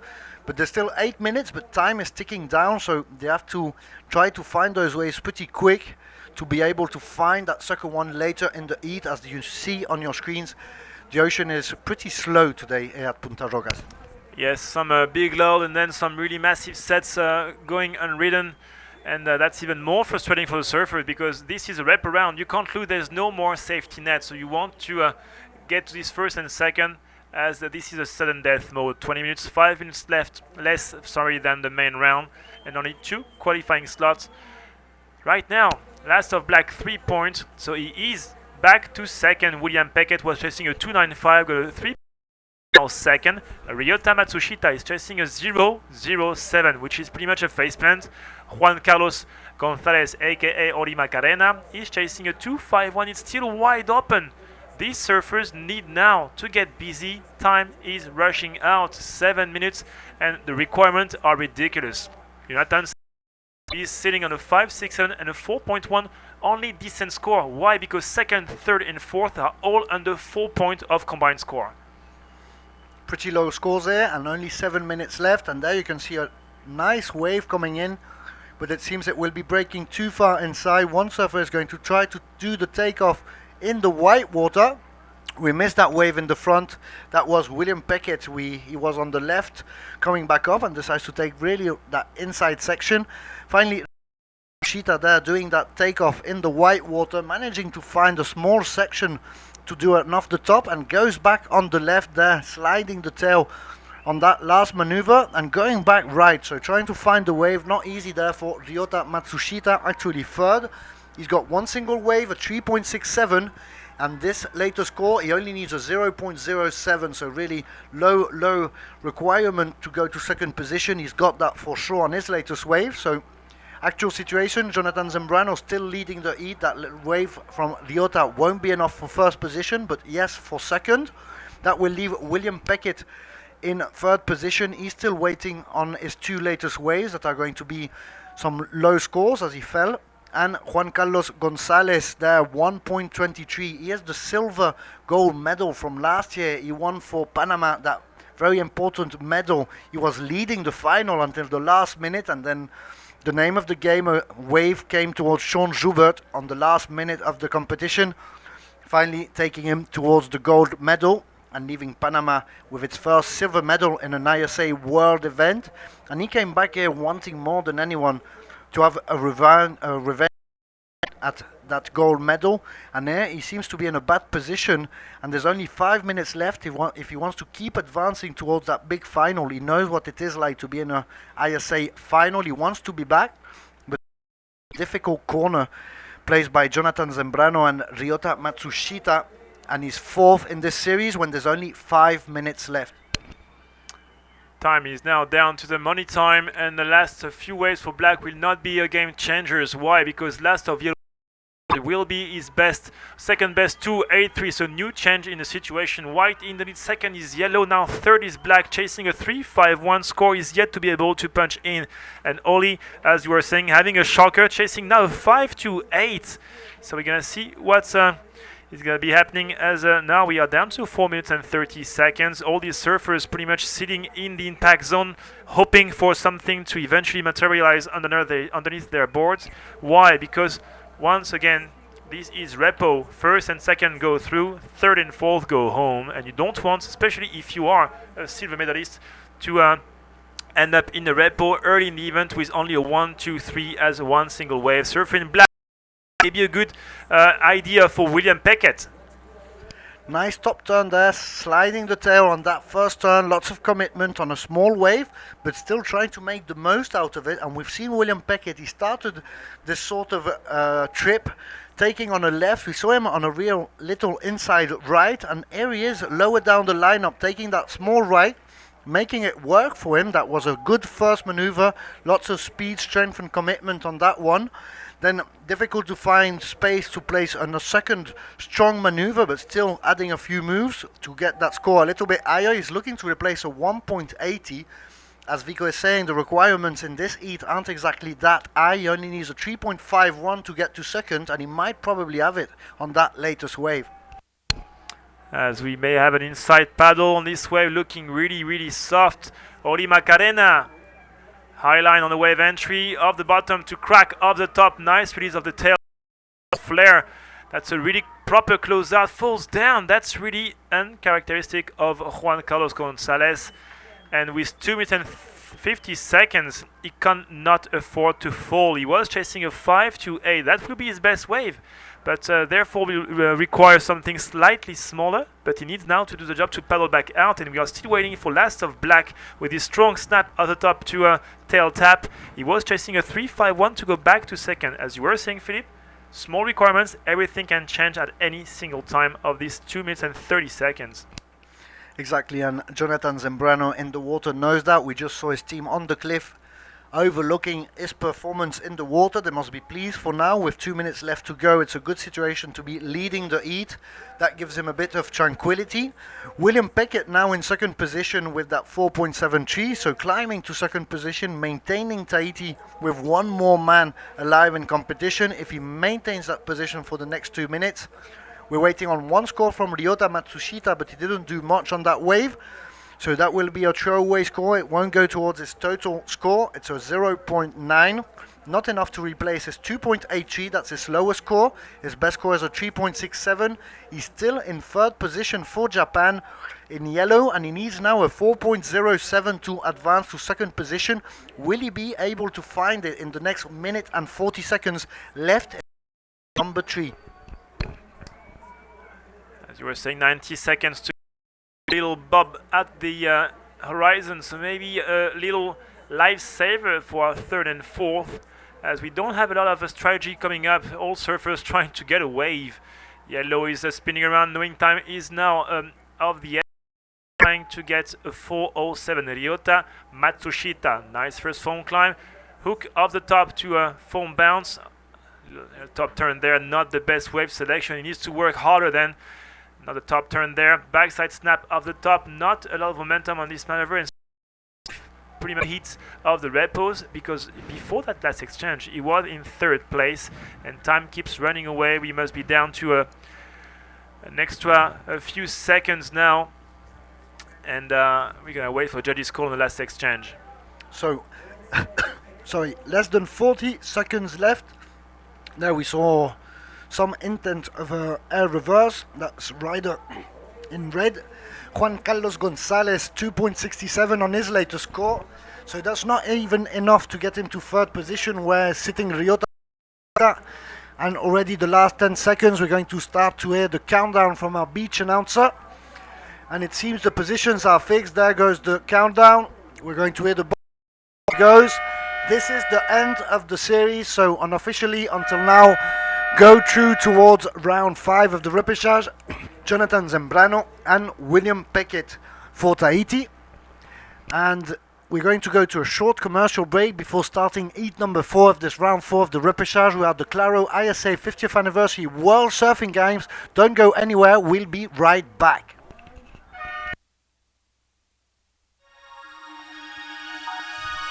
"50 years ago in 1964, the World Surfing Championship was held at Manly Beach, Australia, and the International Surfing Association was born. Today, after a half a century of successes around the world, it has swelled to 89 member nations and will grow to over 100 during 2015. From October 24th to November 1st, the ISA will celebrate its golden year with the ISA 50th Anniversary World Surfing Games at Punta Rocas, Peru. Join us for the celebration. The ISA is always surfing with you. Time will tell on you. You will chase the bear. What a controversy. How long shall the wicked reign over my people?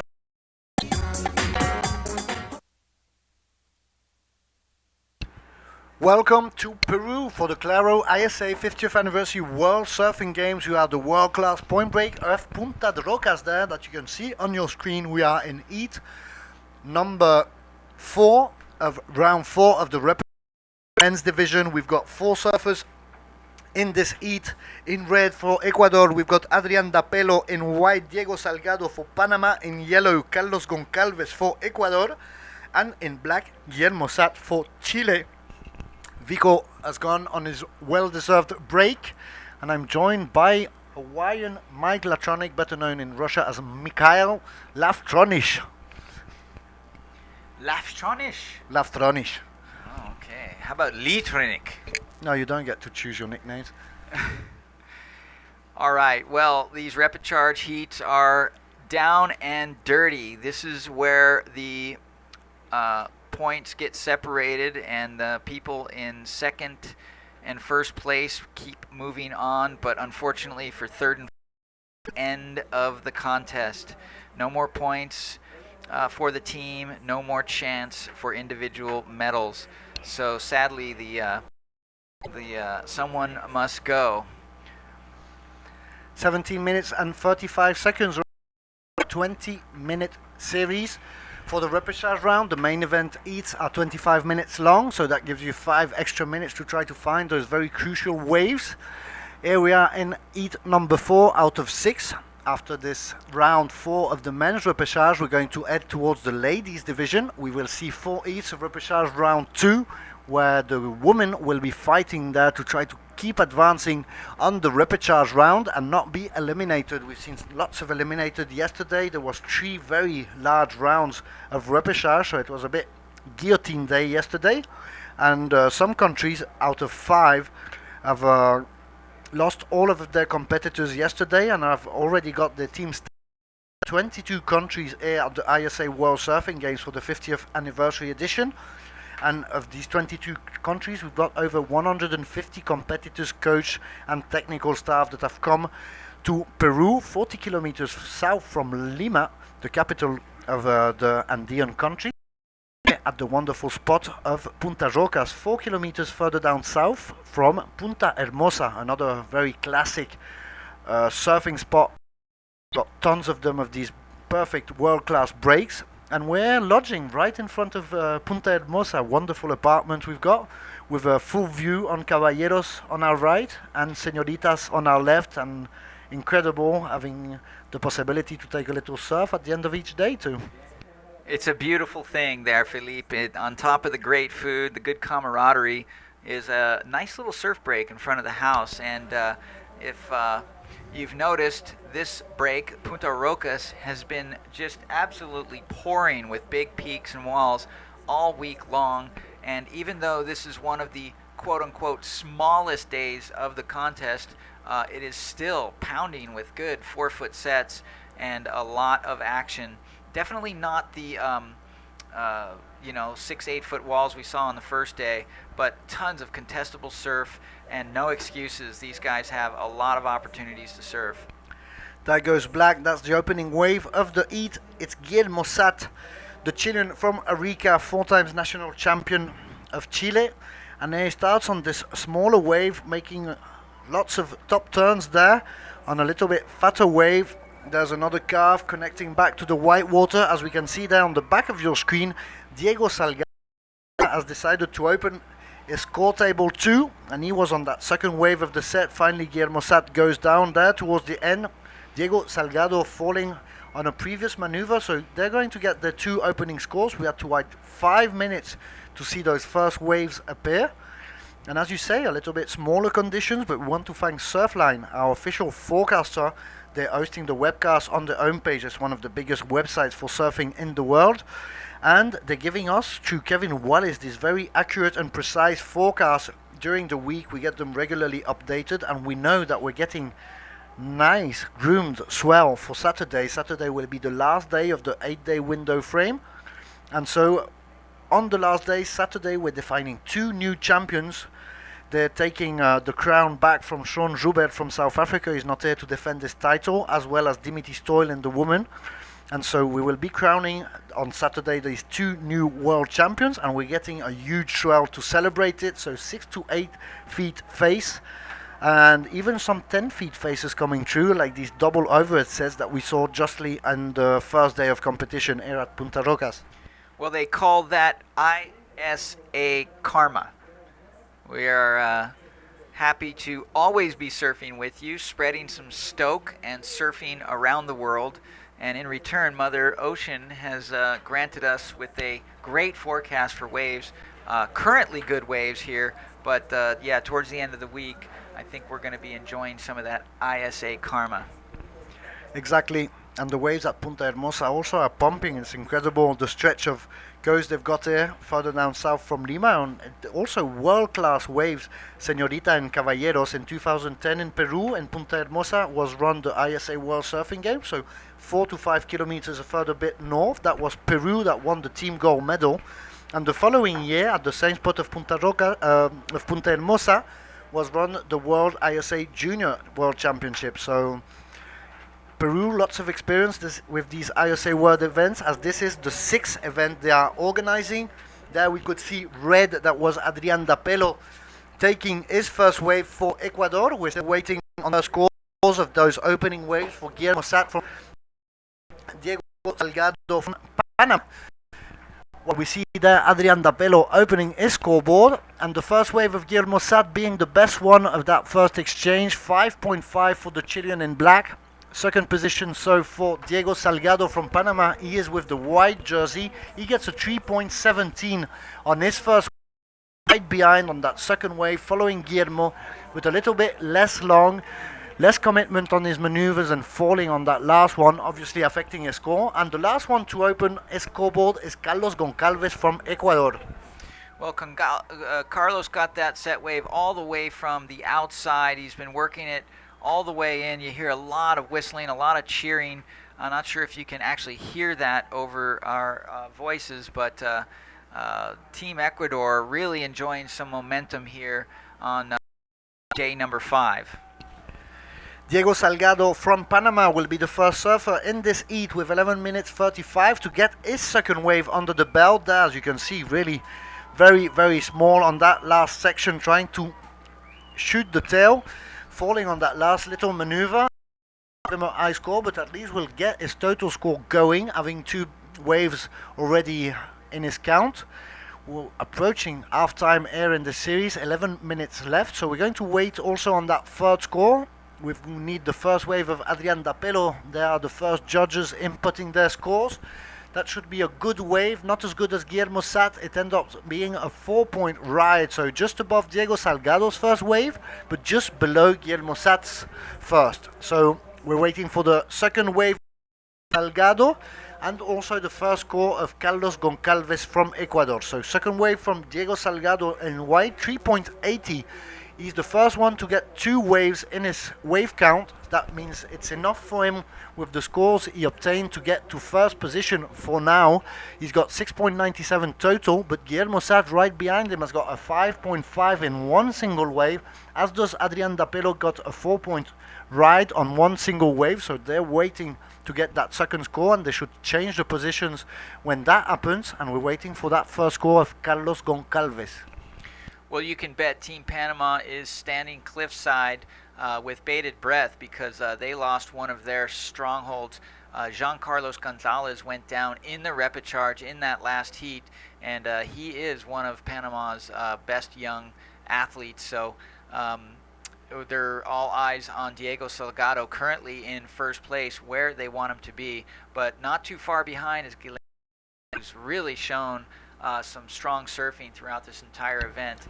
And well, scores just in now for Carlos Gonzalez first wave. An 8.0 puts him straight into first place. Now Diego Salgado in second, Guillermo Sat in third, and in fourth place Adrian Dapelo. Exactly, so nice opening score there for Ecuador, taking straight away first position. Carlos Goncalves from Ecuador in yellow, so pretty nice opening score. That leaves Guillermo Sat slipping down to third position. Diego Salgado, who's the only one to have 2 scores already under his belt, has got a total score going for him of 6.97, right below Carlos Goncalves' 8-point ride. And we're waiting to see that second ride for Guillermo Sat as well as Adrian Dapelo, and what will be that second score for Carlos Goncalves. Pretty nice, excellent wave as his opening ride. All right, well, we are looking at a serious situation. The repêchage round number 4 of the men. Points are being dispersed, reputations being made, and looks like this wave is being taken. Another one from Guillermo Sat from Chile. Finds himself a little wall here on the inside, a little open shoulder to do some damage here on this particular maneuver. No, a little mid-face turn, so not quite yet ramping it up, but he's staying steady, consistent here on this wave. Definitely looking to ramp up something on the inside. Drops to the bottom deeper. Nice vertical off the top right there. Stays real tight to his board. Gets caught up on that little section there, but manages to ride through it. Another little cutback slash here, and finishes with a little off-the-lip rebound. So another good score from our surfer from Chile. So Guillermo Sat needs a pretty low score to get to second position, 1.48, and not much higher if he wants to take first position from Carlos Goncalves, 2.51.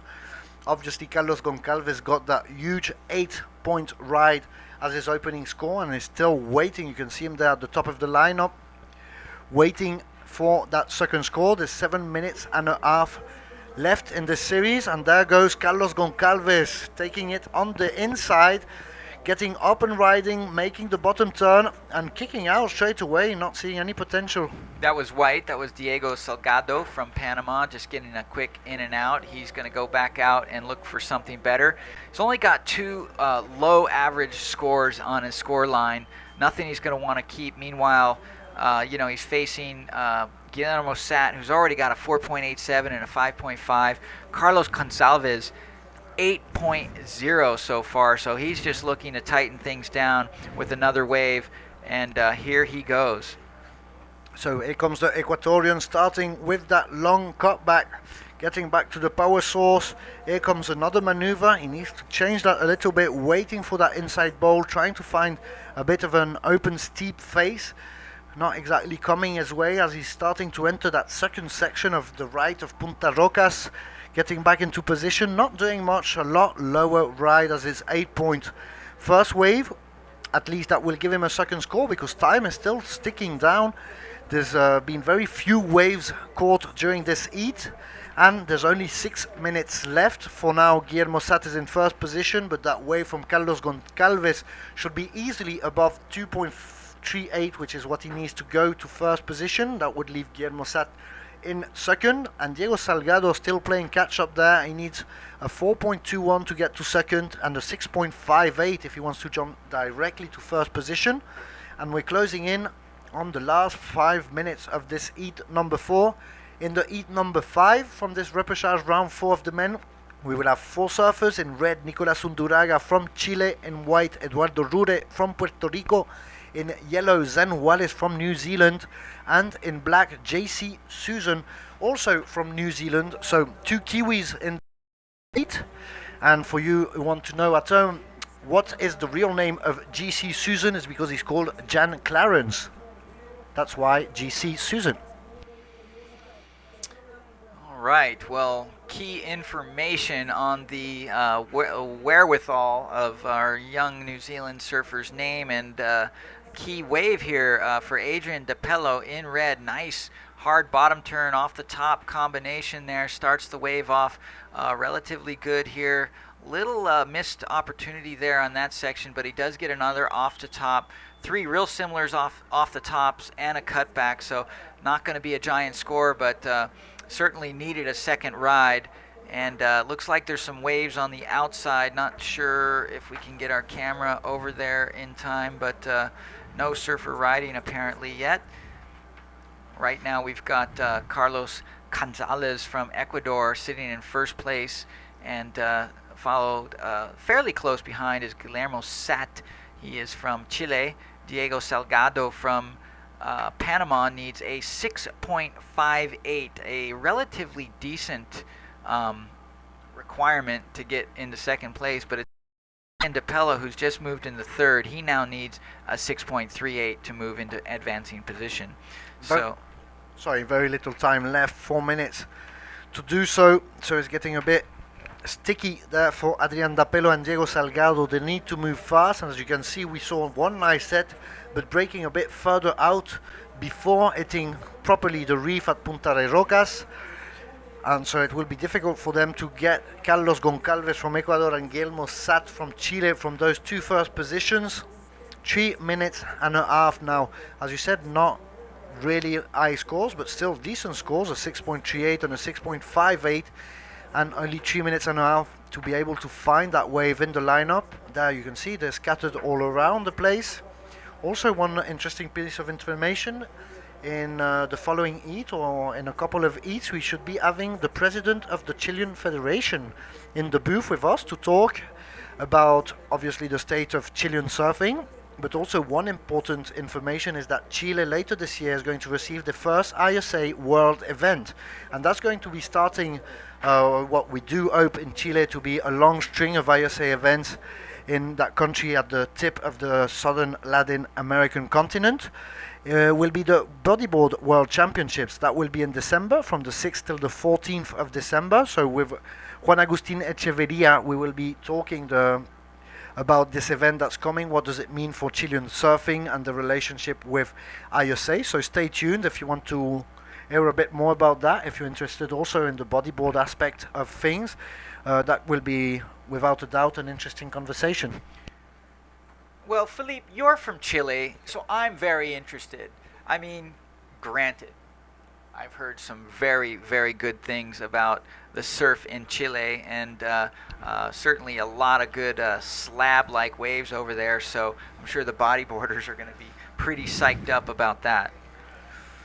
We saw Black there, Guillermo Sat, going on the wave, not doing much, or virtually nothing. He only gets 1 point on that wave, and here comes the response from Carlos Goncalves. Great speed there, carving, really laying down low, close to the water. Here comes another cutback, going back to that white water section. There, as you see, it gets a bit fatter, and without a face on the wave, he needs to reposition himself back, attacking the white water there on the rebound. Keeps on advancing. He's waiting for that smaller little section, waiting for that little pocket that has appeared. It depends on which wave. It doesn't appear automatically. You need to choose well, as you can see there, trying to stall a little bit to let it step up. And there it comes on that last section, applying a couple or 3 more turns, trying to bob along. He's trying to take the maximum out of this wave. He knows there's only 1 minute left. He won't have time to paddle back up. He's in first position. That gives him enough confidence. He seems to be already heading out of the water. Yeah, well, Carlos Goncalves came out with a bang there with that first wave. He knows he just wanted to looked like he actually played it a little safe on that wave. Those outside sections were calling for a big carving off the lip of some kind, but he just did a nice mid-face turn. He did increase his lead by a little bit. He scored a 4.27, but with the time running down, I think the name of the game was just to get a little bit better score in the bag.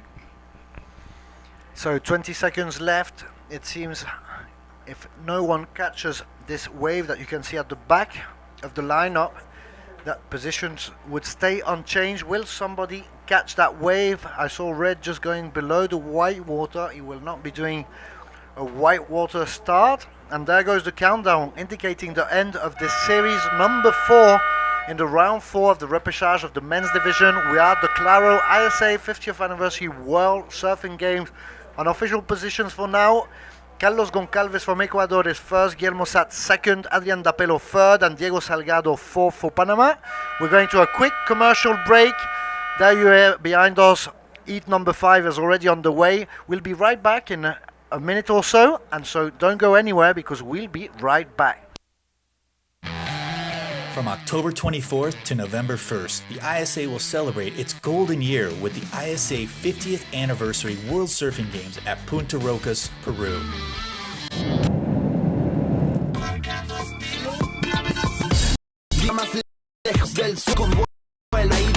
No importan, don't stop. Mis latinos marcando estilo, gravedad cero, tocando el sol. Día más lejos, con caída sin stop. Latinos tocando el sol, gravedad cero, el cielo.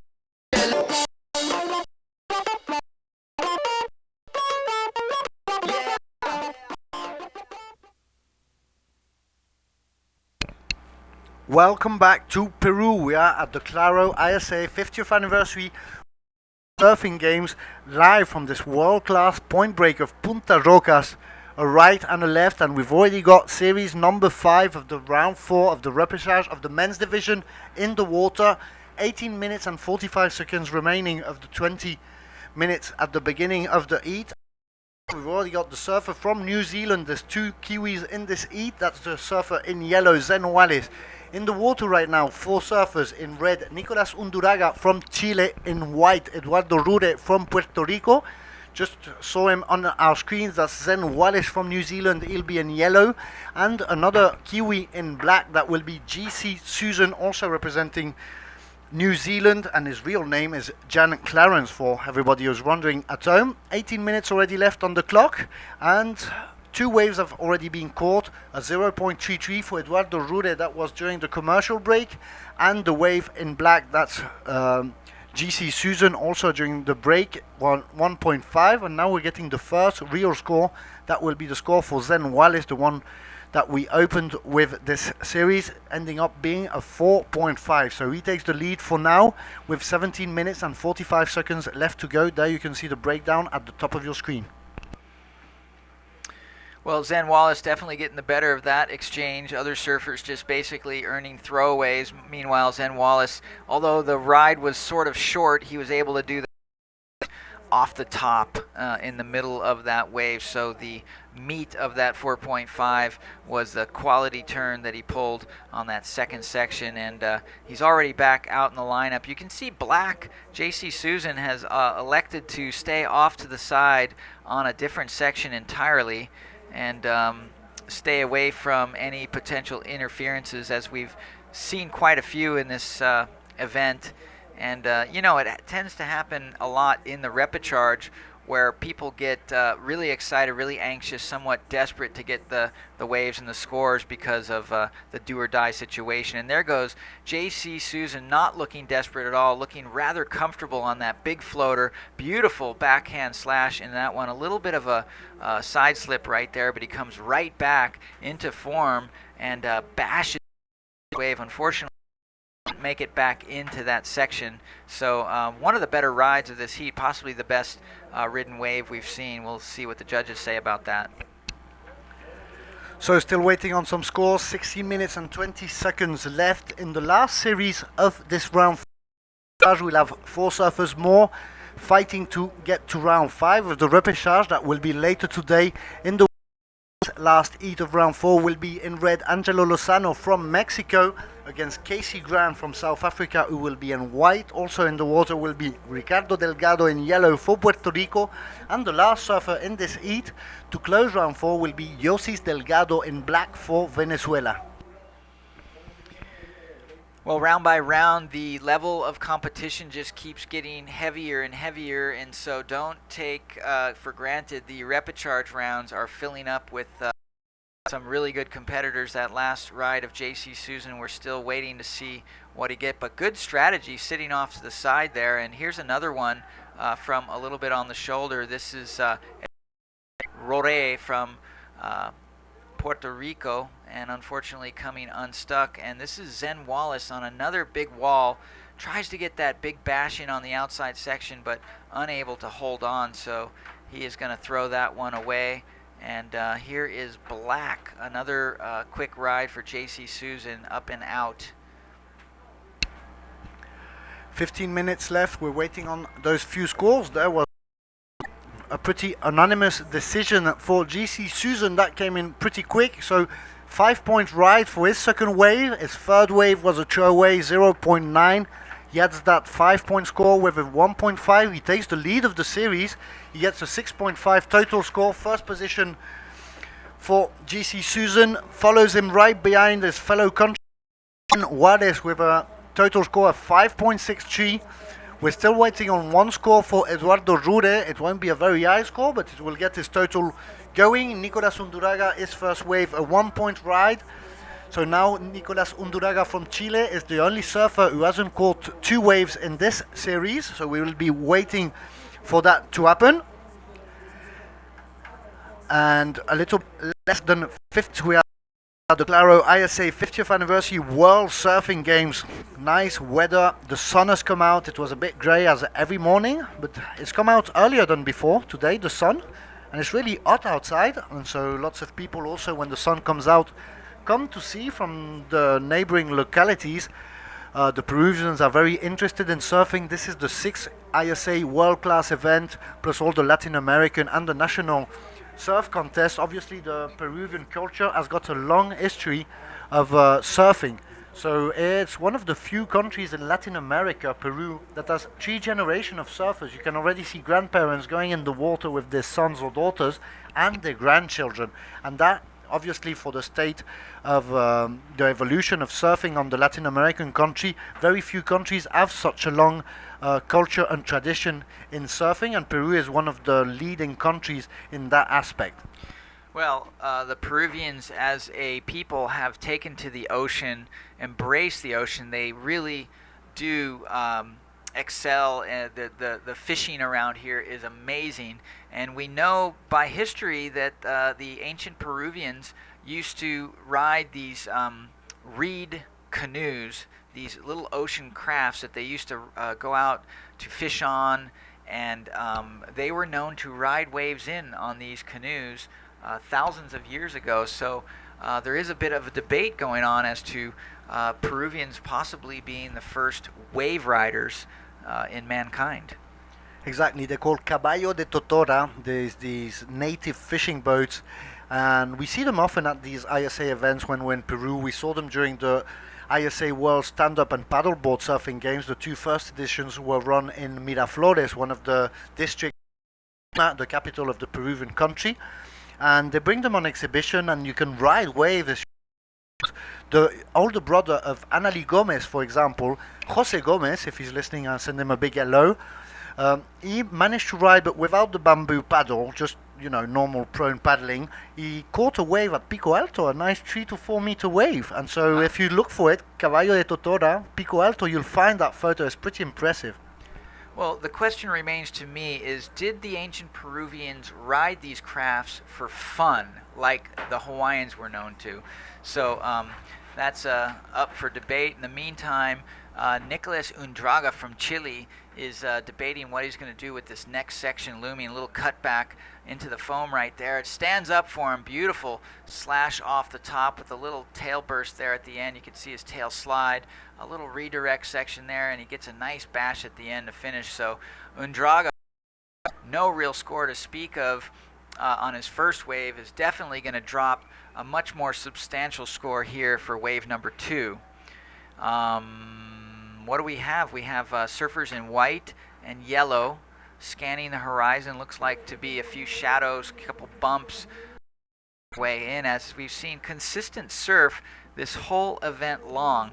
This being the smallest, least consistent day of the event is still pounding with good 4, maybe 5 foot sets. And here goes Zen Wallace trying to get into that wave, unfortunately unable to break into that wall. So Zen Wallace still in second position, but the New Zealanders have taken control of this series. Still low total scores, but still above the rest of the pack. GC Susan has got a total of 6.5, pretty low compared to other heats.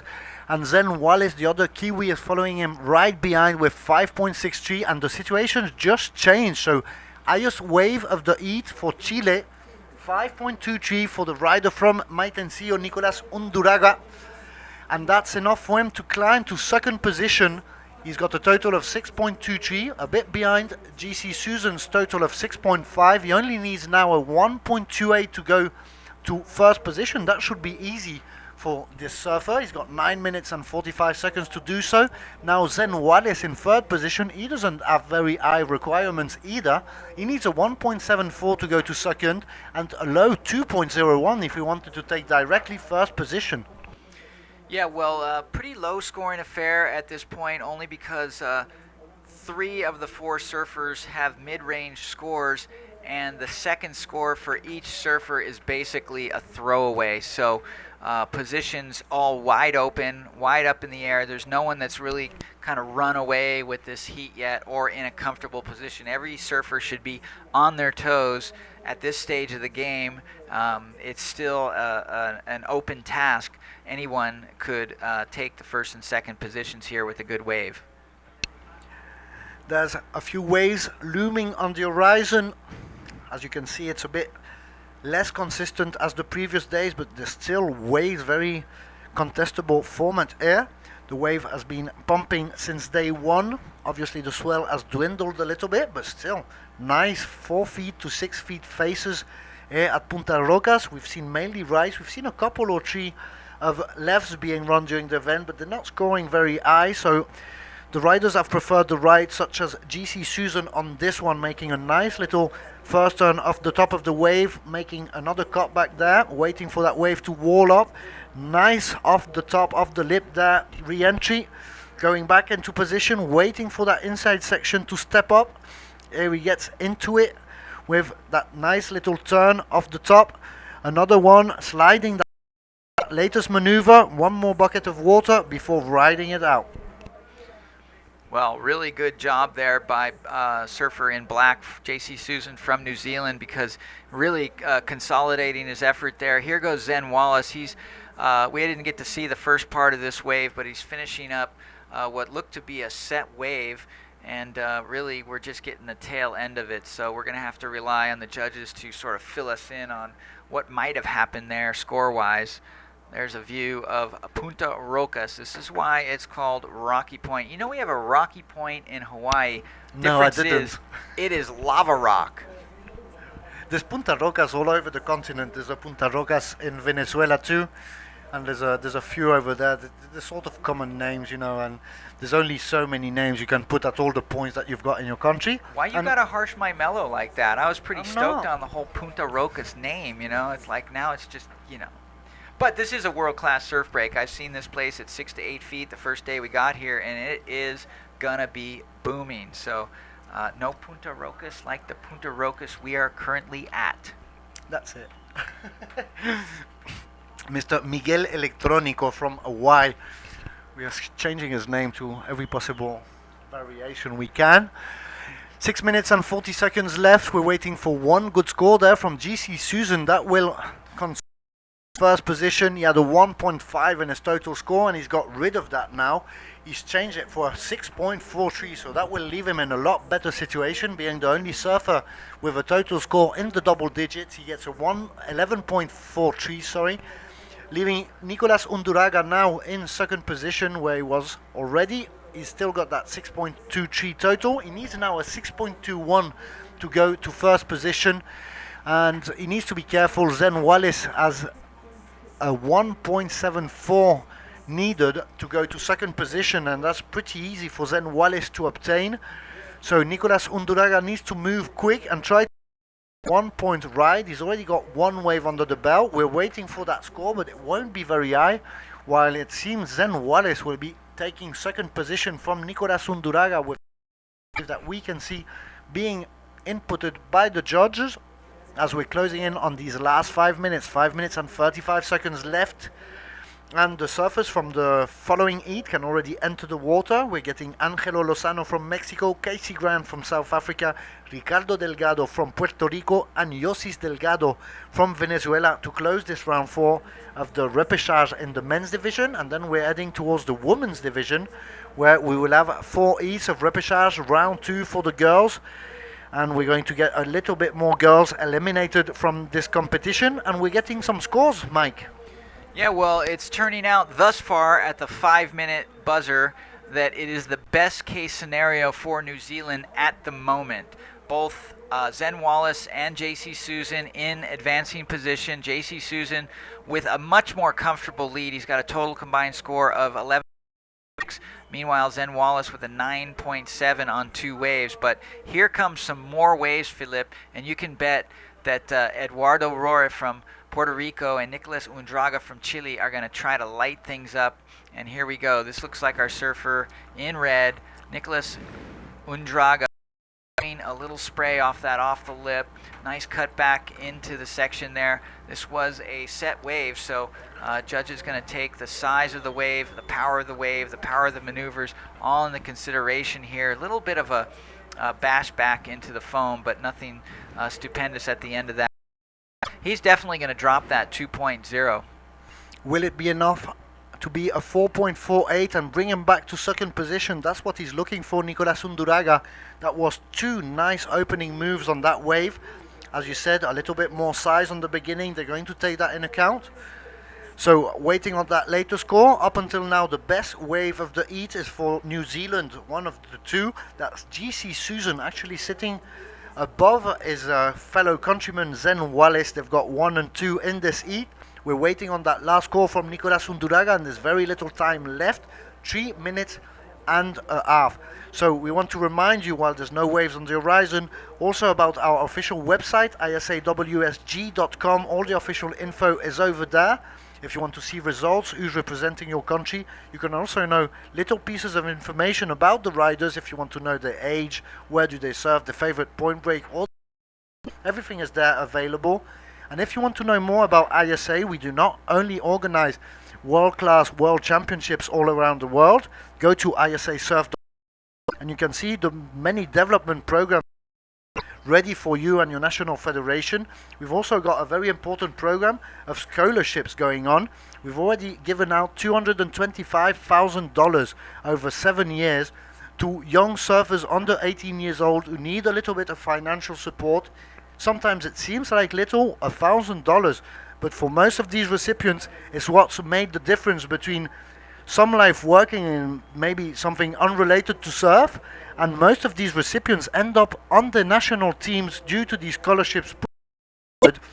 And we saw the case of Peruvian Junino Urcia going from being a poor kid in a fisherman's village and being on the national team, being the youngest ever to do so for Team Peru and being part of the winning team. So can you imagine what was going through the head of that little kid being the world champion after receiving a scholarship that launched him towards this great surfing career for one of the great Peruvian surfers, for example?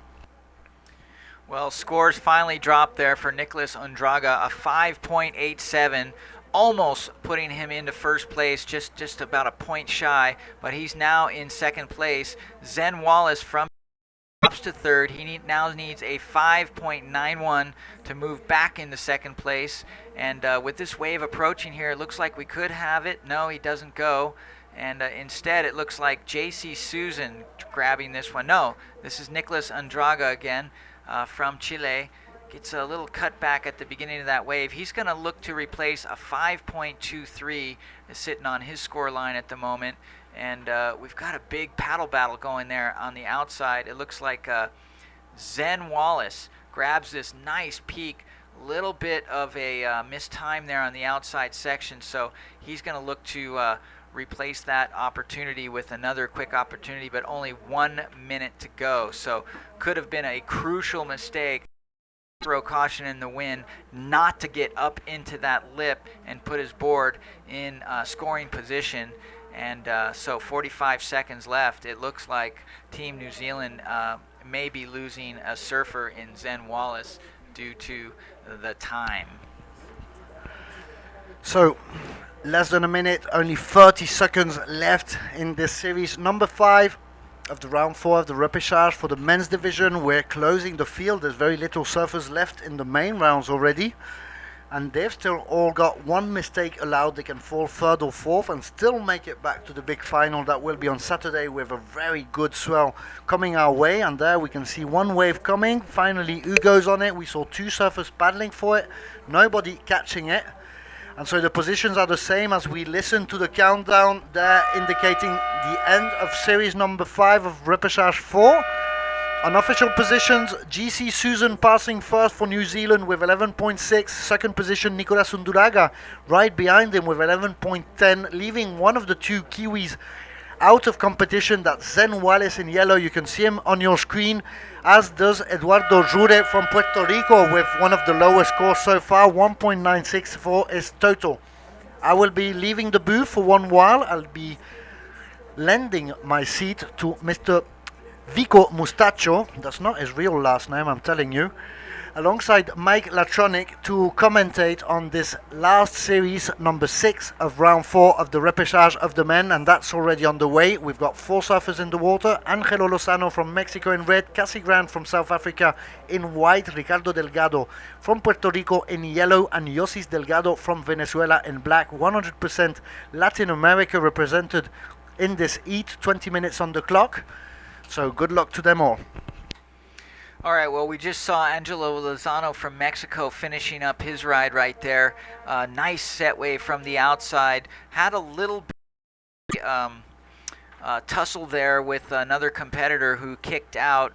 Didn't quite catch the color, but nonetheless, Angelo Lozano takes pole position and strikes here on the first decent score of the heat. And it's always good to get a wave in the first minute of the heat. And here we go. This is White. This is Casey Grant from South Africa, really covering some ground there, getting some nice speed out of that section to get around it. Floats over this section, navigating the rocks. This is kind of an exciting wave for the South African and covering a ton of lateral ground and really fitting in a lot of maneuvers. So my guess would be that Casey Grant has started the heat with the high score, and Angela Lozano following closely behind.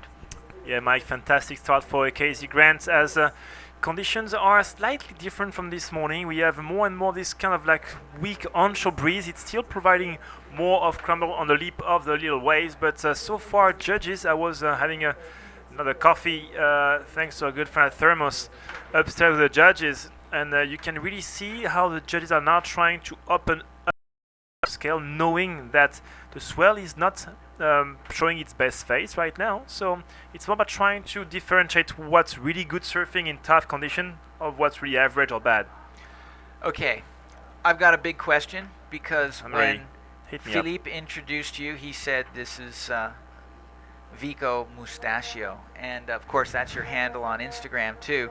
Now, look, you don't have a handlebar mustache. You don't have any kind of like superior looking mustache. You have a pretty average looking, like it's like a 2 days I haven't shaved looking mustache. What's the deal with Mustachio? Well, let's call this wave first. Yeah, it's slightly more important. Backside bash of the lip entry for surfing black. Yosis Delgado has been surfing super strong on his backhand so far, but the wave is not really helping. So why Mustachio? Well, first things first, Mike. We are still in October.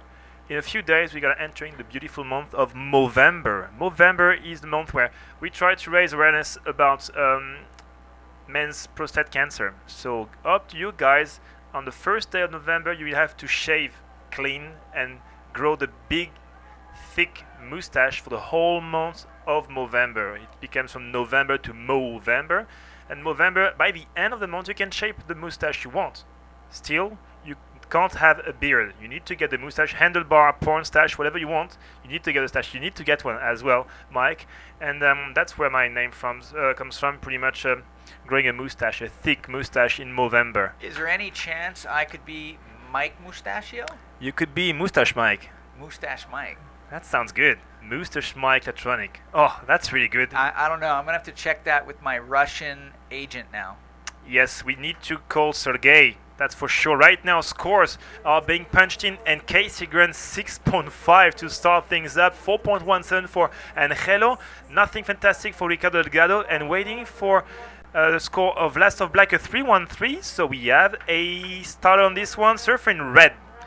All right, Angelo Hazano again on another wave here. He's really done well to find some rhythm in this heat. He's just got himself looking wall here, a little slash back into the thing. Unfortunately, this hasn't stood up to give him vertical turns, or at least he's not finding that section to give him vertical turns, and he's getting a lot of cutback stuff. So again, gonna be a low to average score, my guess, and he's gonna, if he stays in rhythm, I'm sure he's now gonna go back out and quickly get a wave that affords him much more vertical face. Exactly, as right now 15 minutes remaining. That's the last hit of the Repo Man round number 4. 2 of these surfers on each hit of that round will have to surf again in the afternoon, as we have a taker on this one, surfer in, I think, white. That's Casey Grant for Team South Africa. Fantastic carve turn there, and now sadly goes down. Maybe too much momentum at the end of his turn, was slightly too deep in the white water, had to foam climb without not hard to such a big carving turn and eventually flip your board onto the other rail in the foam. You don't have this kind of like space enough to go from one rail to the other. Casey Grant going down, still quality of surfing. These guys are not trying to build a strong backup, and there they could build some more foundation. Set comes by, and once again, nice little light here. It's actually warm in the sun, Mike. We are in the bat cave, but outside there's light, there's sun, and there's a big crowd. Well, on my break, I'm going to have to get me some of that sunshine, but getting themselves some of this wave is Yossi Delgado from Venezuela. Nice opening turn. Has to negotiate a really chunky little section there. Gets it up into the whitewash and gets around this section. Little slash there, throwing some spray on his fellow competitor, and then just taking the top off of that section. So two really good moves there at the end of that wave, and it started pretty good. So I'm going to have to jump out on a limb and say he's going to be challenging Casey Grant from South Africa on a good score right there. Yes, as Ricardo Delgado is waiting for something at the inside. Sadly, we couldn't see the first part of the wave. Hopefully for him it was better than that, because on 183 and we can hear the crowd, so maybe something good, as we have the Mexican flag flying high and proud. In red we have Angelo Lozano. So far waiting for 5 scores to be punched in. 13 minutes down the clock. Straight after this last hit of the Repel round number 4, we're gonna enter the Repel round number 2 of the women division with 4 hits to run, and then back to the last 3 hits of Repel of round 5 men. Mike, Moustache Mike, today is day 5. We still have to Saturday. Today is Wednesday. Plenty of time, as we're gonna have surfers qualified. Last wave, last hit was won by our surfer from New Zealand, Jan Sitsusan from New Zealand, Nicolas Unduraga from Chile going through, and sadly Zen Wallis bowing out, as well as Eduardo Rure. We are losing a lot of little soldiers today, and it is by the end of the day that each army will count the number of casualties and the live soldiers, because we still have not only 1, not only 2, but 3 days of events and action-packed end of the week with a swell pushing in. What is the forecast for the next few days, Mike? Well, the swell was expected to drop just a little bit today. We saw some, 6 to 8 foot surf to start this event. Surfline, our official forecaster, called for an easing trend over the next couple of days, but starting Thursday afternoon, we might see the swell start to rise. Certainly into Friday, we're supposed to get a banger of a new swell, not a big giant swell, but another solid pulse. So likely to see some really good waves here on the weekend. And they were calling the other day 5 to 7 feet. I thought it was more like 6 to 10 foot. And the waves are today, it's still, we've got some 4 or 5 foot sets. So when they say 6 feet for the end of the week, I'm going to guess that it's going to be 6 to 10 feet again. Yes, and well, for being on the tour all year long, I can tell you that even today is still fantastic. If we had waves like this on every single event, we would be happy. Backside surfing for surfer in red off the bottom and snap off the top. Well, here's Angelo Lozano again, having extremely good wave catching rhythm in this heat. He just needs to light it up like that. That was a nice snappy little turn, throws a little more power into it, but it's at the end of the wave, so probably going to come in as another average score. We'll see what the judges say, but scores being dropped right now for Delgado's last wave from Venezuela, approaching the good range. There it is, a 6.0. And 497 wave of yellow, 417 for second wave of white. Last of red will be a keeper, but nothing of major proportion. So, well, sadly, not a lot of commitment on the last wave of red. Is backside. Judges are expecting from goofy footers on this right-hander to actually go more vertical, digging more of the bottom, trying to fade to get this kind of like really functional versatility and verticality. Surfer in black, for example, not the best wave selection, but choosing to go deeper, digging deeper, and hitting therefore more vertically. 3.90 for last of red, as we have surfer in white up and riding. All right, here we got our South African again. He made a little bobble on his last wave. You can be sure he's going to try to fix his mistakes. He kind of crushes through that segment. Rail grab cutback, so not sure if the judges are going to award that little sensitivity there, grabbing the rail. But a short ride. So we'll see if that does better than his 4.17. Right now, Casey Grant sitting with the highest score of the heat, a 6.5 and a 4.17, Vico. Yeah, and once again, we have a really short scale used today. We've seen some sparkles, some fireworks at one point, but we are really staying in the ever also boring 4-point to 6-point brand, which is hard for these surfers because we are in the repo round. You don't want to lose with half a point, 1/10 of a point. You want to lose fair and square. You want to lose being comboed, because this way you know that you lost. At one point, losing by such a small margin when there's so many waves and every single is pretty much flirting between the 4.8 and the 6.2, it feels that sometimes the scale could be used slightly wider, so we could have a proper, I think, more readable and understandable use of the scale for the surfers to know, okay, I'm doing really good, I'm still average, I need to be poor. If it's not bad good surfing, just punching down to a 3, a 2, even if it's a 1, as long as good surfing is rewarded. Right now we have good waves, it's just hard to surf, and as time is ticking away, so far, check the situation, 10.67 for the first, 9.13 for the second, 8.07 is third, so really small differences. Well, look at these waves pouring from the outside. Every now and then there's still a cracking set out there.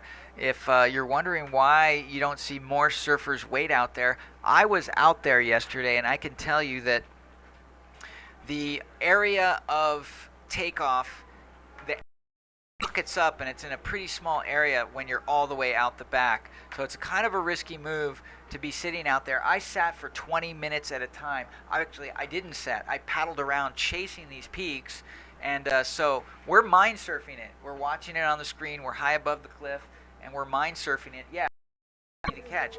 But the reality is, if you're 2 or 3 yards off, you're going to miss the wave because the energy really, really pockets up, and you have to be right under the energy to catch it out there. Only one sweet spot on every wave, and most of the surfers pad out right now trying to find this really elusive peak that may be able to give them wave. They are 6, third wave black, 6.5 first wave right.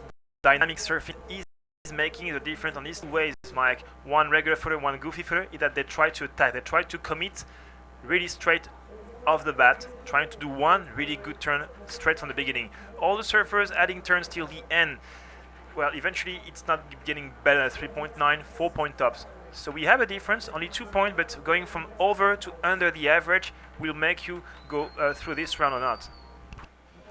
Yeah, I guess you could almost consider it like a gymnast routine. You know, if you do a routine and you do it perfectly, but you don't have a high degree of difficulty early in your routine, then you're really at the overall athletes that put it all on the line all the way through their routine are going to get the higher scores.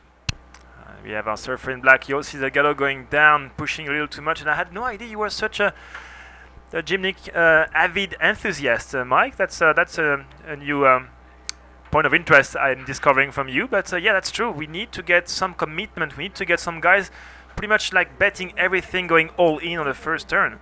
Well, I was a big fan of Nadia Comaneci back in the day. Oh, that Olympic was gold medal. She would put 81. It all on the line. Exactly. Good old Nadia. Right now, well, she must be proud of Team Russia.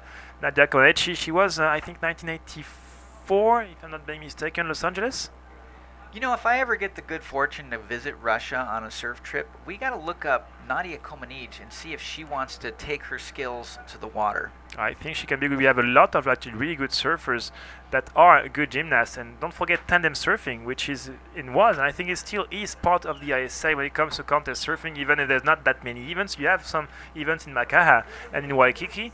And some of what these girls are doing, like perch 6 feet or even 7 feet off the ground, is pretty interesting. Yeah, I mean, that's a real unique combination of surfing with almost like a tandem ballet. And the poses and the maneuverings they do in tandem surfing are really elegant to watch. So really an enjoyable visual sport. But like you said, there's not too many events for that. Sadly for them, as now time is running away, 4 minutes and 30 seconds, and once again it's all about the backup. Every single surfer has an okay score. They want 2 good scores. They want to punch through the next round, as this is the last hit of the repo round number 4 of this Claro ISA 50th anniversary World Surfing Game. And another bluebird going unridden, as maybe a little and late whitewash start for surfer in red. All right, Angelo Lozano's just had incredible wave catching rhythm in this heat. He keeps getting waves. He's staying really busy, looking to drop that 3.90 here. He's going to need to do a big turn. He does. He does a good sized turn right there. Bringing up the amplitude just a little bit, maybe a safe turn there, another safe turn right there, but you know, he's fit 3 more turns in after that big turn, so my guess is he will drop the 3.9, help his cause. He does need a 4.97 to get into advancing position, but that remains to be seen. That's going to be a close one, Vico. Yes, of course, as right now, well, good sized wave, one good competitor at the back, surfing, but he's looking for a safe score, not a high score. 4.97 under the average. He's already been scoring a 4.17 3.9. That's really at his range. It's more about what the judges will try to think about rhythm and quality of the turn. Well, in my estimation, what I'm seeing here is the surfers are surfing laterally, at least on that wave. Lozano surfed 3 or 4 of those turns were lateral. Now, if he had just dropped to the bottom a little further, in other words, before doing his bottom turn, actually went back towards the whitewater part of the wave and did, you know, sort of a fade, if not a fade, just a straight, just straighten out his board, and then that enables him to turn the corner, come back up it more vertically. He gets a 4.67. It's not enough. So, I'm sorry, 4.63. It's not enough to move him into second place. And see, I think if just one more of those turns was just 10 degrees more vertical, the judges may have given him the score. Yes, as right now he's still improving on his best score, so now his requirement is slightly lower. He's chasing a 4.51, pretty much the exact same wave. 2 minutes and 10 seconds, situation remain the same. Casey Grant and Yossi Delgado, they got this over 5, actually over 6 points out of 3 turns. 6 turns for Angelo, under the average. Quality over quantity. Right, and sometimes it's just taking that mental note to do the check. It's almost like a check cutback. Before you go into your bottom turn, you check back so that you're gonna be a little later, the section's gonna be a little steeper, and you're gonna be further back position on the wave to crack the lip and create some excitement for the audience and the judges to look at. At the same time, it's so easy for surfers to just add turns one after. You tend to, especially, you just want to go as far as you can down the shoulder to get this momentum off the rebound of the foam, but eventually just waiting for the wave to provide something. And if you were just like more patient, you will be able to turn a little squarer off the bottom, and that will open way more potential for one good turn. That's one turn, what Angelo is needing. 4.51, we've seen one guy surfing a 4.75 on the second day of the event on one single turn. I would make the analogy to boxing. You can jab all you want, and in a bout where you go the distance and the number of punches is going to accumulate, that's great. Lots of jabs means lots of connects. You know, it keeps a strategy going, but there's nothing like a good, solid hook or a power punch, so to speak, and that's what you want to get here in the repêchage, because if you don't get the knockout punch, you get knocked out of the contest. Ricardo is chasing the knockout. He's looking for 4.17 right now. 25 seconds. Splendid hook off the top on this one. He needs to finish this wave strong. Set up turn right now, trying to hope that the wave will provide some. 15 seconds to go. One turn at the back, kind of a safe one. A good second turn. Once again, this is money time. This is the last opportunity. He needs to finish strong just to finish that wave in a good fashion for the judges to say, okay, that was a good wave. And I think he goes unstuck on this one. So, ooh, trouble once again. White, black, red, and yellow in a pocket. Judges will be punching the scores post-hit. Next hit is on standby. That will be the first hit of the ladies. Yeah, that's going to be a close call. That was a fairly well-ridden wave, but, you know, it didn't end well. Nope. but he did most of his work on the outside. So based on the scale, the judges are really going to probably take a long look at that because they know that could be make or break for this surfer, and the scores yet. So they are taking their time and taking a good look. Started slow and ended up bad, but still, that's still 6 wave in the whole heat between 4 and 5 points. It's getting hard for the judges to know exactly what to score, where to go when it comes to scoring that last wave. They know the requirement, they just want to score it good. Right now, this is a new hit starting soon as judges are still punching the numbers. It's seen that one judge is saying, okay, this is going to be enough for team. He was chasing once again a 4.17 to go second and a 5.71 to go first. Yossi Delgado is in trouble if this happens. This will be starting soon. The first hit of the Repo round 2 of the women. We are at the Claro ISA 50th anniversary World Surfing Games in the beautiful and world-class point break of Punta Rocas in Peru. We are 45 km down south of Lima. Local time is 1:07, so it's still early in the afternoon. As I'm gonna leave my seat to Philip Muller and the fantastic president of the Chilean Surfing Federation, and I will come back a little after. Thank you so much, Vico. So in the water, we've got 4 surfers. We're going to change round. That way it's taking a little bit more time to go from one heat to another. Good. The second round of the repêchage of the women's division. We're going to leave the men for a little while before going back to them later on during the day. So in 2 hours we will be back with repêchage round 5 for the men, and we're waiting on that latest score from Ricardo Delgado. It ends up being a 4.1 instead. He needed a 4.17, so just missing the points necessary to go to second position.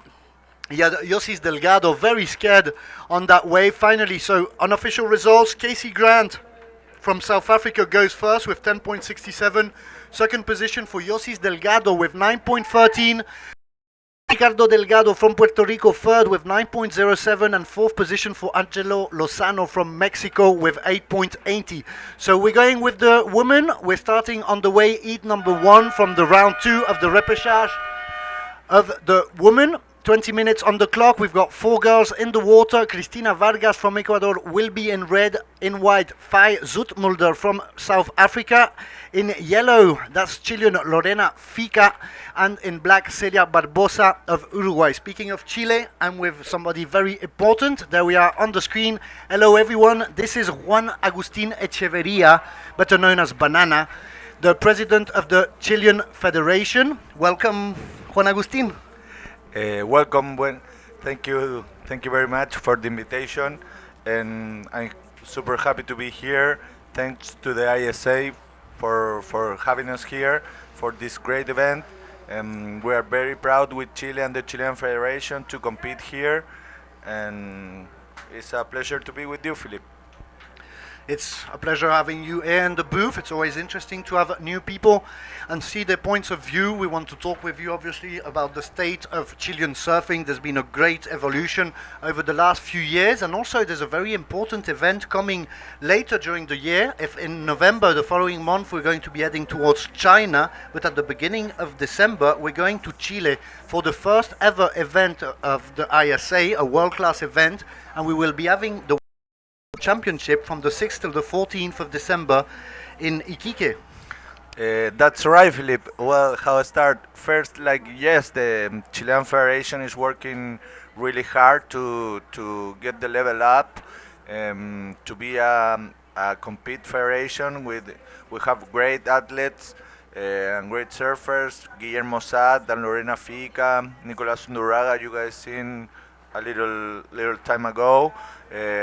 So we are really excited for the end of this year, like in December, like you say.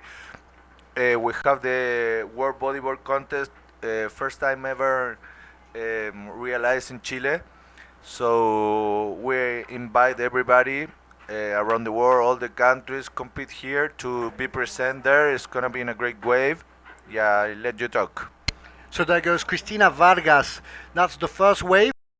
in red, driving through that right. As you can see, it's a little bit fatter, waiting for that wave to form back up. She's sticking close to the white water, and there it comes bending towards that little section on the lower part of the lineup. So nice little wave. We've already got two first waves. The first wave of Celia Barbosa is a 3.5. She takes the lead for now with 17 minutes left in the heat. Lorena Fica's first wave for Chile in yellow is a 1.33. We're going to wait for this first score from Cristina Vargas from Ecuador, and we're still waiting on this first wave from Faye Zoetmulder from South Africa. We're saying Chile, lots of progression, good riders. Yesterday you lost one surfer, Christian Merelo. It was difficult, two Japanese and two Chileans in the same heat. Ideally, obviously, you wanted to have the two Chileans go through. It wasn't possible. Guillermo Sat made it at least. We've already seen him today. And today, out of three surfers in the men, two have gone through the repêchage round. We've Stan Aicardi, unfortunately, but the guys are still doing good with two in the competition. And now we've got Lorena Fica. She's from Arica, good surfer from the north. And in the fourth heat of this round 2 of repêchage, we've got the second girl from Chile, Jessica Anderson. Talk us a bit about the team of Chile. Wow, you know a lot about the Chilean team. So, what I can tell, we lose Christian Merelo in very good surfing like yesterday. It was really sad for us because we want the both guys pass, but it wasn't possible. Anyway, we are happy with the presentation of Christian. He doing a really good job. And the other boys, Guille, is still in competition. Today win, and Nicolas also win también. So they pass. Tristan today lose. Tried to get good scores, but it wasn't possible. It was a hard hit. I have to remember everybody, like in this time of the competition, everybody is great surfers. Like they are really tight. So it's hard to pass the hit by hit. As you've seen, and as Juan Agustin is saying, he's the president of the Chilean Federation, it's really a high level at this competition. We're still missing some key countries of the powerhouses of the surfing world, but still, the countries that have come have put on a tremendous level and a tremendous show, and it isn't easy. And as Fernando Aguirre, the president of ISA, says, the only fact of coming here at a world-class event as the World Surfing Games is already a victory in itself to be able to represent your country. Yes, it's the idea. You know, for us, it's an honor to be here. We teaching to the boys to the important what it is to be in this kind of competition, and we expect to do a great job. Now it's Lorena Fica riding a wave there, and this is the Chilean lady. She surfs really good. So there goes Lorena Fica, regular surfer, surfing front side on this ride. There, doing a nice little cutback, getting back into position on the white. It's a pretty low wave for a starting wave, a 1.33. Here she comes up to that little double up section. Let's see what she does there off the top. She keeps on advancing, a little bit of carving, and here she comes to that little re-entry on that last section, finishing the wave well. You can hear Juan Agustin cheering here in the booth. And so we're going to see that second score. We're still waiting to see the first wave of South Africa. That's Faye Zoetmulder in white. We still haven't seen her riding any waves. So that first wave from Cristina Vargas ends up being a 2.67. So the positions right now, Celia Barbosa, her first wave takes her to first with a 3.5. Second position for Cristina Vargas from Ecuador with 2.67. Lorena Fica is third with 1.33 for her first wave. We're going to wait for a second result. And Faye Zoetmulder, we're still waiting on her first wave. 13 minutes and 15 seconds left. So very interesting guest, Juan Agustin Echeverria. He was talking to us before about the coming world event, the World Bodyboard Championships that will be in December in Iquique. Reef break, very impressive ride there. Breaking on shallow reef, and the bodyboarders are going to have the fun of their life. All the best bodyboarders will be in Chile at the beginning of December, and the score is in for Lorena Fica. This is the best wave of the heat so far. 5.83. I can see somebody smiling next to me. So that takes her to first position. 7.16 for Lorena Fica in yellow. That leaves Celia Barbosa. Our first wave was a 3.5. Looking for that second score. There's 12 minutes and 25 seconds left. And so Cristina Vargas gets pushed down to third position. She's still got that 2.67. And Fai Zutmulder managed to ride her first wave. She gets the exact same score, a 2.67. So Cristina Vargas and Fai Zutmulder are tied in third place. And Lorena Fica is first. How are you feeling? I'm feeling great. Sorry, everybody. I'm really excited here. I'm a really big fan from all these kids, the Chilean kids, and everybody. But it's my team. And yes, what I can say, Lorena is a great surfer. She's young. She's a powerful surf, and she likes to compete. So we have a really good hope with her, and with she can pass this hit, and of course if she go first or she pass first will be a great for us because she deserves this kind of the points, like it's a really nice lady, 19 years old, from Arica. So very young surfer, as many of the athletes present here at Punta Rocas, Peru. 19 years old for the Chilean Lorena Fica from Arica. We've both seen her grown up and become this great surfer. We see, obviously, everybody that's following this webcast through the national federations, how these little crumbs start to stand out from the rest of the pack. Then you start seeing the first sponsors only getting a few equipment, and then they become professional surfers. Lorena Fica is running a few WQS's events. I saw in Peru recently, and she finished fourth in that event, so she's arriving at finals of this, and this reflects very well on the level of the Chilean surfing. Yes, Lorena competed a few months ago in the junior in Peru, and she get the four, like you say. Yeah, the Chilean level is going high for sure. We see him here, and we can see how all these Chilean competitors been passing hit by hit. We don't used to pass first or second round so easy, but it's not being easy, but we pass, and that make us happy, give us a lot of points, and now we try to keep that point, to don't lose the place we have already. Exactly, and well, last year it was a bit of a deception. Obviously, the 7 best countries of Panama would be going next month to China, and Chile ended up in 8th position. I mean, that was a bit unsettling. How did you feel when you learned about them being 8th and the 7 best countries were going to China? Well, was a mix of feelings. In first time, was happy to be 8th. Really like a good competition, and we all the time get around 15 or other kind low position. So B8 was a really big jump, and also really sad, because we thought China so close, being lose for 30 or 20 points, and to get the choice to get position. But well, that was the last year. We are in this year 2014, and we are here, and Chile is doing a good job. So all my hopes and all my desires are putting here in this competition, and these guys are doing so much a good job, and I'm happy for them and for my country. What are the ambitions? What is the plan for Chile when you enter this event? Try to be in the top 10, top 5, go for the gold medal? What were the plans for Team Chile? Wow, the plan is well, we wanna go the high we can, I don't imagine to say a place, but the biggest we can, we've been happy. If we are in the crown, or we can be on the podium, wow, would be a dream for me, and for everybody, for all the kids. So nothing. I don't wanna put a lot of pressure to the boys for now. So we are living day by day.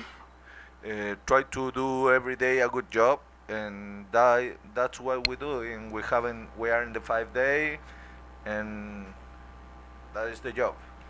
Keep going. Exactly 7 minutes and 35 seconds left in this heat number 1 from round 2 of the repêchage of the girls. And no real change in the situation. We're seeing that wave from Celia Barbosa. You saw her being caught on the inside of the white water, while Cristina Vargas managed to escape toward a clean face. And she's seeing a pretty high score. So the wave of Celia Barbosa really did nothing on that drop, 0.43. So she's still in third position. And the latest wave of Cristina Vargas, better than the wave from Chilean Lorena Fica. She gets 6.07, so a little bit better. And with her first wave being a 2.67, that's enough to take her to first position. She now has 8.74. Second position is for Lorena Fica from Chile. She's still standing on a 7.16 total score, and she only needs a 2.92, so a pretty low score, and she could still go back to first position. This leaves Celia Barbosa from Uruguay on her last wave, 0.43. That's not enough to change the situation. At least she's got 2 waves in her total score. She needs a 3.67, so a little bit more than Lorena Fica. What she needs to go to first. Barbosa wants to go to second, and Fai Zoetmulder, if she wants to go to second, she needs at least a 4.5, and she's been the most discreet surfers in this heat.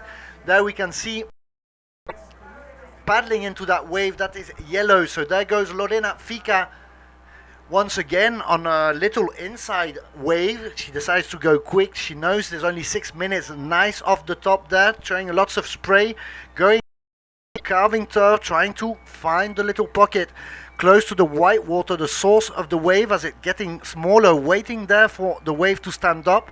And they're climbing the foam, doing that last little turn off the top. Good wave for Lorena Fica. Will it be enough? Will it be more than a 2.92 to be able to go back to first position? We're going to see what the judge decide, and we're entering the last 5 minutes of this heat, 5 minutes and 30 seconds left. What do you think of Lorena Fica's last wave, Juan Agustin? Was a really was a good wave. She need to change the 1.33 she have, and so I think it's going to be enough to change that. It's gonna have 2 good waves.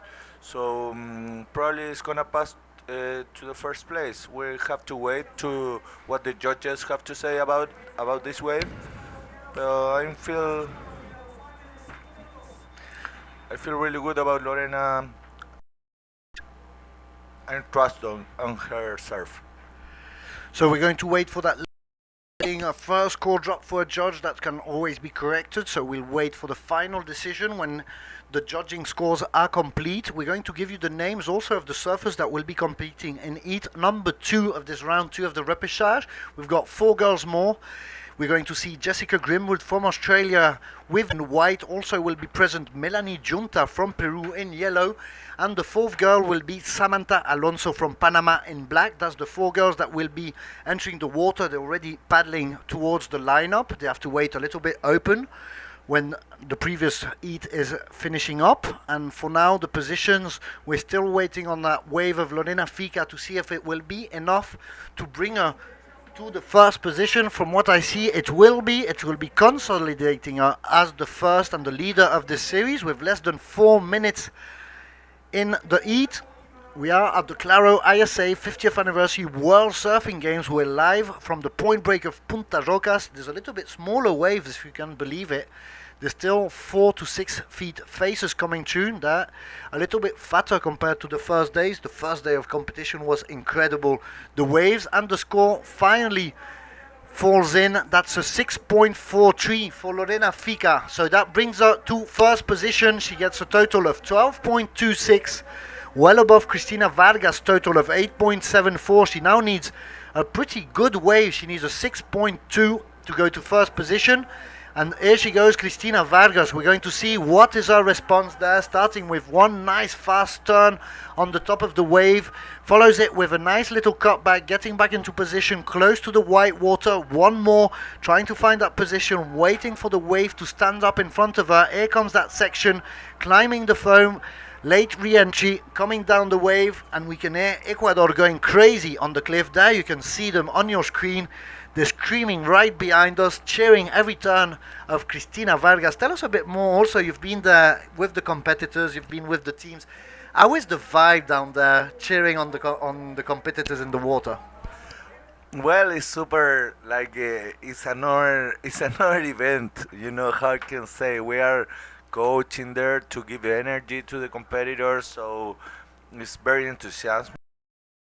All the countries, like you can see Ecuador, I feel the same by the Chileans when we are competing. So it's a pretty exciting moment. You know, it's sad for the teams are losing competitors every time, but for the other people like Kim Passes is happy to be there screaming and doing energy to the competitors, you know, to our teams. It seems to be great to be there outside in the middle of it all. I think the ISA is the only events that have that sort of camaraderie between the teams. Obviously, you live with them, you even have your free surfs together, and so obviously that forms a very strong union between the team members, and you see that reflected on the cliff as we see Faye Zoetmulder taking what is her third wave. So she's been very discreet in this heat. Here she seems to be going good on this inside wave. They're making a long bottom turn, showing the rail, hitting the top of the wave, connecting back with that little cutback, waiting for that inside bowl to appear, and they're connecting with that little re-entry on the connecting section and riding it out. So good wave for Faye Zoetmulder. She still needs a 6.08 to climb to second position. I don't think it will be exactly enough.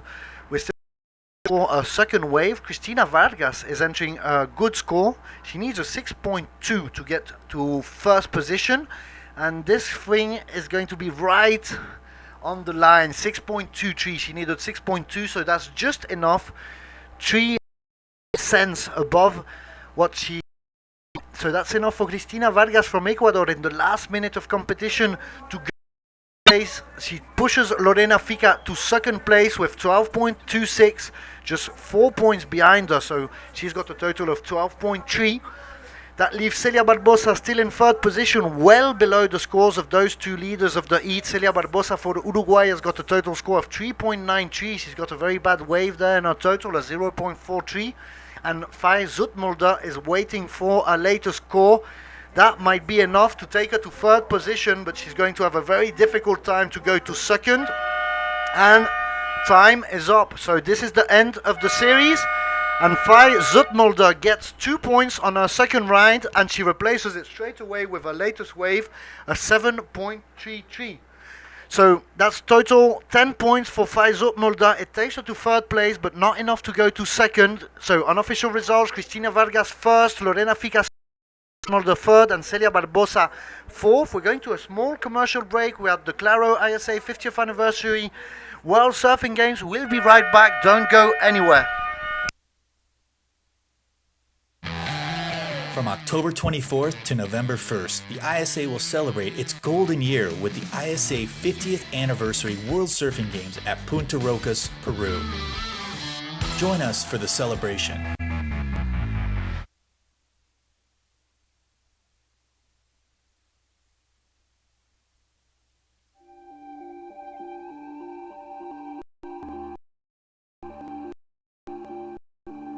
I think most important, I feel I'm healthier and I feel I have energy and more power.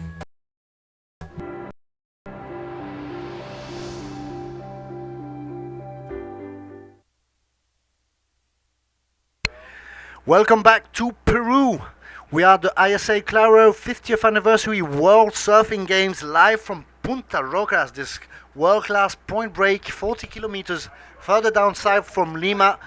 We are in heat number 2 of the round 2 of the repêchage of the women's division. We've got already on the way 4 surfers in the water, 18 minutes and 45 seconds left. And in red, Jessica Grimwood from Australia opening the battle, taking that first wave really off the bat. She will be in red. In white, we will have Grace Pearce from New Zealand. In yellow, Melanie Junta for Peru. And in black, Samantha Alonso for Panama. So 2 Australasian countries, 2 Latin American countries there. Fight of the continents, as Juan Agustin Echeverria, who took the time to come and talk with us in the booth, the Chilean president of the, well, not the Chilean president, the president of the Chilean Federation. He's still Chilean though. He's still Chilean, but he's not the Chilean president. That's a woman, actually. So 18 minutes left. He's been to get the food for the Chilean team. He's doing a bit everything over there. That's commitment. And I'm back with Mr. Vico Mustacho. Hey guys, glad to be online once again, as we are now getting this hit started.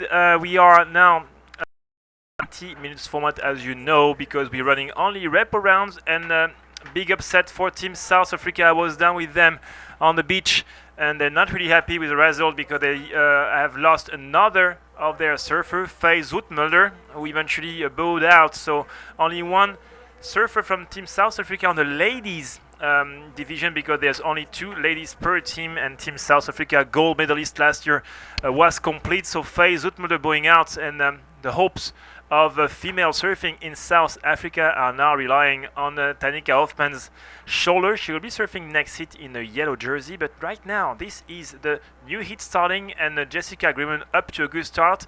Some judges already punching in the number. She's opposed to surfer in white Grace Spires from New Zealand, Melanie Junta from Peru, and Samantha Alonso in black from Panama.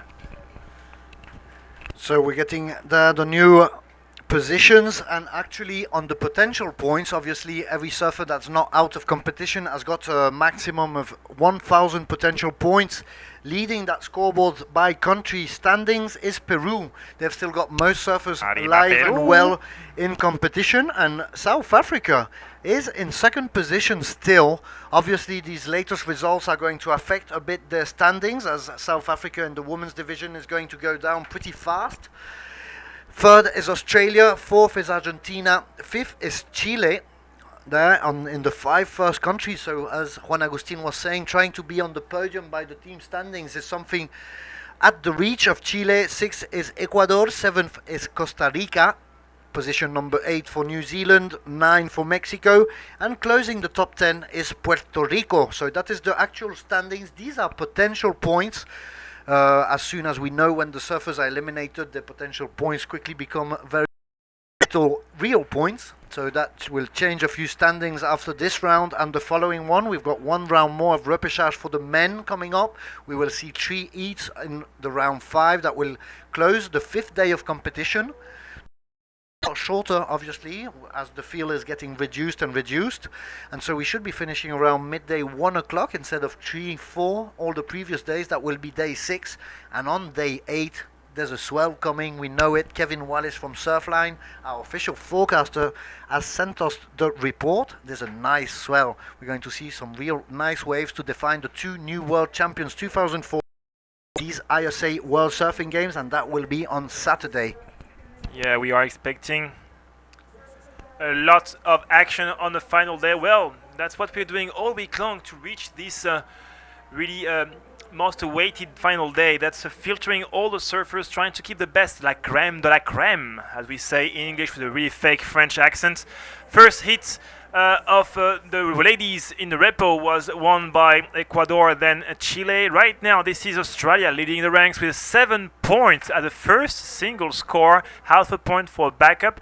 Jessica Grimwood from Team Australia is right now showing the teeth. So Jessica Grimwood, she's the only surfer to have scores noted on her scoreboard, so she gets a good 7-point wave on her first ride, so real good opener. A lot worse on her second ride, she falls off 0.5, and here she is at it again, the surfer to have a third wave. Yep, Jessica, nice full sweep cutback, as we have a little technical difficulty in our screen. We're gonna just try to make it up anyway. It's strong top turn, entering this frothy part of the section here. Good carve to late re-entry. She still survives this really tricky section and kicks out. Still, she will replace a 0.5. One sure thing is that Team Australia is back with a vengeance. They lost Otis Carey. Even if he won his hit, he popped his shoulder out and can't surf anymore. So that's a big loss because he's one of the strongest part of the team. Still, 13 minutes and 30 seconds. And Jessica Grimwood will, I think, fly to an easy first place and therefore qualify for the next round of the. Exactly, let's see what's happening. There's still quite some time left in this series, 30 minutes and a little. So the surfers still have time. That second wave, the second real wave for Jessica Grimwood is coming good. Not as good as her first wave, but still more or less in the same range of ideas. She should be getting a 6 point more or less for that second wave. So she's going to open very nicely that total score. She should have a 13.17, so 6.17 on that third wave. And she's taken firmly the lead. It's going to be very difficult for the surfers when we see one of the girls, that's white, Grace Pearce from New Zealand, going left and escaping from our cameraman. Yes, well, I think they both escaped. No, he finally woke up. Good job. That's the siesta hour for our camera operator. So right now we back into focus. Surfer in yellow, Melanie Juta from Peru on a kind of like a ill-chosen wave, not a lot of potential. Still, it must be feeling good for her to get something underway after 7 minutes of fever. She got a few turns by the end on this last part of the wave, so that will be a keeper for her. As we said before, Jessica Agreement 7.617, and our surfer from Team New Zealand, Grace, eventually got to the left-hander. I think she was aiming right at the beginning, so that Melanie was on the other side, said, okay, I'm going to go left, but without a proper plan, she would get not a proper score. So 3 scores to be punched in by our judges, and we will give you guys an update ASAP. Less than 12 minutes. Finally, the best wave of that exchange was for Peru in yellow. Melanie Junta obtains a 3.77 on her first wave. She takes second position, still quite far behind, almost in combo land for Peru against Jessica Grimwood with a total of 13.17. The 2 waves from the other riders, Samantha Alonso and Grace Pearce, a bit insignificant. So New Zealand, Grace Pearce in white gets 1 point for her wave. She takes third position. Hopefully she will change that pretty soon. And Samantha Alonso gets 0.5. So she's in fourth position. And here you can see her on her second wave. Let's hope that it's better than the first one there. Long cut back. And she was getting to the white water, almost losing balance there. Managed to ride it through, find her balance. And so she finishes that first maneuver. It will be better than her first wave, but not very much, I think.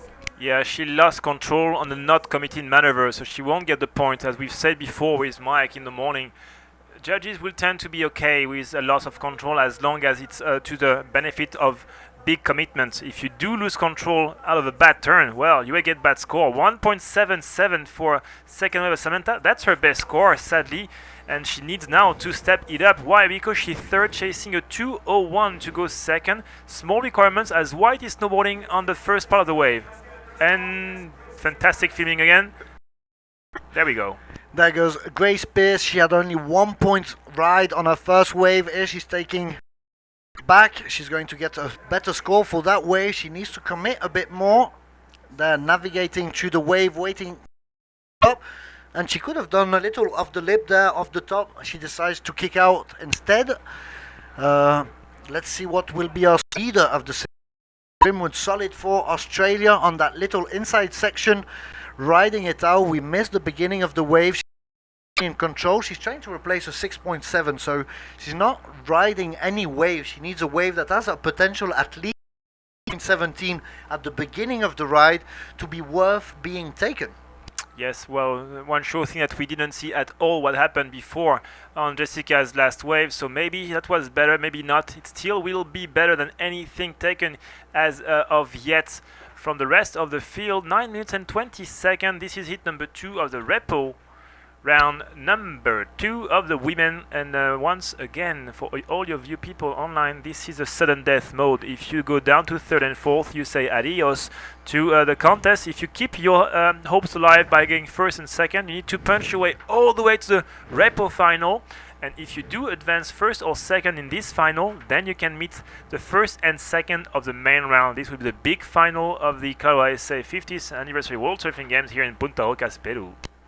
Exactly, Mr. Vico. And so the 2 latest scores have landed. That wave of Grace Pearce is a lot better than her 1 point ride, 4.67. That's enough for her to shoot up to second position with a total of 5.67, right above Melanie Junta's 3.77, but she gets that score with 1 single wave. And the latest wave that we just saw, the end of the ride on our screens, was Jessica Grimwood from Australia in red. She gets 4.83. So not enough to replace her second lowest score.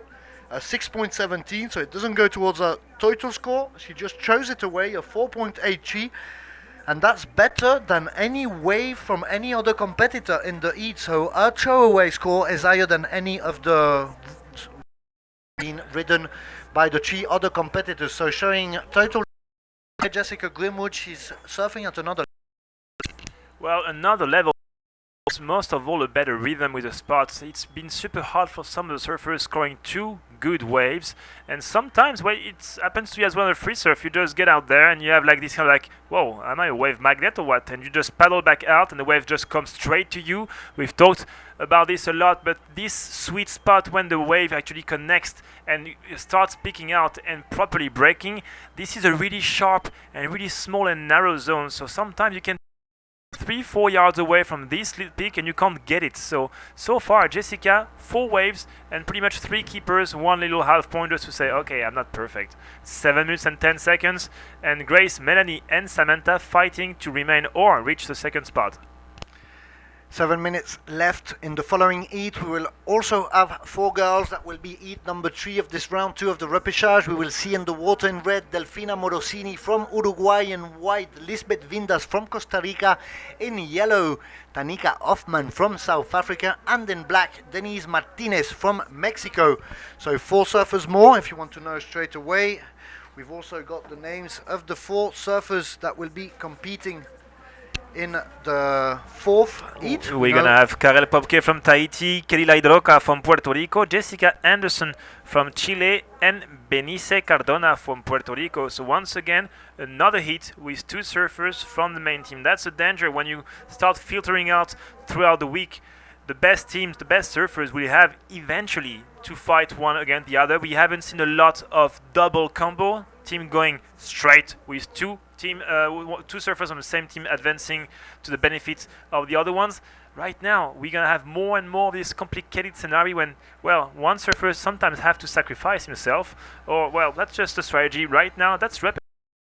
First, second, go through. Third, fourth, go home. And we saw even worse for Peru, where instead of having 2 competitors from the same nation in one heat, they had 3.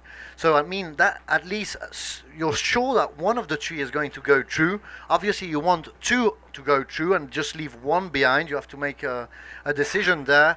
But it's finally the worst case scenario that was presented to Peru, ending up with only 1 surfer making it through, Joaquin Del, and they lost 2 surfers that was in the main round, luckily for them. So they're not exactly eliminated, but 2 very good Peruvian surfers going down to the repêchage round, and a bit of a deception there for Peru. But with 3 surfers in one heat, there's no easy way out of that. Exactly, as well, we've been running only 1 round of main rounds every single day. Then putting down the repos slightly with less time, 20 minutes per hit compared to 25 for the main round. The idea is trying to pretty much put all the backup surfers, all these surfers from repo, trying to get them to filter out all the way till the end of the day, so every single team knows exactly where it stands at the end of the day, counting the casualties, saying, okay, we're out, or yes, we're still in. Right now, no takers on this little insider. Time is now onto the red zone, 4 minutes and 30 seconds. Still easily in the lead, Jessica Greenwood. Grace Spires is chasing a better score than 1 point as a backup, so she can be safely in second. Third and fourth are scrabbling for points under 4. So Australasia taking the top part of this heat number 2, and Latin America playing catch up there behind Melanie Junta, one of the locals of Team Peru. She's from Punta Hermosa, 4 kilometers up north, and there she doesn't seem to be finding her marks. This is almost her home spot, and she's only got 1 wave after 16 minutes, a 3.77, and there you can see she's not positioned in the right spot. She needs to be a little bit more open for those bigger waves. And there you see the 2 other surfers also going by, and Samantha Alonso giving a look to that last little wave. They know there's very little time left, only 3 minutes and 40 seconds for these 4 girls.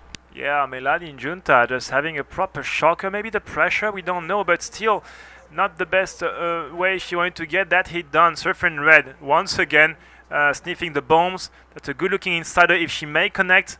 good carve of the top, waiting for the wave to offer something more. Nice snap of the top as she continues on the inside section. We just have a little computer and camera and video issue, so we are as soon as we can, as Red is finishing this last turn sadly on her butt, but she was trying to replace a high 5 or actually a 6, so she will still be advancing to this round.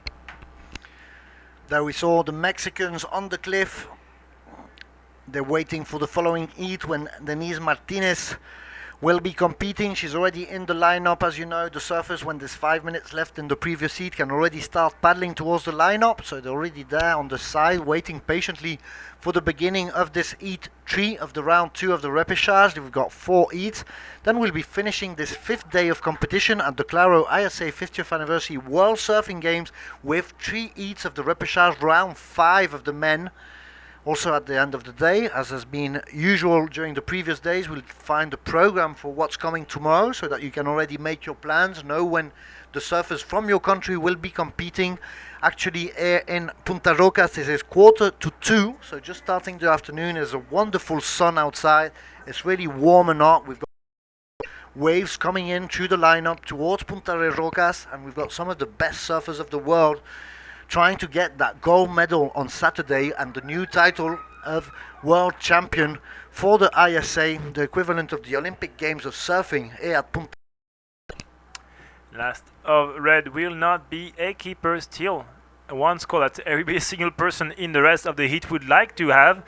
So yeah, that's why sometimes you just are pretty much in osmosis with a spot 5, 6, 7. So she could give a 5, 6, 7 to the yellow, a 4, 8, 3 to the black, and she would still be winning, but we would have a more interesting hit for these girls because so far they have been really unlucky and out of rhythm with their spots, especially for Melanie Junta. Only one wave surfed in 17.5 minutes, and the thing is that for Melanie, that will be a big loss for Team Peru because she will have to bow out of the event. Maybe some pressure being this surfer in the repo. Main surfer for the Team Peru in the is Anali Gomez, still going strong. Less than 1 minute, so 50 seconds left.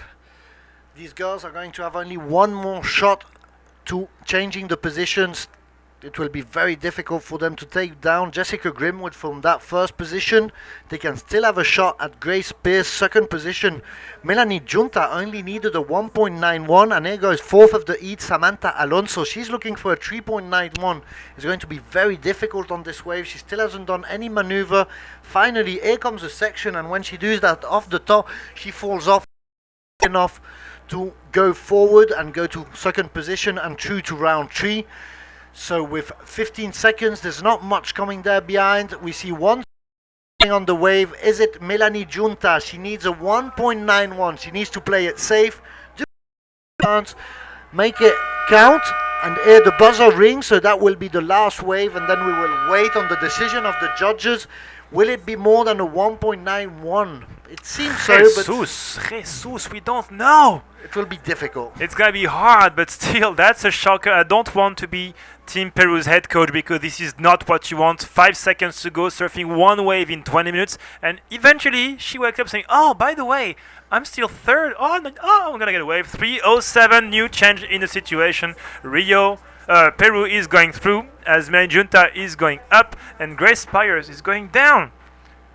Philippe, I think we're going to cut straight to commercials and we will see you guys straight after for the last hit of the repo for the ladies. Thank you, Vico. Don't go anywhere. We'll be right back here at Punta Rocas. From October 24th to November 1st, the ISA will celebrate its golden year with the ISA 50th Anniversary World Surfing Games at Punta Rocas. Join us for the celebration.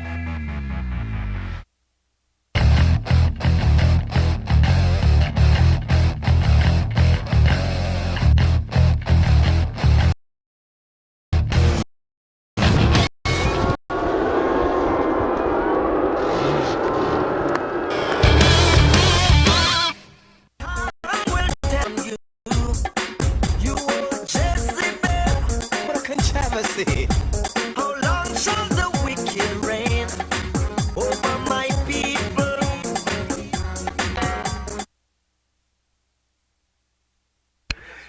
Welcome back to Peru. We are at the Claro ISA 50th Anniversary World Surfing Games. We are live from this world-class point break of Punta Rocas, 42 kilometers south from Lima. We are in heat number 3 of the repêchage round 2 of the women's division. Here at ISA, we've got 4 surfers in the water. In red, Delfina Morosini for Uruguay. In white, we've got Lisbeth Vindas from Costa Rica. In yellow, Tanika Hoffman from South Africa. You can see her on your screen right now riding her first wave. And in black, closing this group of 4 competitors, Denise Martinez from Mexico. So, yellow is Tanika Hoffman. She's already got 1 wave under her belt. There's 18 minutes and a half. Mr. Vico is stepping out, going to get his coffee number 92, I think, if we're keeping count properly. And I'm joined by none other than Sir Mike Latronic. I can tell I'm way under caffeinated in here. This is great. You guys are on coffee number 19. You know, the coffee is pretty good here in Peru, but I see they use a lot of instant coffee. Anyway, what is good for certain are the waves. Peru is known to be one of the most consistent surf breaks destinations on the planet. And looks like we have rider in white. That was Lisbeth Vindas from Costa Rica. So I got outside very quick to get some piece of paper. Here we're getting some scores. Tanika Hoffman. First wave 5.5 for South Africa. Second position, Delfina Morosini on her first wave. She gets a 3.67. And third for Lisbeth Vindas, 2.87. Wow. 17 minutes left. We are in heat number 3. If you want to know 4 girls that will be closing this round 2 of the repêchage, we've got 4 girls more coming up in 17 minutes. That will be Carol Popke from Tahiti, Kelly Lade Roca from Puerto Rico, Jessica Anderson from Chile, and Bernice Cardona from Puerto Rico. As we see there, the first wave for the Mexican surfer, that's Denise Martinez in black. See pretty wide shot there of that wave, pretty small conditions, difficult waves for the girls to get. And there she finally kicks out. She didn't do the wave. It might just be barely above Lisbeth Vindas from Costa Rica's 2.07. We are going to wait for the judges. It should be barely above it, not for March. So that will be enough for Denise Martinez to take third position on this first exchange of first waves between the 4 surfers. Finally, Tanika Hoffman from South Africa taking the best of it all with a 5.5. She's followed closely by Delfina Morosini with a 3.67. Then we've got that 2.07 for Lisbeth Vindas, and we're waiting on this later score, the first wave of Denise Martinez in black for Mexico. Waiting for one judge to input his score, and it should be, exactly as I said, just above the 2.07 of Lisbeth Vindas. Well, it looks like the ocean's calmed down a little bit. We still have semi-glassy conditions here on the point at Punta. Couple sets still rolling through, and kind of an easing trend in the swell. So we're expecting waves to bump back up in a day or so. For now, we still have some great 4-foot sets, plenty on offer here for our men's and women's competition. Paddling in from the outside, looks like we have a looker but no taker there, and another empty wave going by, but more bumps approaching the lineup. Every surfer in this heat has a score thus far. Tanika Hoffman from South Africa in the first place position with a solid score of a 5.5 compared to a 3.7 of Delfina Morosini from Uruguay, and a 2.87 Lisbeth Vindas from Costa Rica, and Denise Martinez from Mexico started with a 2.40. 14 minutes and 40 seconds as Mike Latronic's vision is going slowly down. He's got a 40-inch screen. He needs to get closer to see these scores. And so, as you said, Denise Martinez there, 2.4. Lisbeth Vindas has got that 2.87, not 2.07. So Denise Martinez wave is just below that. So she's in 4th position. Tanika Hoffman leading the heat. and 14 minutes and 15 seconds left. We are the Claro ISA 50th Anniversary World Surfing Games. We want warm thank you to all of our sponsors, this event, the Peruvian Institute of Sports, IPD, also the Association of Olympic Athletes, ADO, and Herbalife. We are also supported by the Peruvian National Olympic Committee and the Peruvian National Surfing Federation, known as FENTA, as well as Thermos. They're keeping all our coffee warm. And we want to thank our media partners, Surfers Village, Gravedad Zero, and Tablista Magazine. All right, rider up. This looks like a regular foot surfer, Delfini Morcini. Big slashing off the top there on that first section. A little bit of a mistake there on the second turn. She manages to but that one turn should pull in something somewhat of a second score to move her into first place, or at least solidify that second place lead she has. I heard it was all about Team Chile, not. So I was calling it Super Chile. Effectively, the president of the Chilean Federation, Juan Agustin Echeverria, is present. He's Chilean team, and also is preparing the next event of the ISA, at least the World Championship. The next World Championship of the ISA will be in Chile for the first time ever. So it's a very important moment for the Chilean Federation, and Juan Agustin is working with a team of people behind it to make it a success. And it will be the World Bodyboard Championships, and it will be at the beginning of December, from the 6th till the 14th of December, in the north of Chile, in the desert, next to the desert of Atacama, in the city of Iquique. And you have to know that it's right next to this huge desert of Atacama, and it's the driest desert in the world. It receives less than 1 millimeter of rain a year, and it rains generally every 4 years. And it's big news in the north of Chile when it rains close to Arica. If it's a real rain, it gets on the front page of the newspapers up to that point. Wow, so where do they have to truck in the water, or they're underwater wells, or do the Andes supply the underwater rivers? How do you guys get liquid? So basically it's the Andes that provide, as you say, that very precious, as you can guess, in that part of the country, water. And everywhere in the hostels, even the hotels, they please ask you to look after the water and not waste it, as it costs significantly more, and also it's very more difficult to get. And here we see a surfer, speaking of bodyboard, almost doing that. She finally gets up. That's Lisbeth Vindas from Costa Rica in white. She's got the first wave of 2.87. Here comes our second go, as we see there, our Spanish Luis Mori. He steps out of the booth, and there you can see him already in the water taking pictures and videos. And there goes Lisbeth Vindas. She keeps on advancing through that really little last section of the wave, and finally it doesn't even have enough strength to keep on the board. She prefers to kick out. We've got 1 second result for Delfina Morosini from Uruguay. She gets a 2.6 on her second wave. And the 3 other surfers are waiting on their scores on their second ride, so it's pretty well organized.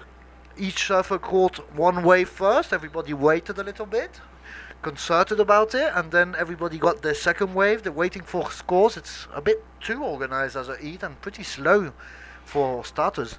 Well, it looks like that one turn for Delfina Morcini, that good off the top slash, was good enough to put her in the lead at the moment. Right now on your screen, you're looking at a wide shot of 3 of our competitors waiting for waves. And as usual, the ocean has not stopped producing bumps. We keep seeing these lines coming in, so not very long time waiting in between waves. Right now we have about 10 minutes remaining in this heat, and this is the do or die. This is the repêchage rounds. These surfers here are really fighting it out to stay alive in the competition. First and second move on. Third and fourth eliminated. We want to remind you also about our official website, isg.com, where all the official information is posted every day. We've got photos, great photos from the water, from land, published. We've also got the highlights of the 4 first days of competition. If you want to see how the opening ceremony went, we were in Plaza de Armas, the central main square of Lima, and all the competitors and staff had the chance to visit the presidential palace. It's also part of these ISA events. It's not just surfing and being in the water, but a bit of culture never hurt no one. And there she is riding on her backside, advancing through that off the top, getting back to the white water and finishing with that small re-entry connecting that last wave. Yeah, she did a good job of really making use of that stand-up section right there. Tanika Hoffman, that particular wave, she will jump into first place with a solid score. That was the best turn I've seen this heat. So Team South Africa fighting to keep their dream alive, and this is a very important heat for Tanika, as it's as I said, their repecharge round. So winners and losers do not get another chance here. That's right. So you have to be careful. And 6.83 on that latest wave for the South African Tanika Hoffman. With that wave, she takes firmly control of the heat. She's high above the rest of the 3 surfers, so she gets a total score of 12.33. While the second in the scoreboard is Delfina Morosini from Uruguay, pretty far behind. She's got a 6.27 total score, and she needs now an excellent wave of 8.67 if she wants to take back first position. While Lisbeth Vindas from Costa Rica is in third position. She's got a total score of 5.57, and she needs a 3. Pretty low score if she wants to get to second place. And Denise Martinez, she doesn't need much more to go to second place, so 3.88 for the Mexican to go to second position. So Delfina Morosini's position in second, going through towards round 3 of the repêchage, is not very secure. She needs to change one of these 2 waves. She needs to get higher score. She's got 7 minutes, so she's in a difficult situation, a bit dangerous there, as she needs to try to cement a bit better that second place. Well, naturally, the surfers are on the hunt for waves they can allow them to do the kind of maneuvers that are going to score high. The ladies are seemingly having a little harder time finding the best waves, but nonetheless, as we move forward here in the repecharge rounds, the action is getting better and better, as we saw Tanika Hoffman just tear the top off of that last wave, getting herself a 6.83, and here we looks like Denise Martinez from Mexico in black, face planting there on that attempt. But here we go. It looks like Lisbeth Vindes picking up where she left off. Nice slash off the top right there. Coming into this section, you can see that submerged rock right there. Managing to get through this whitewash, and she's going to have a decent score. So looks like Lisbeth Vindes only needed a 3.41, and my guesstimation is that she got the score. She'll likely move into second place on that. Potentially, we're going to see it. It was close. So we're waiting on that score of Lisbeth Vindas. Is going to be really close to the score of 3.41. Will it be below or will it be above? As we're entering the 5 last minutes of this series number 3. After this one, we've got one last series, one last heat. That will be heat number 4 with Karel Popke from Tahiti. She was at the Junior World Championship last year in Nicaragua. Kelly Lade Roca from Puerto Rico will also be in that last heat, as well as Jessica Anderson from Chile and Bernice Cardona from Puerto Rico. Now you can see some waves breaking a little bit more on the outside, catching the surfers on the inside. And we're entering now the 5 last minutes of competition. They need to get a move on, Denise Martinez and Delfina Morosini, if they want to keep on advancing. That latest wave for Lisbeth Vindas is above 3.41. She ends up with a 3.93, so that's enough for Costa Rica to take second position. That must not be an ideal situation for Uruguay. That's Delfina Morosini, and she takes straight away things into her own hands, but not really a wave with much. She is now looking towards a 3.14, go back to second position, and still managed to advance 1 round more to round 3 of the repêchage. And Denise Martinez, a surprise there, as she only needs a 4.4 in a few series before, few heats. being changed in that last minute. Some competitors even getting the last wave on the buzzer and still managing to go through due to that last wave. Well, definitely only takes a second. As soon as your hands leave the rail of the surfboards, you are deemed up and riding. So if you get up with just 1 second remaining, you are on a potentially scoring wave. Morsini only needs a 3.14, so not a big requirement. And with 3 minutes 45 seconds remaining, she is likely to get that. So no doubt Lisbeth Vindes, Tanika Hoffman are still on the hunt to increase their scores. Denise Martinez is only looking for a 4.14. A good set wave with a few maneuvers should do that. And we're seeing the definite shift to the inside section. The waves have continued to ease throughout the day. We're not seeing as many sets as we were earlier, and this has driven the competitors into the inside section, where there's still a lot of little double ups on offer, both left and right. Currently, surfers are going right, and there's now just 3 minutes remaining. A little paddle there, looked like, but on the outside you can see it looks like, well, we've got some serious glare here, so bear with me as I try to discern colors, but it looks like we have black. Or that's red, sorry. Delfina Morsini throws a nice little top turn. Let's see if she can stay with it. Unfortunately not. Not sure if that's going to get that 3.14 that she needs. She's going to have to get back out there and get a wave that gives her a multitude of turns. 2 minutes and 20 seconds left, so those two latest waves from Delfina Morosini, not enough to turn around the situation. 0.97 on the third try, and on the fourth try a 1.33, so not enough to replace our 2.6. That's her lowest score in our wave total. Still, this heat is being led by Tanika Hoffman. She's only caught 3 waves, but she made it count. One throwaway score, a 5.5 and a 6.83 made all the difference.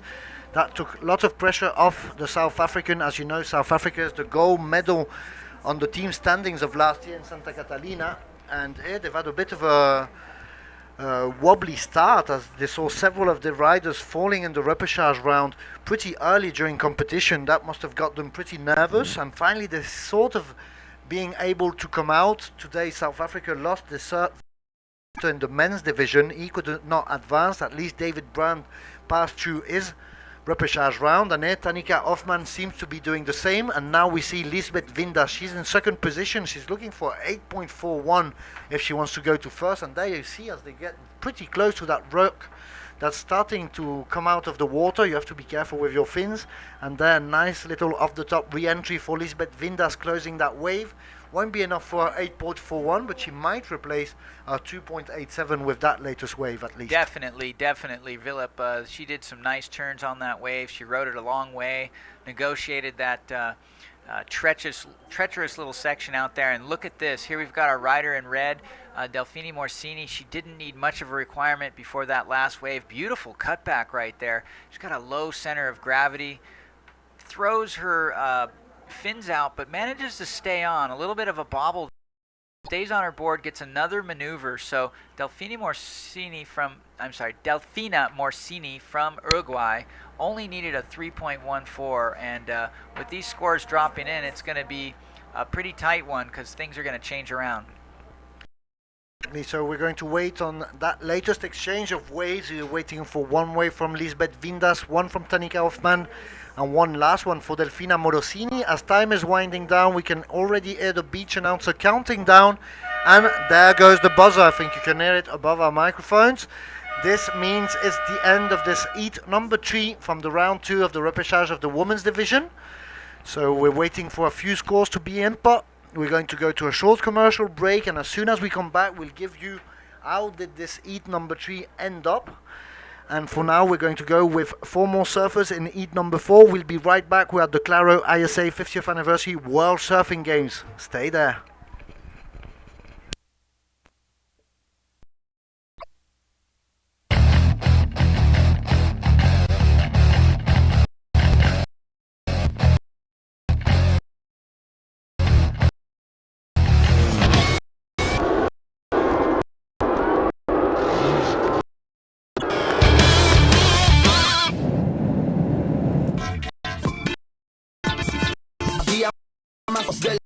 suelo con vuelos, caídas, no importan, don't stop.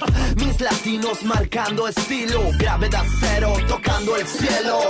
Día a día más lejos del suelo, con vueltas, no stop. Mis latinos marcando estilo, gravedad cero, tocando el cielo.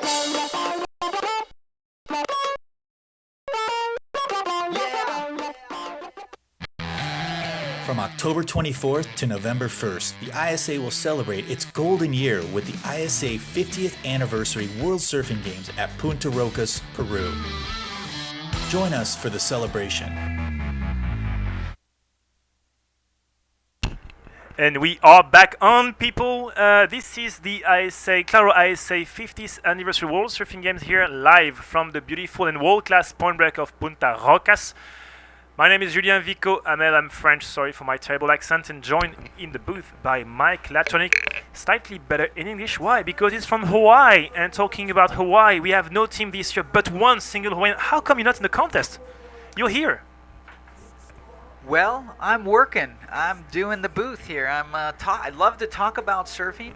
Can't really tell you why Hawaii doesn't have a team, but all power to the teams that are here. Great international showing. And we have last year's champions, South Africans, scoring a little victory in that last heat because Tanika Hoffman kind of went berserk, and she got a nice solid score there, getting herself first place. Well, that's the first hit of Tanika since the beginning of the event when she feels that she can. She's been struggling with wave and board selection as, well, scores are still being punched in by our judges right now. 4.33, not getting into her two best. Seeing that Stanika will be easily in second place. Is most likely falling down to Lisbeth Vindas from Costa Rica, and down to third and fourth, Delfina Morosini from Uruguay. Fourth place for Denise Martinez from Mexico. So Mexico and Uruguay losing yet one other surfer per team, and we are now on the last hits of the repos of the women, featuring Carol Popke from Tahiti in red, Kelly Laide Roca from Puerto Rico in white, Jessica Anderson from Chile in yellow, and Bernice Cardona from Puerto Rico as well. So two Puerto Rican in that hit, and maybe two will survive, maybe one, maybe none. Mike, 20 minutes, last hit of the repos. And then we're going to go back to 3 hits of repos, round 5 for the men. Well, looks like this heat is starting off with a bang. A lot of whitewash out the back. A couple of waves being ridden. Here we go. Here's black. This looks like Bernice Cardona from Puerto Rico. She's got herself a clean little inside wall here. Let's see if she can do it. Kind of a lateral turn, and she made a mistake there. So not going to get much points for that nice, clean opportunity, but nonetheless, she's on the board with her first wave. So we're gonna wait for the judges' first decision, as Team South Africa is right now, I think, smiling a little more because they lost Zoe. Well, that was a claim, interesting claim section I think mid maneuver, and eventually she could not ride it off. So maybe she was giving a sign to her teammate to bring. It was just like pure stalk. Anyway, we haven't seen the beginning nor the end of this wave, so we won't be able to announce what was done. Well, we are gifted at least to be able to see the lovely Pacific Ocean, and trying to report to you what we are able to see. Right now on your screen, you're able to see, that looks like Carol Popke in red, and Kelly Laide Roca from Peru. I'm sorry, Puerto Rico. No, this is surfer in black, I reckon, as we are now with a glare, and it's red actually. That's Carol Popke from Tahiti. Yeah, really apologize. We're having a hard time checking these colors. So Carol Popke getting her first ride, and a real powerful surfer from Tahiti. And look at this, Vico. We know why the claim came for a rider in yellow. Jessica Anderson had a really good wave. Unfortunately, we're unable to see that on our screens, but she nailed an 8.0. Definitely worth a claim. 8 points. That's a claim. That's a claimable wave. Is claimable the word? We're gonna say it. It's a claimable wave. You can claim if you're entering the excellent range. All right. Well, stake your claim because she's already got that first whopping score within 3 minutes of the start of this heat. So great way to start the heat. Must be a huge confidence booster.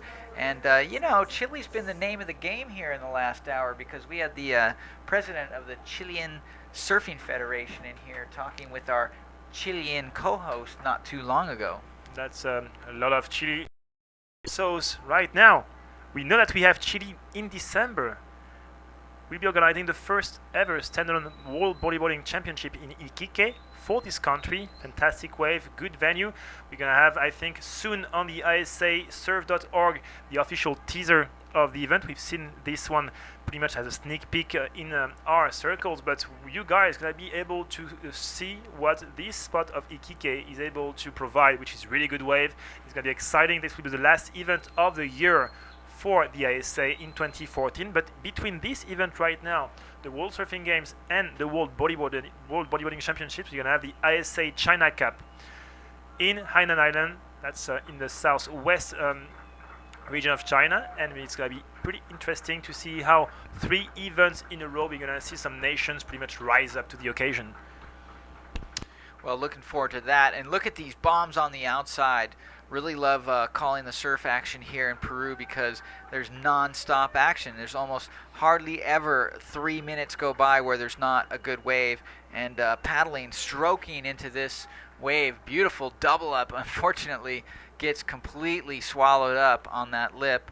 And I believe that was Bernice Cordona from Puerto Rico. No, I'm sorry, that was Kelly Lade Roca from Puerto Rico. And more waves on the outside. Double up section here.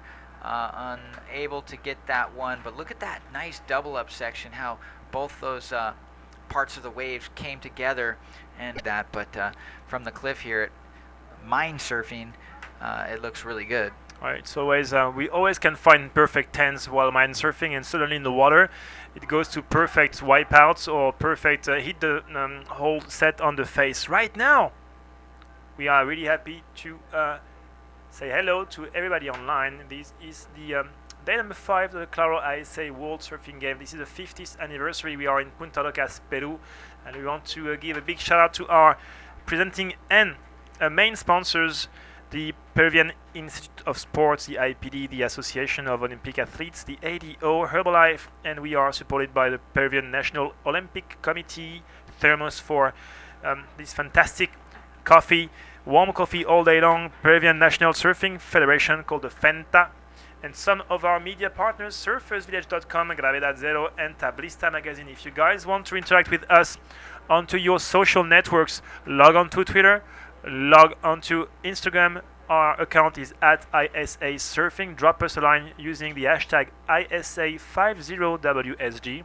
Our Facebook.com/International Surfing Association. That's the address of our Facebook page. And watch these events live from tomorrow onwards till the end of the waiting period, closing on Saturday on surfline.com, our official. And on the following different addresses: surfersvillage.com, wave.com.br, theinertia.com, surfersmagazine.com, and all the ISA member when it comes to National Surfing Federation websites. You gotta love the new technology with all the advancements they've made on the internet and social media. It's very possible to lose yourself in a mind-altering array of video segments, photos, stories. The ISA site alone has an incredible archive, and especially if you want to check up on what's going on this event, they've been shooting thousands of photos every day. There's a great highlight video, so worth your while to check out www.isasurf.org and catch up with what's going on here at the World Surfing Games, the Claro 50th Anniversary ISA World Surfing Games. As we can hear Mexico on the beach, because we have some happy teams right now. This is a really important day. This will pretty much draw a perfect line between the strong nations and the one losing too many soldiers today. We are entering the last few days of the events, and a lot of teams have lost a lot of surfers. By tomorrow morning, some will wake up with a proper hangover. They will have lost a lot of surfers, therefore will access a podium, because every single surfer, every single team, may it be complete, is 4 men, 2 ladies, 6 surfers overall. As long as you are maintaining these surfers, whether on the main round or on the red post, you can still score the maximum amount of points. As soon as you're losing a surfer out of the event, you are pretty much out of a potential good result. So at the end of every single day, the coach will just take in his feverish hands the results and say, okay, we are still alive, or no, we're not. All right, well, I've just been handed the official results here, last heat of the women's repêchage, and Tanika Hoffman, as we saw, scored a 12.33, nailing first place in Dreams Alive for title defense with Team South Africa. From Costa Rica, Lisbeth Vindas did what she needed to do, got herself a combined heat score of 7.60 on her 2 waves. More importantly, just advancing from second place there. So Tanika Hoffman, Elizabeth Vindas will continue on in the next round of repêchage. And bad luck for Delfina Morosini from Uruguay, just missing out with a 7.54, a 0.06 points behind Lisbeth Vindas in Costa Rica. And in 4th place, Denise Martinez from Mexico. Both the ladies will have to bow out. So sad news for Team Uruguay and Mexico. And let's check in on what's going on here. It looks like we have some paddlers, some ladies in position. Nice looking wave coming in. We'll see if any of the ladies can get that one. Unfortunately, that one rolls by with no takers. And time counting down now. It's about 10 minutes and 25 seconds to go. Still, the current standings, Jessica Anderson with that big score of 8.0 to start the heat. Karel Popke from Tahiti just with a 2.50 in second place, which means basically Bernice Cordona and Kelly Lade Roca have throwaway scores. So there is going to be some shuffling going on here as soon as these ladies kick it into gear and catch some of these waves. Time is now to half time, and we are, as we were saying before, on the last hit of this repo. We still have the main round. Tomorrow we're going to have only 2 rounds of the main round, the rest of the repos, trying to filter out all the surfers for the last few days of the event. We know that a new swell is kicking in by the second half of the week, mostly Friday to Saturday. Our official forecaster, surfline.com, is providing us every single day with new updates, and what we do know is that today we have 3 to 5 foot faces. We may have double of that by the end of this event, so it's going to be pretty fantastic to see be able to survive through all these different conditions, surf during all the week, and eventually get to surf only 4 in the water, a classic Punta Rocas for the closing and final day of the event. Well, looks like we've got a little activity here.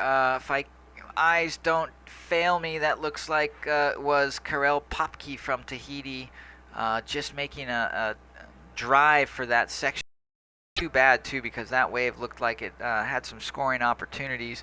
All 4 ladies sitting in the lineup, as you can see. The waves have died back just a little bit. You know, we've seen consistent surf all week. Perhaps we've been spoiled with the consistency and resonance of all that swell we had in the first few days of competition. Things looking a little slower now, but if you just take a step back, you can see there's still plenty of waves on offer and a lot of ocean moving around out there, so lots of opportunities.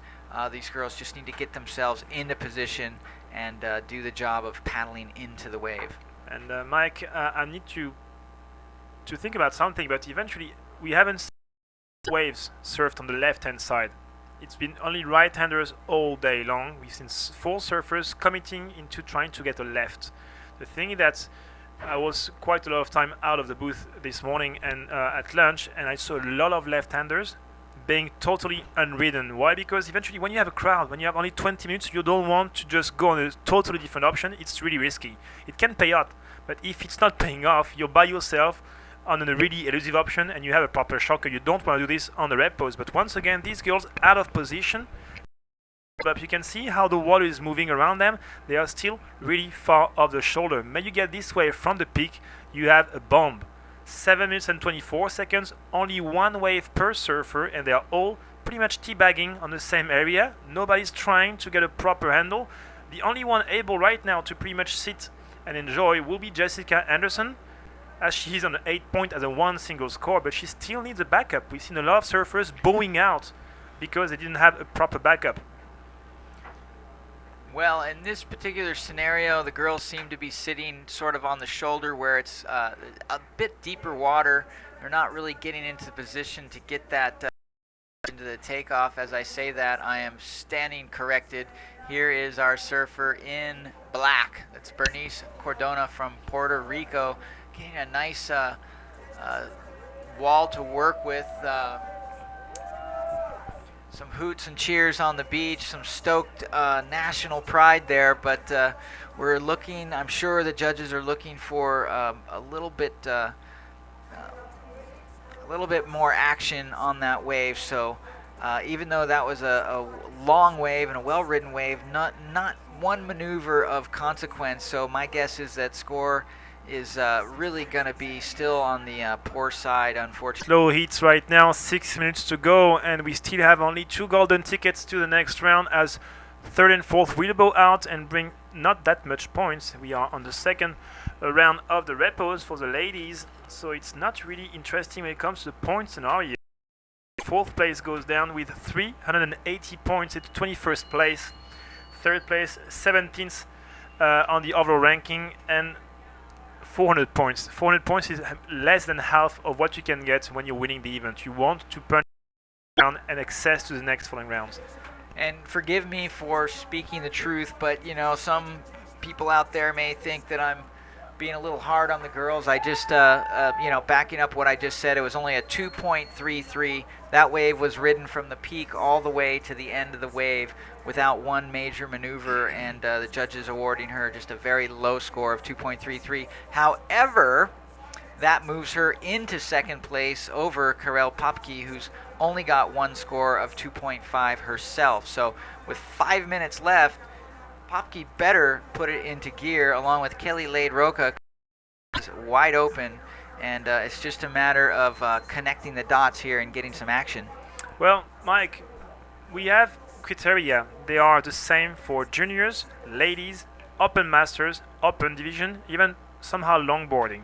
It's about the quality of your surfing. It's not about how many waves you can take, how long they can be. You need to be able to showcase a lot of key elements: innovation and progression, commitment, control, speed, power, flow, and most of the time hitting the wave, doing your maneuvers on the most critical part of the wave. No maneuvers, no point. That's just that simple. Surfer in red right now, she got something at 2.5 and she wants to do better. All right, well, she's already done one turn, which is more than we saw on the last wave. Gets up gets her rail up on the lip line right there. Not very clean, but my guess is it's still going to get her the score she needs. She only needed a 1.84. I think that one maneuver she did out the back is going to help her, and then she did that second sort of little bit of a rough. Doing some work at least on the face of that wave and getting some lip time. Here we go. Here's our rider in white. Big wave. Big nice drop out there from the back. Take this one.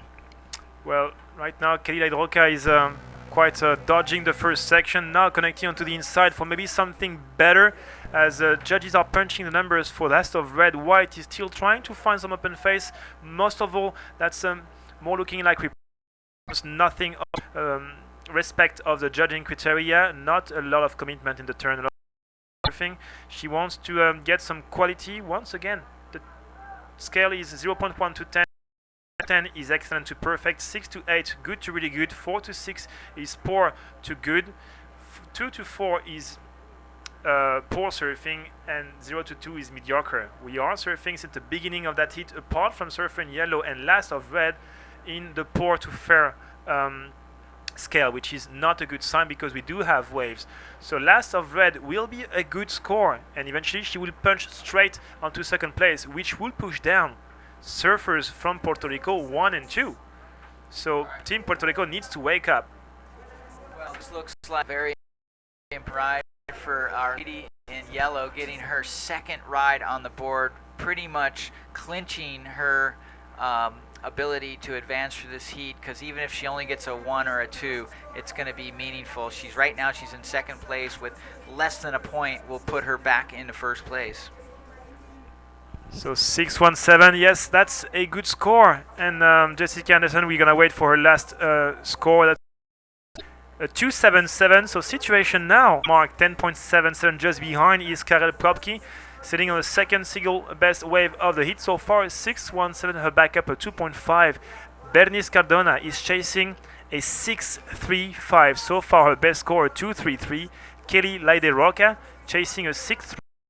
Score so far a 2-3-7. So we are sitting on girls not able to punch better than 3 points, chasing a score of over the average. It's going to be interesting to see if they can rise up to the occasion and put their fears away. 80 seconds to go. It's, I think, one chance for each. Yeah, well, basically the two girls from Puerto Rico are faced with having to get some of the best scores in this heat in the last minute 10 seconds. Otherwise, as you said, it's going to be an unfortunate situation. I'm sure Team Puerto Rico is trying to will a wave to these girls so they can at least have the opportunity to try to get that score. And here we go. This is black. This is oh, sorry, that's red. That's Carol Popke from Tahiti. She's just sort of doing a victory lap. She's got a solid lock on second place. And unless Bernice Cardona can get a 6.35, which would be the second highest score of this heat. So just 30 seconds remaining. Yes, and time is ticking away. Last of red will not be a keeper, so situation remains the same, and Puerto Rico may lose quite big. Why? Because they're going to be losing their two ladies. We have two ladies per team. These right now are both in third and fourth, so they're going to be now pushed out of this Claro ISA 50th anniversary World Surfing Games, which will be a big bummer, a big blow to Team Puerto Rico. And heat is over, Mike, and advancing through to the next round. Team Chile, Jessica Anderson, who is one of the best wave surfed today, 8 points. That's sadly we couldn't see. And a 6-1-7 for best wave of red. So Tahiti and Chile moving through. And we say adios to Team Puerto Rico when it comes to the ladies. As right now, we're going to say a little see you later, as we're going to cut straight into commercial for a few seconds in the Claro ISA 50th anniversary World Surfing Games. Stay tuned, we are back soon. From October 24th to November 1st, the ISA will celebrate its gold 50th anniversary World Surfing Games at Punta Roca, Peru. Join us in celebration.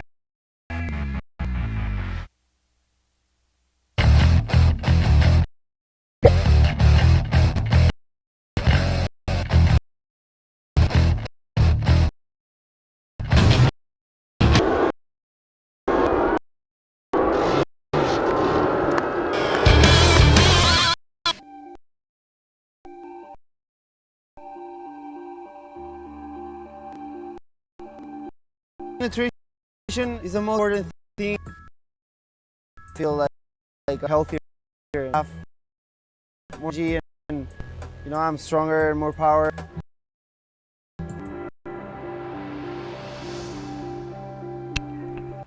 And we are back on, people. This is day number 5 of the Claro ISA 50th anniversary World Surfing Game here on the world-class point break of Punta Rocas in Peru, 45 km down south of Lima. And we have some action as we are back to the men division. This is the last round of the day, repêchage round number 5 in the men division. I'm from France, sorry for my accent, and alongside Mike Latronic we have a new hit underway, Mike, and this is a good start. We have surfer in yellow, Sembrano for Team Ecuador.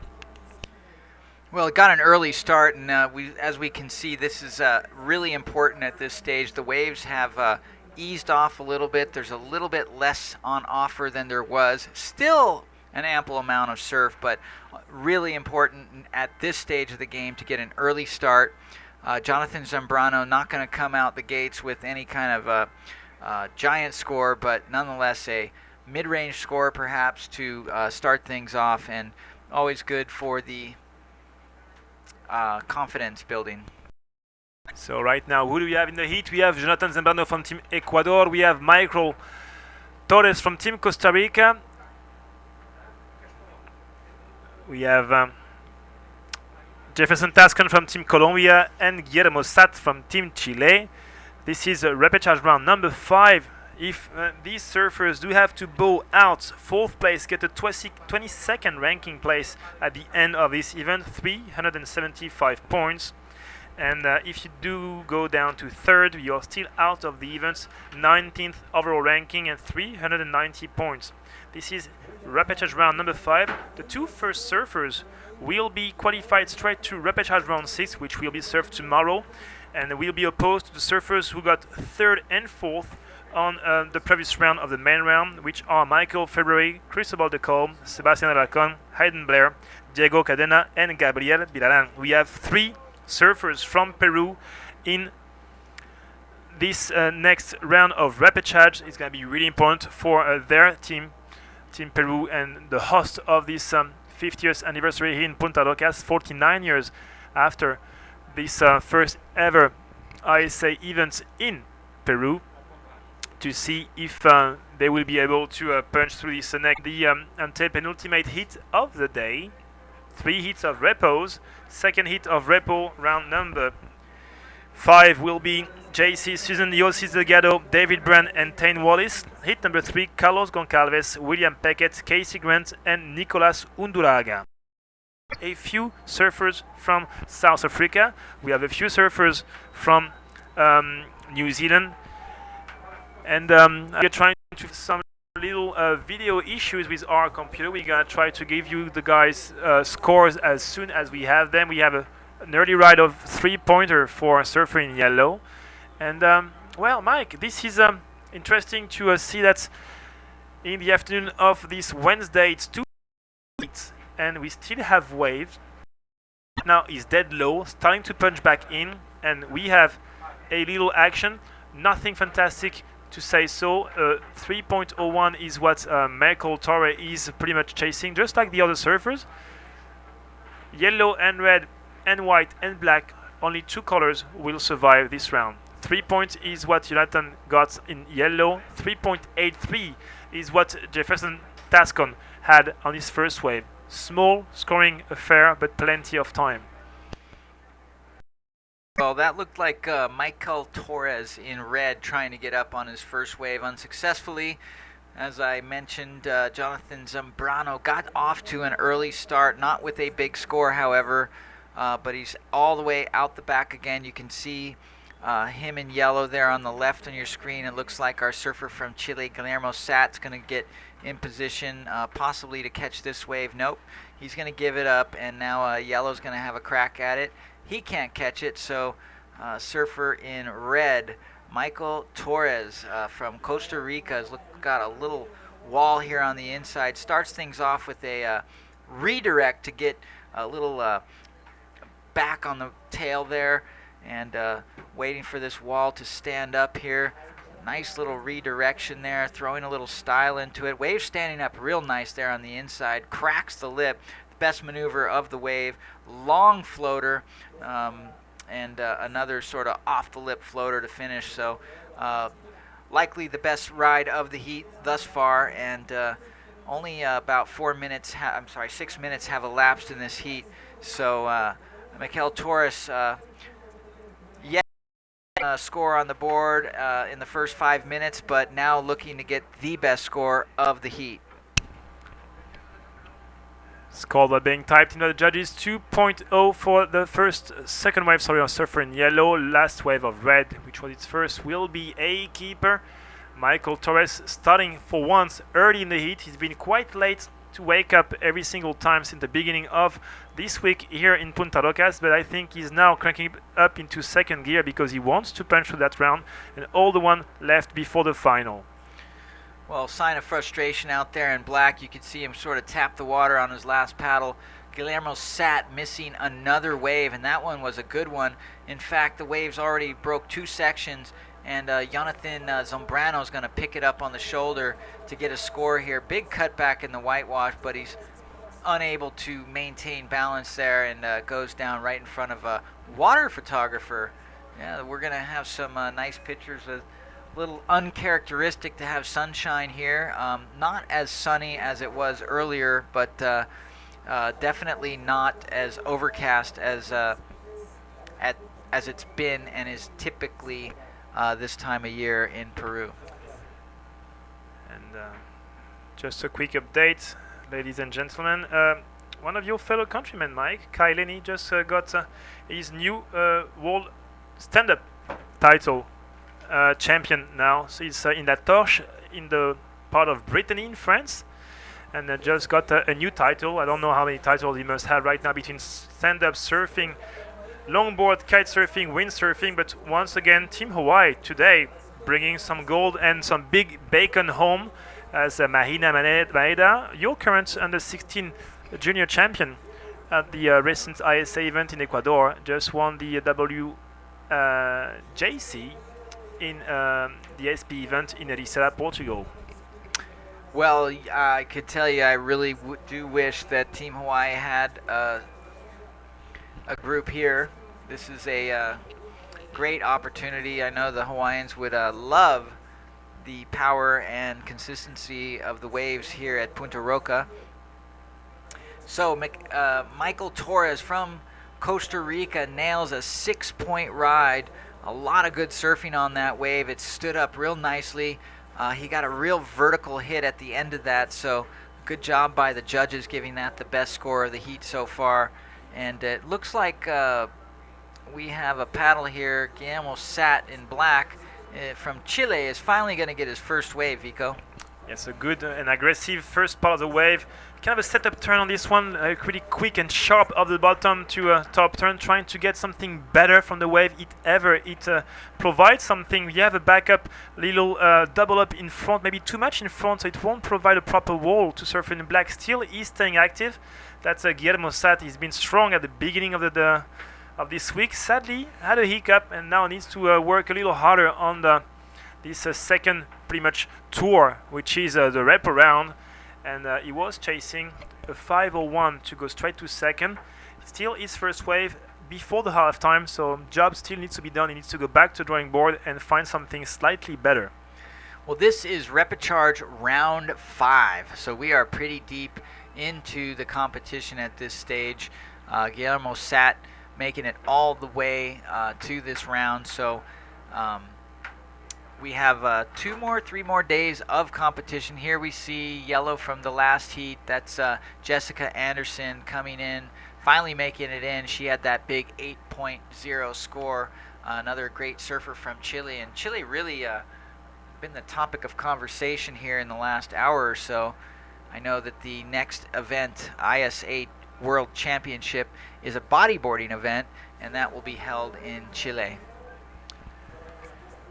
And 9 minutes and 25 seconds, so waiting for the first wave of surfer in black to be typed in by the judges, as we do have the official results of the last hit of the wraparound for the ladies. And high five to Jessica Anderson and Karel Kopke from Team Karel, and from Team Chile for Jessica, Bernice Cardona and Kelly Lade, which is 100% of Team Puerto Rico on the ladies division, are bowing out of the event, bringing some points, but I think the team coach would have been slightly happier if both had reached the final. Anyway, that's the way the story goes, as we are now facing this last 8 minutes and a half, still waiting for the first of black 377, Mike. So judges pretty much acknowledging that it was good surfing on a really bad wave, no potential, still aggressive surfing, a 377. It gets exactly on the line of first of white, first and second of yellow, and his last wave. So 6 points in the lead on one single Torres. The rest of the field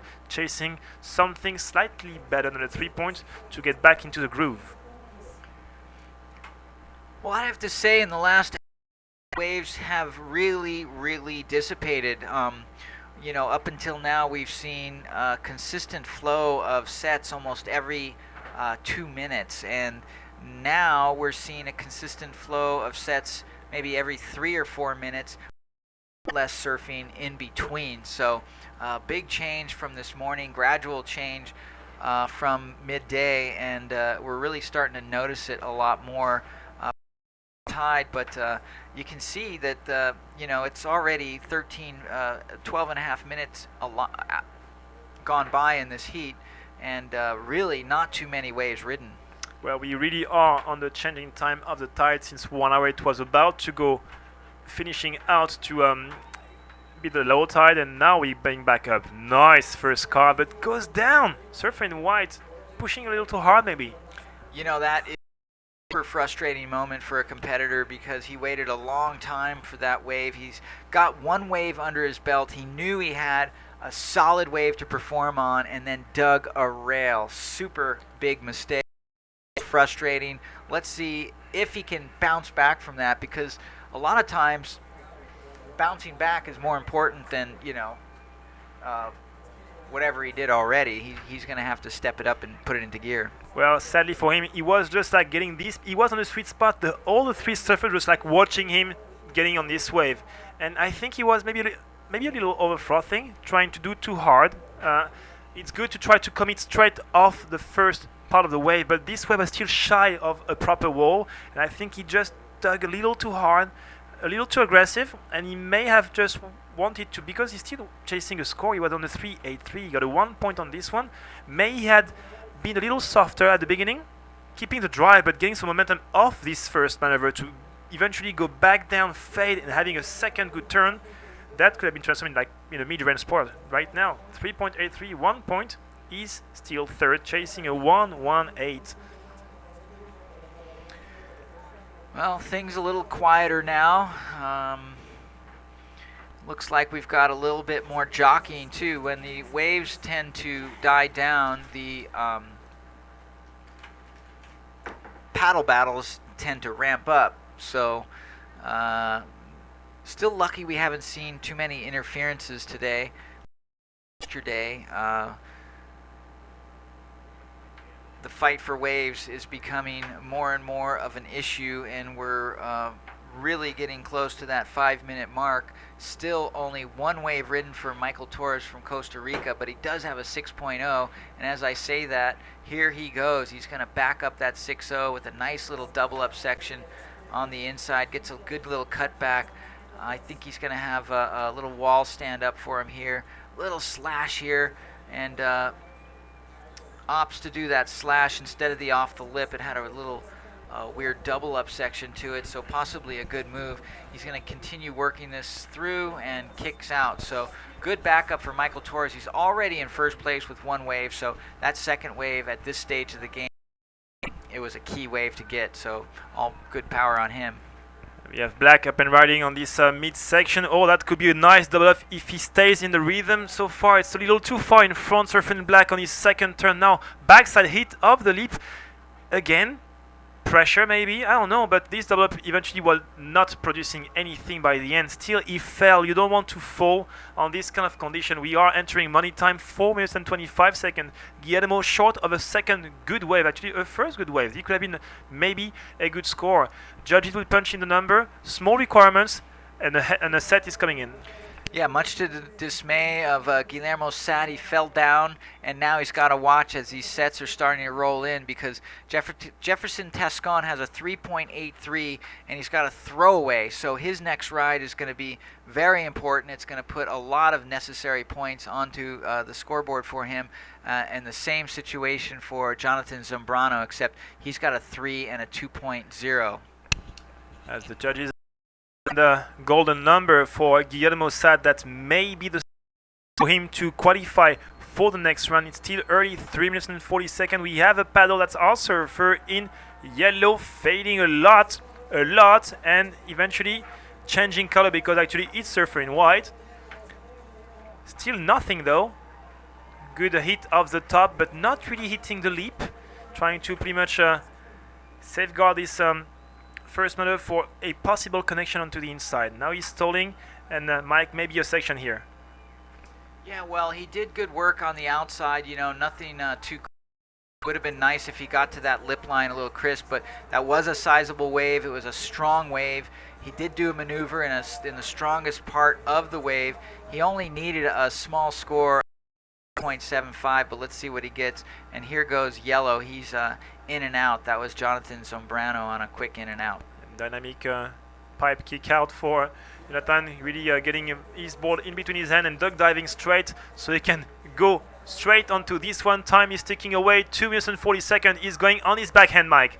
Yeah, this is a good looking inside wall. He starts with a little slash back into the foam. He has a little trouble negotiating that, but he does get out of it, does another slash, really putting some that last cut back. Not too clean coming out of the whitewash, but he is getting some work done. Sort of kick out. You can see the body language. He's frustrated.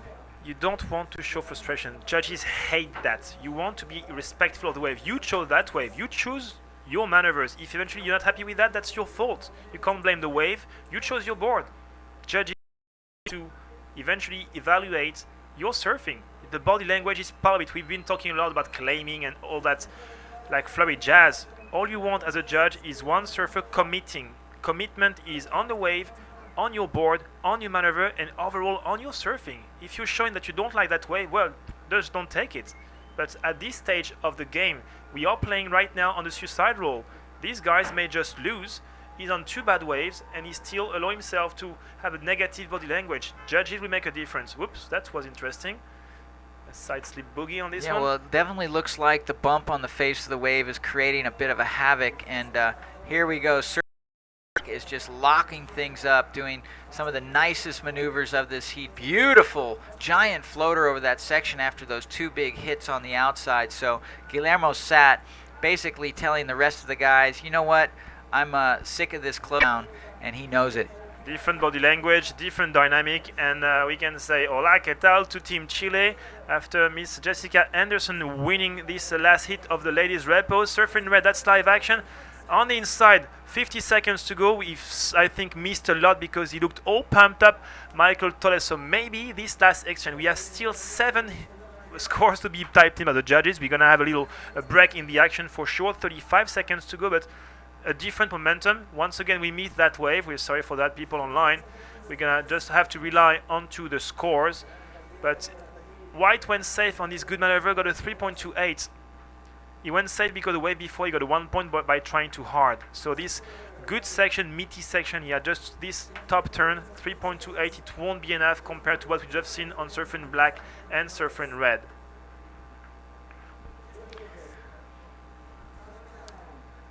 Down to a few seconds. And, well, we have maybe one, if not the best score of the event so far on the men. Mike, what about that last of Black? A 9.33. 2 very critical off the tops before a humongous floater, followed up by some more maneuvering on the inside. Good call. Solid wave. Best wave we've seen all afternoon. And Team Chile ramping it up. In fact, talking about Team Chile, Philippe back in the booth. 9.33. Talking about building foundation for Guillermo Sat, quite absent during the whole heat. 3.772 starting, then 3.8, and by the end, last few seconds, 9.33. We're gonna go straight to next heat right now of the repo, but before cutting down to little commercials. So guys, stay tuned. We are back in a few minutes.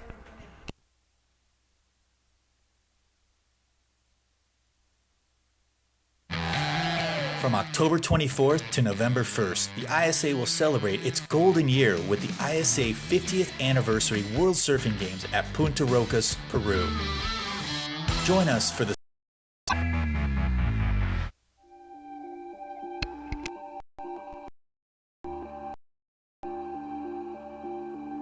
I think it's the most in life. I'm healthy. I feel energy and more power.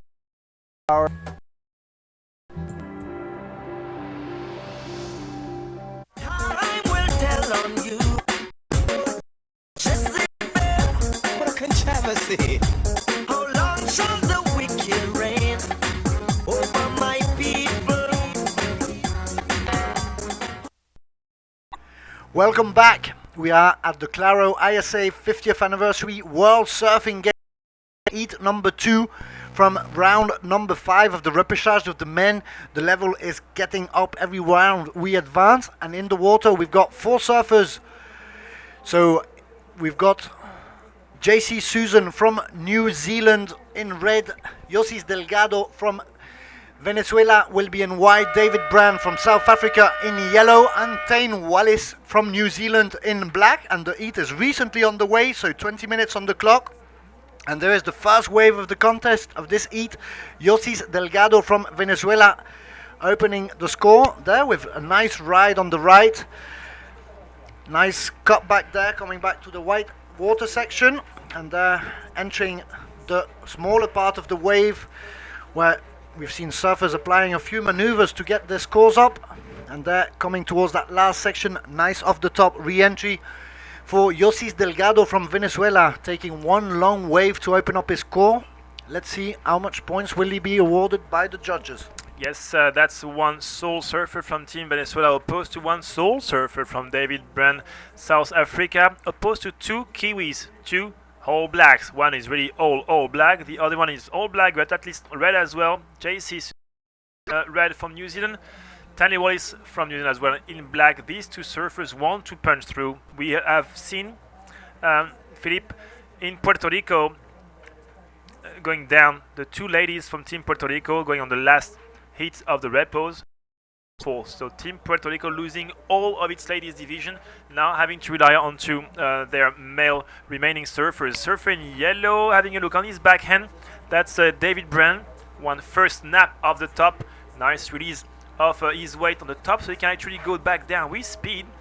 Mushy wave, but well served so far, trying to stay aggressive without losing momentum, and kicks out. Just a nice little wave to start things off and not being waiting for nothing. So nice opening wave for David Brand, and here is the last one, Tane Wallis, the Kiwi with Brand's wave, still trying to make the most out of it. And here you see him advancing, waiting for the face to step up in front of him, and here he comes into that last little section, small off the top, to finish up and wrap up that wave. And you can see they're kicking out pretty close to that rock right below the white water. They have to be careful for their fins, and we're starting to see the first scores of the heat. We're missing one judge for Yosis Delgado's first wave. Non-stunt action right now with surfer in red. The hook of the top waiting, that's well served. A lot of patience. Backside snap of the lip re-entry. Now he needs to go around this section and survive the white water if he wants to connect. He makes it. Now let's see if JC Susan is able to punch through a good backside of the lip re-entry. Is claiming something. Good morning to New Zealand. It's 9 o'clock in the morning, I reckon there. They are tomorrow. They are in the future. Wow, that must be cool. That's incredible. As we've been watched from all over the world, we want to say a big thank you for tuning in to this webcast of the Claro ISA 50th Anniversary World Surfing Games. It's been a pleasure commentating for you, and we're actually at day 5 of the event. We've got 8 days to run it. On Saturday, we will be crowning 2 new world champions of the ISA World Surfing Games. They will be the world champions for 1 year. Last year in Santa Catalina, Panama, Sean Joubert won for South Africa in the men's division. Dimitri Stoyle won for the women for Team Australia. And so they aren't there to defend their title, so it will go to someone else, maybe the same nation, not sure until now. We've seen South Africa, the defending gold medal team from Panama last year, not exactly as strong as we would expect them to be. We've seen lots of riders fall to repêchage, and they've already lost a man today. They lost a man and a woman. They lost we as well. They lost Faye Whitmulder. So Team South Africa needs to wake up, as we've seen a lot of teams losing not 1 but 2 or even 3 to 4 surfers today. It was a hard day. Tomorrow we have only 11 heats to run. We're gonna have main rounds, 1 main round for the boys, 1 main round for the ladies, and then only repos out these last few rounds before entering the final day with what is expected to be really classic Punta Rocas conditions. Surfline.com, our official forecaster, is claiming for a nice new swell popping up. We've seen pretty much all the different faces of Punta Rocas since last Sunday, from 8 to 10 foot faces on the first few heats of the first day of the event. It was quite surprising for some of our surfers, to now these kind of like mushy 3 to 5 foot sets, really inconsistent. It's quite surprising, some left, some right. We know that by the second half of the week we're gonna see some better conditions, bigger conditions. The best surfers surviving the week will have the great pleasure to surf by themselves Punta Rocas, firing for a possible first ever or not world title. So we've got the scores for all four surfers on their first wave. So that first exchange finally goes to New Zealand. They take first and second position. So the best wave of that exchange was for Black Tane Wallace, taking a 6.33 for his opening ride. Second there is GC Susan, the other Kiwi in this heat in red. He gets a 5.33 for his first wave, leaving Yosis Delgado in third position in white for Venezuela with 4.33. And that leaves David Brand from South Africa fourth and last of the heat. His first wave, a 4-point ride. So they're not so far apart till yet. They're pretty close. We're going to have to wait what will happen on their second wave. We've seen a few slow heats, as you were saying, Vico. This is a 3 to 5 foot, a bit mushy, as you can see, a bit fatter wave compared to the first few days. On Saturday, the wave was firing. It was incredible. And as you've also said, is that Surfline forecasting an excellent swell for Saturday, so we're going to be crowning these two new world champions in the men and women's division of the ISA in incredible macking swell conditions here, which will turn out to be classic Punta de Rocas to finish off this event in a nice manner. That will be Saturday, and then we'll be having the Aloha party with the classic cornerstones of every ISA world event, where people can relax and leave the competition behind us and maybe just share before we part ways. Later next month in November we'll be in China, but for now GC Susan there riding that wave and falling on the first top turn. That was a poorly chosen wave for JC. He's already on a good wave, 5.33, and he was just inside and way too deep. Surfer in white having maybe better luck on this one. It may double up. He needs to go back to the left. As you can see, the wave tends to fatten out. As right now 13 minutes to go. We are waiting for the last few, hopefully for them throwaways. 0.70 for last of red, 1 point something for last of white, nothing of major importance, 1.30. What we do have is a 6.33 as a main score. Then we have a 5.33, a 4.33 and a 4. It's quite clear in the judging criteria. We have some surfers punching above the average, showing some good surfing. Some others not close yet. They want some better surfing on better chosen commitment on bad wave. We've seen some really good waves not being surfed well and getting low scores, and on the contrary we've seen some really bad waves surfed really brilliantly and get some high scores. We do know that some sets will be peeling out, but without nobody. So what you want to do with 12 minutes to go is pretty much saying, okay, I need to get my confidence back. We all have one good wave. Now backup will play everything. 12 minutes and 10 seconds left. Still waiting on the second wave for David Brand from South Africa and Tane Wallace from New Zealand. They've only got one wave yet, and almost time of this heat. As we see it there, that is Team Ecuador coming back up the cliff. They were with Jonathan Chila Zembrano. And also in the following heat we will have four surfers to finish the day. Carlos Goncalves from Ecuador, William Peckett from Tahiti, Casey Grant from South Africa and Nicolas Unduraga from Chile. For now, David Brand finally wave, nice long off the top there, cut back, getting back into position. Other carving turn, getting back to the power source, and there he's got a nice little of him doing that small little turn off the top and making the claim as he's sliding out of that wave. Such a good wave, Philippe. That was a really good wave. Perfect rhythm, hitting all the sweet section with nice control, speed, power and flow. Really, really good commitment. This should be entering the really good range at minimum. We've seen a high 9 being scored on last hit by a surfer in black, Guillermo Sat, on the dying second of that hit. He had nothing before. He eventually committed into quality turns on not looking wave, got the scores. This wave may be a game changer. Score that being punched in. We are reaching the excellent range. A new dynamic right now. We're waiting on that score. It should be in the excellent range. So David Brand might jump to first position. It's almost certain now. He only needs a 2.34, so the scale is still pretty low in this heat. Number 2 of round 5 of the repêchage. And it's 8 something range with 10 minutes 25, so we're waiting on that score to give the new situation. And we are still waiting on Tane Wallace. You can see him there on the right of your screen waiting in the lineup. He still has one single wave at the halftime of the heat, and there you can see about to jump off the rock. That's Casey Grant from South Africa, trying to time properly his entrance in the water. As you see, there's quite a lot of rocks there below. You need to time it right, not come back on them. He has to wait until 7 minutes left in the heat, actually in the water, to be able to enter. So we'll see them entering in a few moments. We'll have an Equatorian, a Tahitian, a South African and a Chilean to finish off the day. This will be the day, the following one. And then this will be the end of day 5 of competition at the Claro ISA 50th Anniversary World Surfing Games, and we'll be back tomorrow. Like Vico said, we'll see first at the beginning of the day 2 main rounds of the girls and boys, and then we'll go towards the repêchage rounds, running normally 2 repêchage rounds of the men and 1 repêchage round of the women. As the field is getting narrower, we'll get less surfers. That means less easy every round, and we'll be finishing a bit earlier, so you want to make sure to be tuning in very early at 4 day local time.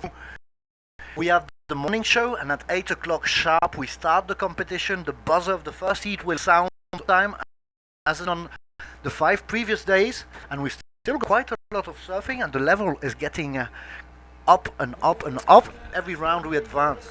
Level and swell on the rise. Philippe 8.33 for last of yellow. Hello, South Africa now in the lead. David Brand finally getting to his normal level. While he wants to drop his 4 point of the backup, getting something bigger because he's still not safe.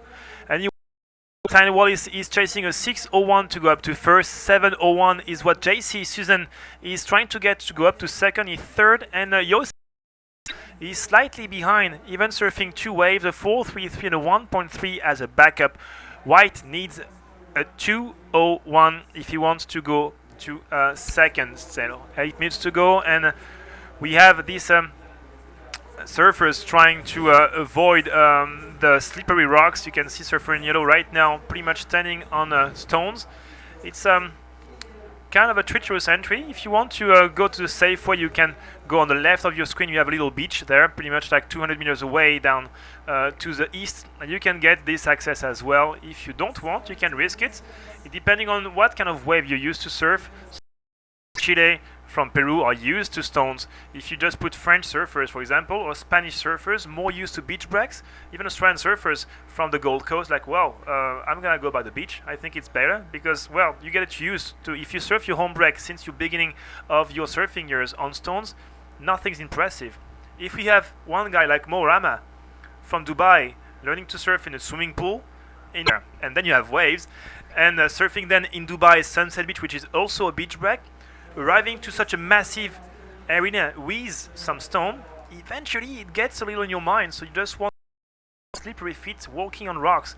Eventually it's not helping as well for your grip on the board, because you have this little weed here in on the rock that gets a little slippery, so you want to get this little technique of waxing the top of your feet, so you can pretty much put the wax through the weed of your sole and eventually get a little more grip. Right now 6 minutes and 30 seconds, no change in the situation. Every single surfer has 2 waves, but Tane Wallace, sitting on the second best score of the heat, is chasing something of the range of, let's say, 4-5 points to be really secured.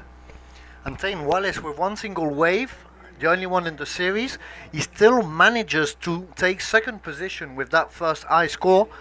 And so he needs to back it up with something else just to secure that position, because there's still 6 minutes, and in 6 minutes a lot can happen. So David Brand there, standing tall with his 8.33, taking the lead of the heat there, redeeming a bit Team South Africa. Today they've had a hard day. As we said, they lost 1 boy in the men's division, they lost 1 girl in the women's division. And so they're the defending gold medal team from last year. And with the level of surfers, we had a few surprises there to see a few guys unexpectedly drop onto the repêchage round, and today, consequence of that is that you're not secured to continue advancing, and 2 guys from South Africa have been taken out, so that will affect the team standing. It starts getting decided. We've already got 6 teams that have got all of the surfers out of competition. The best one out of those is Switzerland. They will end up in position number 17. 18 position will be for Scotland, 19 Russia. Israel is sitting on the 20th position. Turkey will be number 21. And Mohamed Rama, he came alone. He's the only team with 1 single surfer for Dubai. Very courageous the way over here, ending up with 180 points, is closing the rankings by country.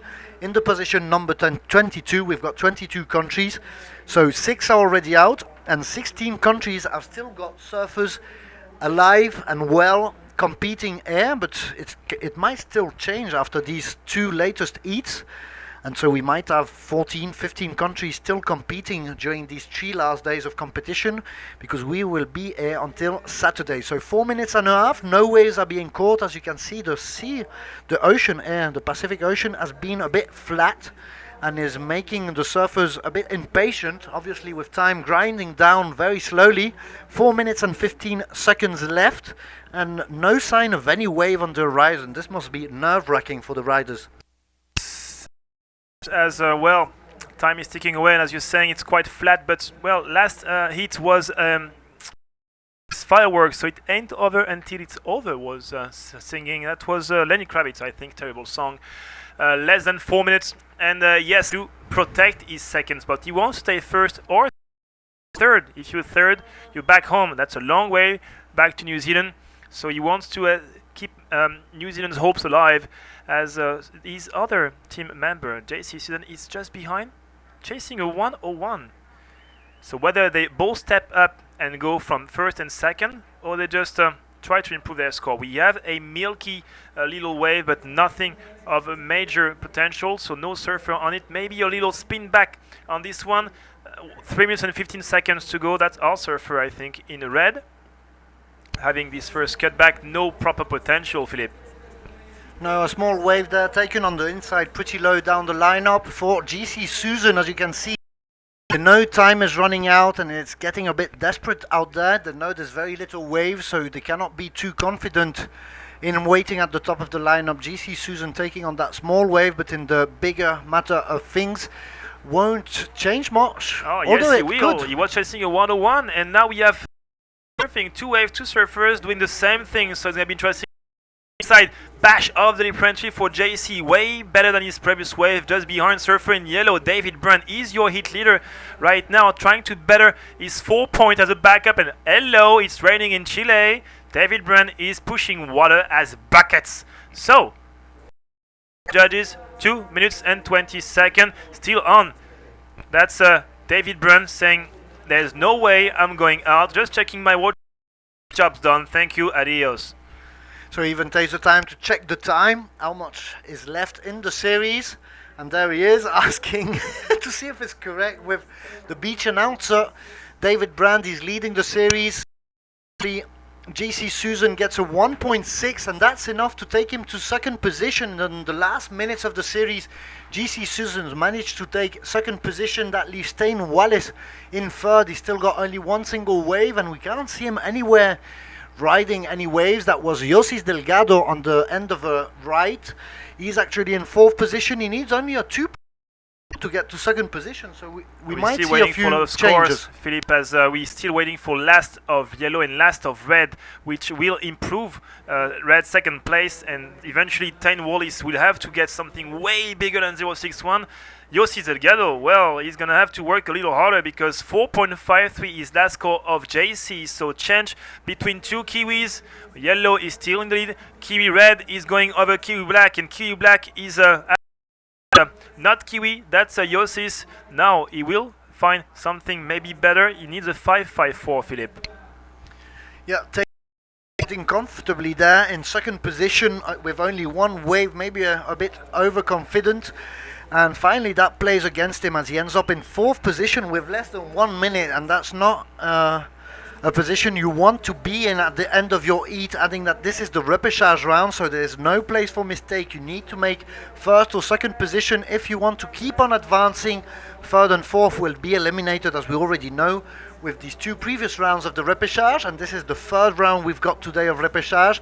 20 minutes, less than 30 seconds, so it would be a great shame for Tain Wallace from New Zealand. We've seen him surfing really well during the rest of the event, and here a bit of a wave-starved heat for the second heat of round 5, and less than 10 seconds. Visibly Tain Wallace is going to stay with only one wave. A good wave is of the event of the series, 6.33, but time is up, so no second chance for Tane Wallace.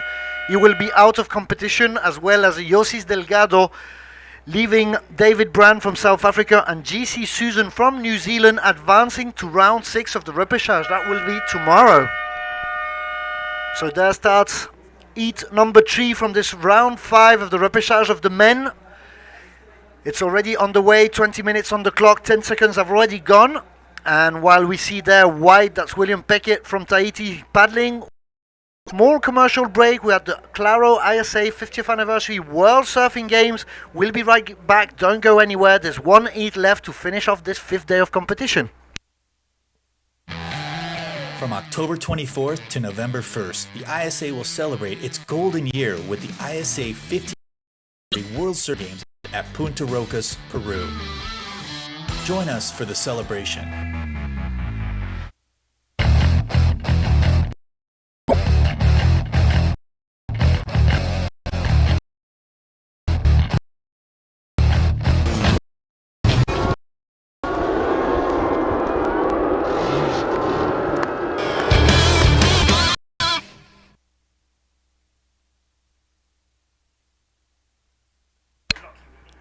Welcome back to Peru. We are the Claro ISA 50th Anniversary World Surfing Games. We are the world-class point break of Punta Rocas. We are in heat number 3. This is the last heat of the round 5 of the repêchage of the men's division.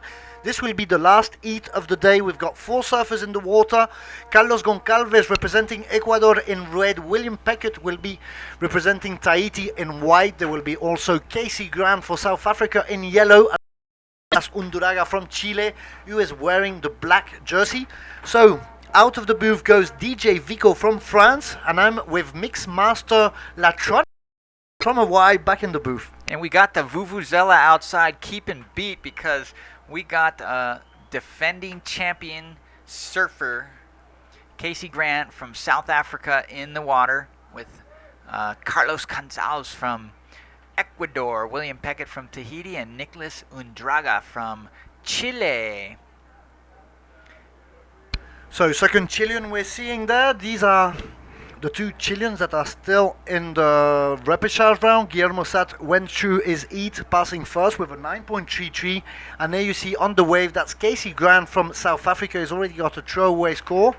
And here he's got his first serious wave, making some nice moves there on that nice open face, one of the bigger waves, and doing a nice floater there, managing to drive through that section going over the white water. And he follows up with some nice moves, nice cut back off the top re-entry. One more there, attacking very vertically the lip, sliding the tail. Will he manage to stand up after that maneuver? That could have given him some good points for that last one, sliding the tail with lots of power.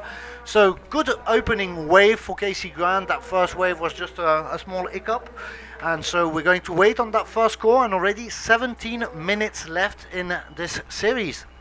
Wow, Casey Grant starting with a bang. That first maneuver went straight up vertical. I reckon he could have kicked out of that wave at the end to avoid the mistake, and he might have gotten a 10. That was the best wave surfed I've seen in hours, if not maybe the whole event. It's definitely going to be a high score. I'm not sure what the judges are going to say, but in my book, that was one of the more well-surfed waves I've seen in this event. So Carlos Gonzalez from Ecuador up on another wave right here. He's opened his account with a smooth-looking wall, lots of cutbacks, beautiful cutback right there. He's gaining some speed here to do a nice off the lip, and he slash off the lip, another one. So fitting in a lot of variety and some serious off the lip, 3 off the lips in a row, and there he finishes with some more variety, doing a layback re-entry cutback, so to speak. So a much smaller wave, not as many vertical outside turns, but a really good start to the heat for the surfer in red from Ecuador.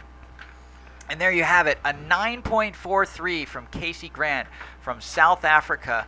Just in the first 2 minutes of the heat, we've seen a huge score, and that's going to be tough for these other competitors to topple. So South Africa seeming to be getting their act together. They've already lost one boy, one girl, and there David Brand in the previous heat goes through in first position, and it seems Casey Grant is ramping himself up to be to do exactly the same. For now, we see white. That's first wave from Tahiti.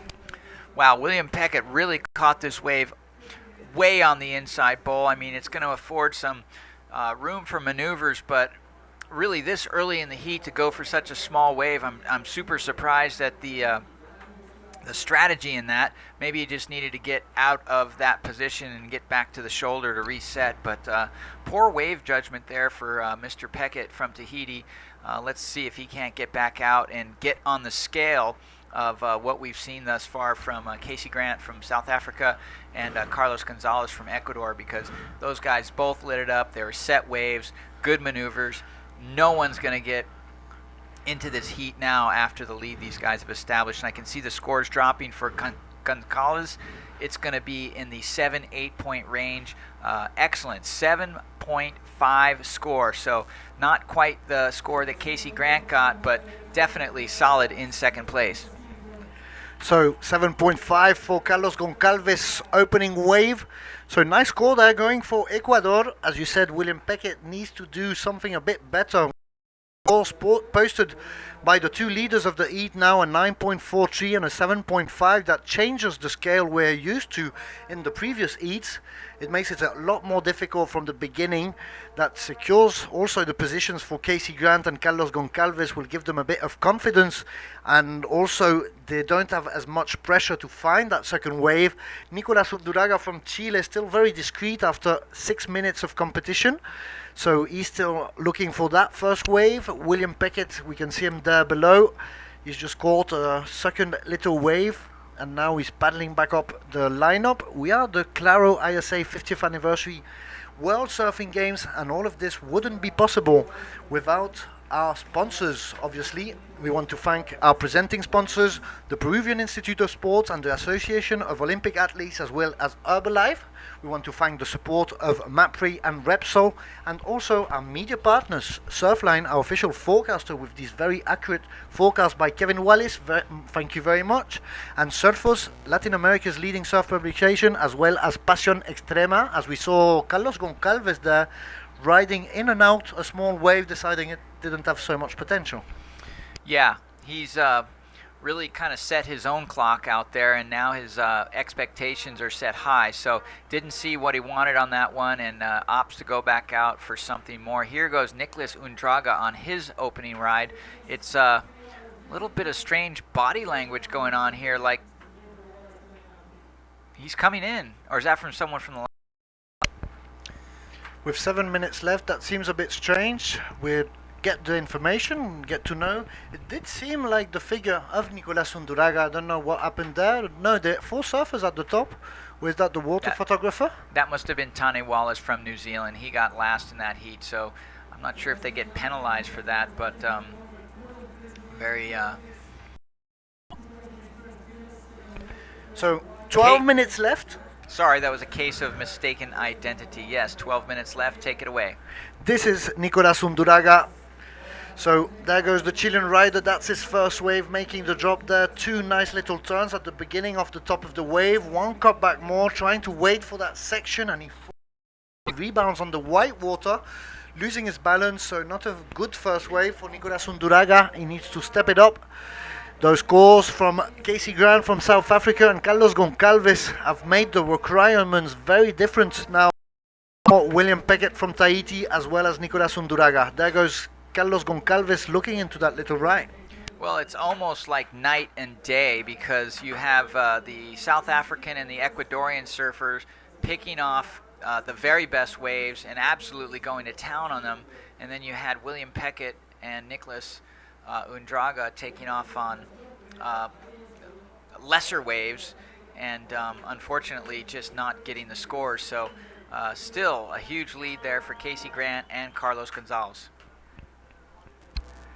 10 minutes and 45 seconds, we've already told you, but this is the last heat of the day. We've been running 22 heats, so not bad. We've advanced quacks for the end of the event without any pressure, and there goes Casey Grant, actual leader of the series, making the drop, going towards the lip there and riding it for a little while. Does it again, climbing along the foam there and making the re-entry. Makes a bit of a carving turn, getting back to the white water there. Nice off the top, right below the lip. Going round the section, climbing the foam once again, and their last little re-entry of the top on the last section and stepping off the board. That will be a good wave for Casey Grant. He's already got a 9.43. He's going to replace a 0.2, I believe, with that latest wave. Let's see where does it stand compared to the other riders. Well, this is case in point why the statistics stand that more champions come out of the repechage rounds than the main event rounds. And Casey Grant, in classic style, is really starting to gain momentum in this event. And if he continues this trend, he could be unstoppable. I mean, there's a lot of good surfers, but right now with a 9.43 and this last score, it's got to be close. I mean, maybe it wasn't the same length of ride and the same size, but he's just surfing so vertical and so radical. It's really good to see an 8.27. So a combined heat score total of 17.7.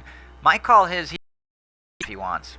So he's left everybody else in combination, so that means that everybody else should both of their waves if they want to get back to first position. Any of their waves is a keeper if they want first position. I think we can safely say Casey Grant is going to take first position in this heat. It will be very difficult to take him away. When we see wide, that's the second wave from William Pickett from Tahiti, taking once again on the inside there. Nice little off the lip to begin wing. Second off the top, then a cut back to get back into position. As the wave is closing up, he's going to try to navigate round that section of white water, finding open face once again. Nice little off the top, sliding the tail, but falling down there on the way down as his board sort of gets into the wave. Well, we have some onlookers on the cliff there, some camaraderie, and looks like this is Carlos Gonzalez, no, this is black, sorry, Nicolas Undraga from Chile, finding a difficult whitewatery section right there. He's not getting the vertical face that the other surfers have been getting to perform and score real high, but he's looking energetic. He's looking like he wants it. Definitely looks to be the part, but needs an open canvas to get those bigger maneuver scores. It's going to be difficult for Nicolas Unduraga on that second wave to get more than a 5.25, which is what he needs to get to second position. And there we see Carlos Goncalves going fast, lots of momentum on that wave, finally just carving once and kicking out. He's got a 7.5, and that wave is going to replace his lower score. He's only got a 0.57 as his backup, but this won't replace it by very much. He will get a 1 point something for that in and out surfing on that wave. And with 7 minutes and 15 seconds left, there's still a bit of time to try to change this situation. You know, actually, Carlos Gonzalez with that great wave at the beginning is still leaving the door wide open because he's yet to get a backup. And we all seen it all day today. Sometimes there's not a wave on hand. So, you know, William Peckett only needs a 5.58, and Nicolas Undraga only needs a 5.25. And there you have it. William Peckett just got a 4. Very close to the mark of what he needed, and now his requirement to advance is only a 3.10. I stand corrected on this pronunciation. Goncalves. Muy bien, Miguel. Yes, Goncalves. I'm just sorry. I'm thinking about the waves and stuff. It's hard for me to stop, and I apologize to those family members and friends and national fans that might be watching if I butcher some of these names. Don't do it intentionally. We all stand guilty, I think, here in the webcast booth to butcher a few names during these 8 days of transmissions of the ISA World events. As we were saying before, this is the 50th anniversary. It's a very important year for the ISA. We've been surfing with you since 1964, when the ISA was created at Manly Beach during the first world event with only 5 countries entering. But this was the beginning of something that has become huge. We've got 90 national federations in the ISA. Later this month, next month, we've got the China Hainan Cup, which is a specialty event with the 7 top countries from Panama, and in December the World Bodyboard Championship. For now, leader of the heat, Casey Grant, taking off there on a decent sized wave. He's already got a 9.43 and an 8.27. He's going to try to replace that.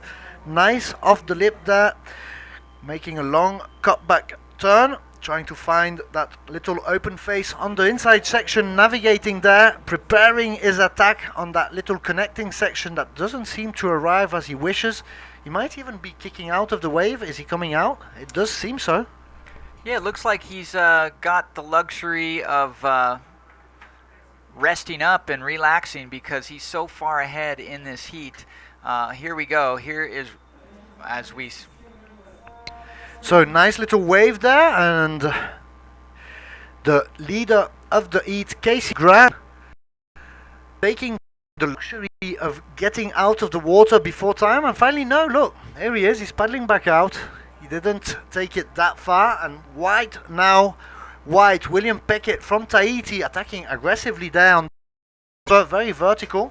You know, I was a little critical of Peckett's positioning in this heat, but I stand to be corrected because, you know, had he made that last maneuver on that second ride, he may have gotten the score he needed, and he seems to be finding some steep sections there off the inside. So Peckett only needed a 3.68, so Carlos Goncalves, and here he goes again. He knows he wants to throw away. He just got a 2.5, but he really wants to get something more to sit in his score line and back up that 7.5. Nice speed and flow there for Carlos Goncalves, really driving well in that little inside wave. So he's looking to replace that 2.5. I think he will do with that latest wave.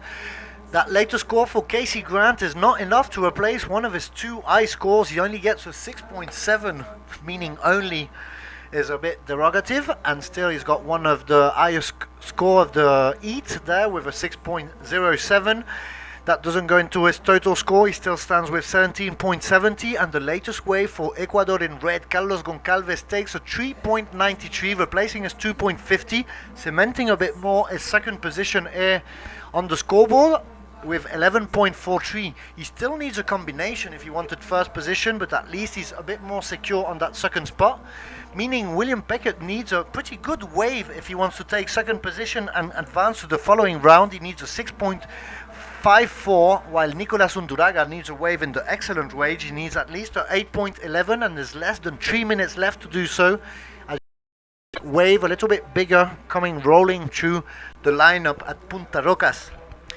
Well, the strategy for both Undraga and Peckett is to get back out at least to the middle of the lineup, possibly to the outside, and hope for a really good long connector, because the requirement now for Undraga is an 8.11 to move just into second place. He's comboed. He can't get first place. Every surfer in this heat is comboed, unable to get in first place unless they get two new waves. William Peckett only needs a 6.54.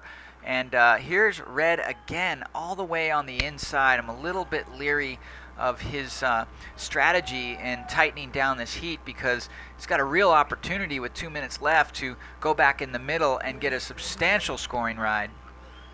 There is Team Ecuador cheering on Carlos Goncalves' performance in the water. Until now, he's in second position and would be advancing to round 6, leaving William Peckett and Nicolas Unduraga in round 5 of the repêchage being eliminated, and Casey Grant, majestic in this series, one of the highest total scores of the day, if I'm not wrong, 17.7. There's not much who have got that far high, and 1 minute and a half for this last heat of the day to finish. We are the 5th day of competition of these Claro ISA 50th Anniversary World Surfing Games, and here comes what will be the last wave for Nicolas Unduraga, taking in the middle of the lineup. Well, he's got a nice shouldery wall here. It's smooth, but it's really just affording him cutbacks, which is not going to cut it.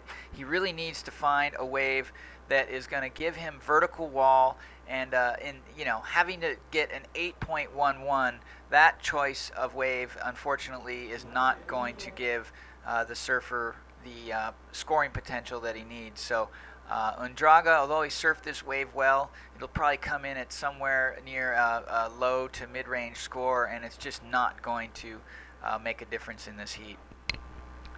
So that wave won't cut it. It will not be enough to get that 8.11 he needs to get to second position, and there you can see Team Chile going a bit quiet after the performance from Nicolas This time it's William Pickett still giving it a try. He's looking for that 6.54. A bit little, that wave, to get that type of score. You have to ride it excellently well to get that type of score on that low mushy wave. And they're connecting with that late little off the top to finish off. And there you can see Ecuador cheering on Carlos Goncalves, telling him what's coming his way. But here is the countdown. This is the end of the last heat of the day. So, unofficial positions, Casey Grant first with 17.7. Second position for Carlos Goncalves in red, 11.43. Third position, William Pickett in white for Tahiti. Fourth position for Nicolas Unduraga in black. This was the last series of the day. We will be back tomorrow with day 6 of competition with even more surf. The little swell is going to start picking up also starting tomorrow. So waves are going to get a little bit bigger, ramping up towards Saturday where we're going to have 6 to 8 feet face, even a few 10 feet sets coming in. So it's going to be double overhead and really fun to watch. And with the best surfers in the water, that should give us an excellent level. Please remember our official website, isawsg.com. Also the official website of the ISA, isasurf.org. And there at the bottom of the screen you can see the official hashtag of the event. Please use it in all your posts to your social media, ISA50WSG, so that we can find everything you're posting regarding this event, the Claro ISA 50th Anniversary World Surfing Games. Thank you very much everybody for tuning in the water here at the world-class point break of Punta Rocas. I'm Philip Müller. I'm joined by Mixmeister Mike Latronic from Hawaii. He's very pleased with his new nickname. And we'll be seeing you tomorrow. For now, we're getting a few commercials, and then you can go and check everything that's on the official website to keep you entertained until tomorrow. For now, I'll say bye-bye. And aloha!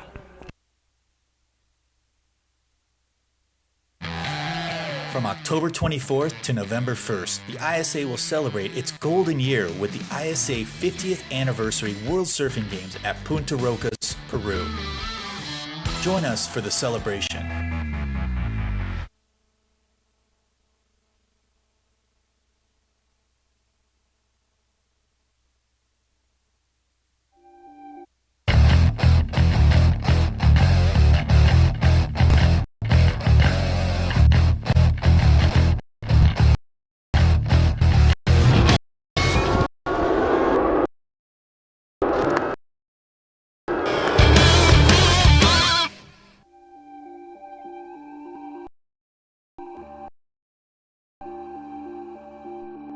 I think nutrition is the most important thing in life.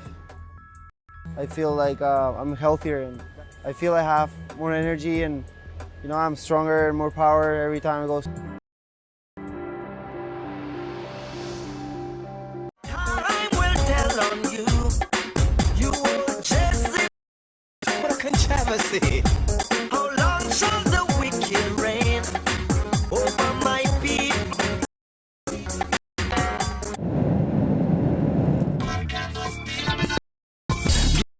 Lejos del suelo, con vuelos, caídas, no importan, don't stop.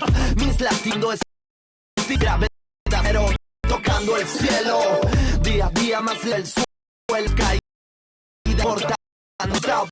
Mis latinos marcando slow, gravedadero, tocando el cielo.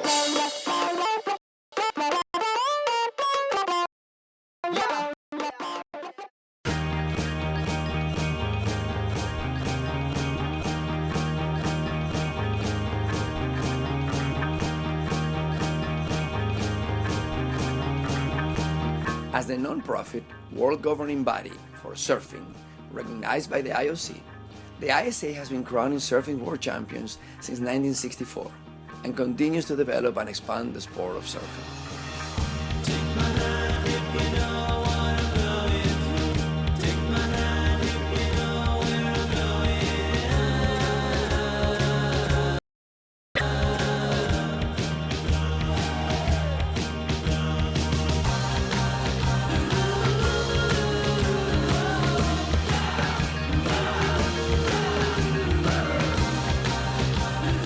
Humble beginnings off the shores of Hawaii and Polynesia to massive global expansion, surfing is ready for the sporting world's greatest stage.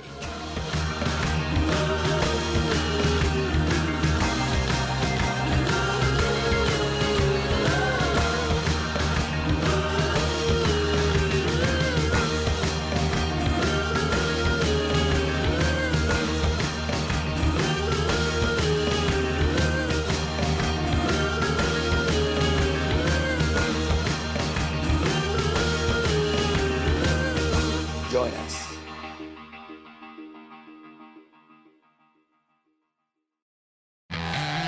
From October 24th to November 1st, the ISA will celebrate its golden year with the ISA 50th Anniversary World Surfing Games at Punta Rocas, Peru.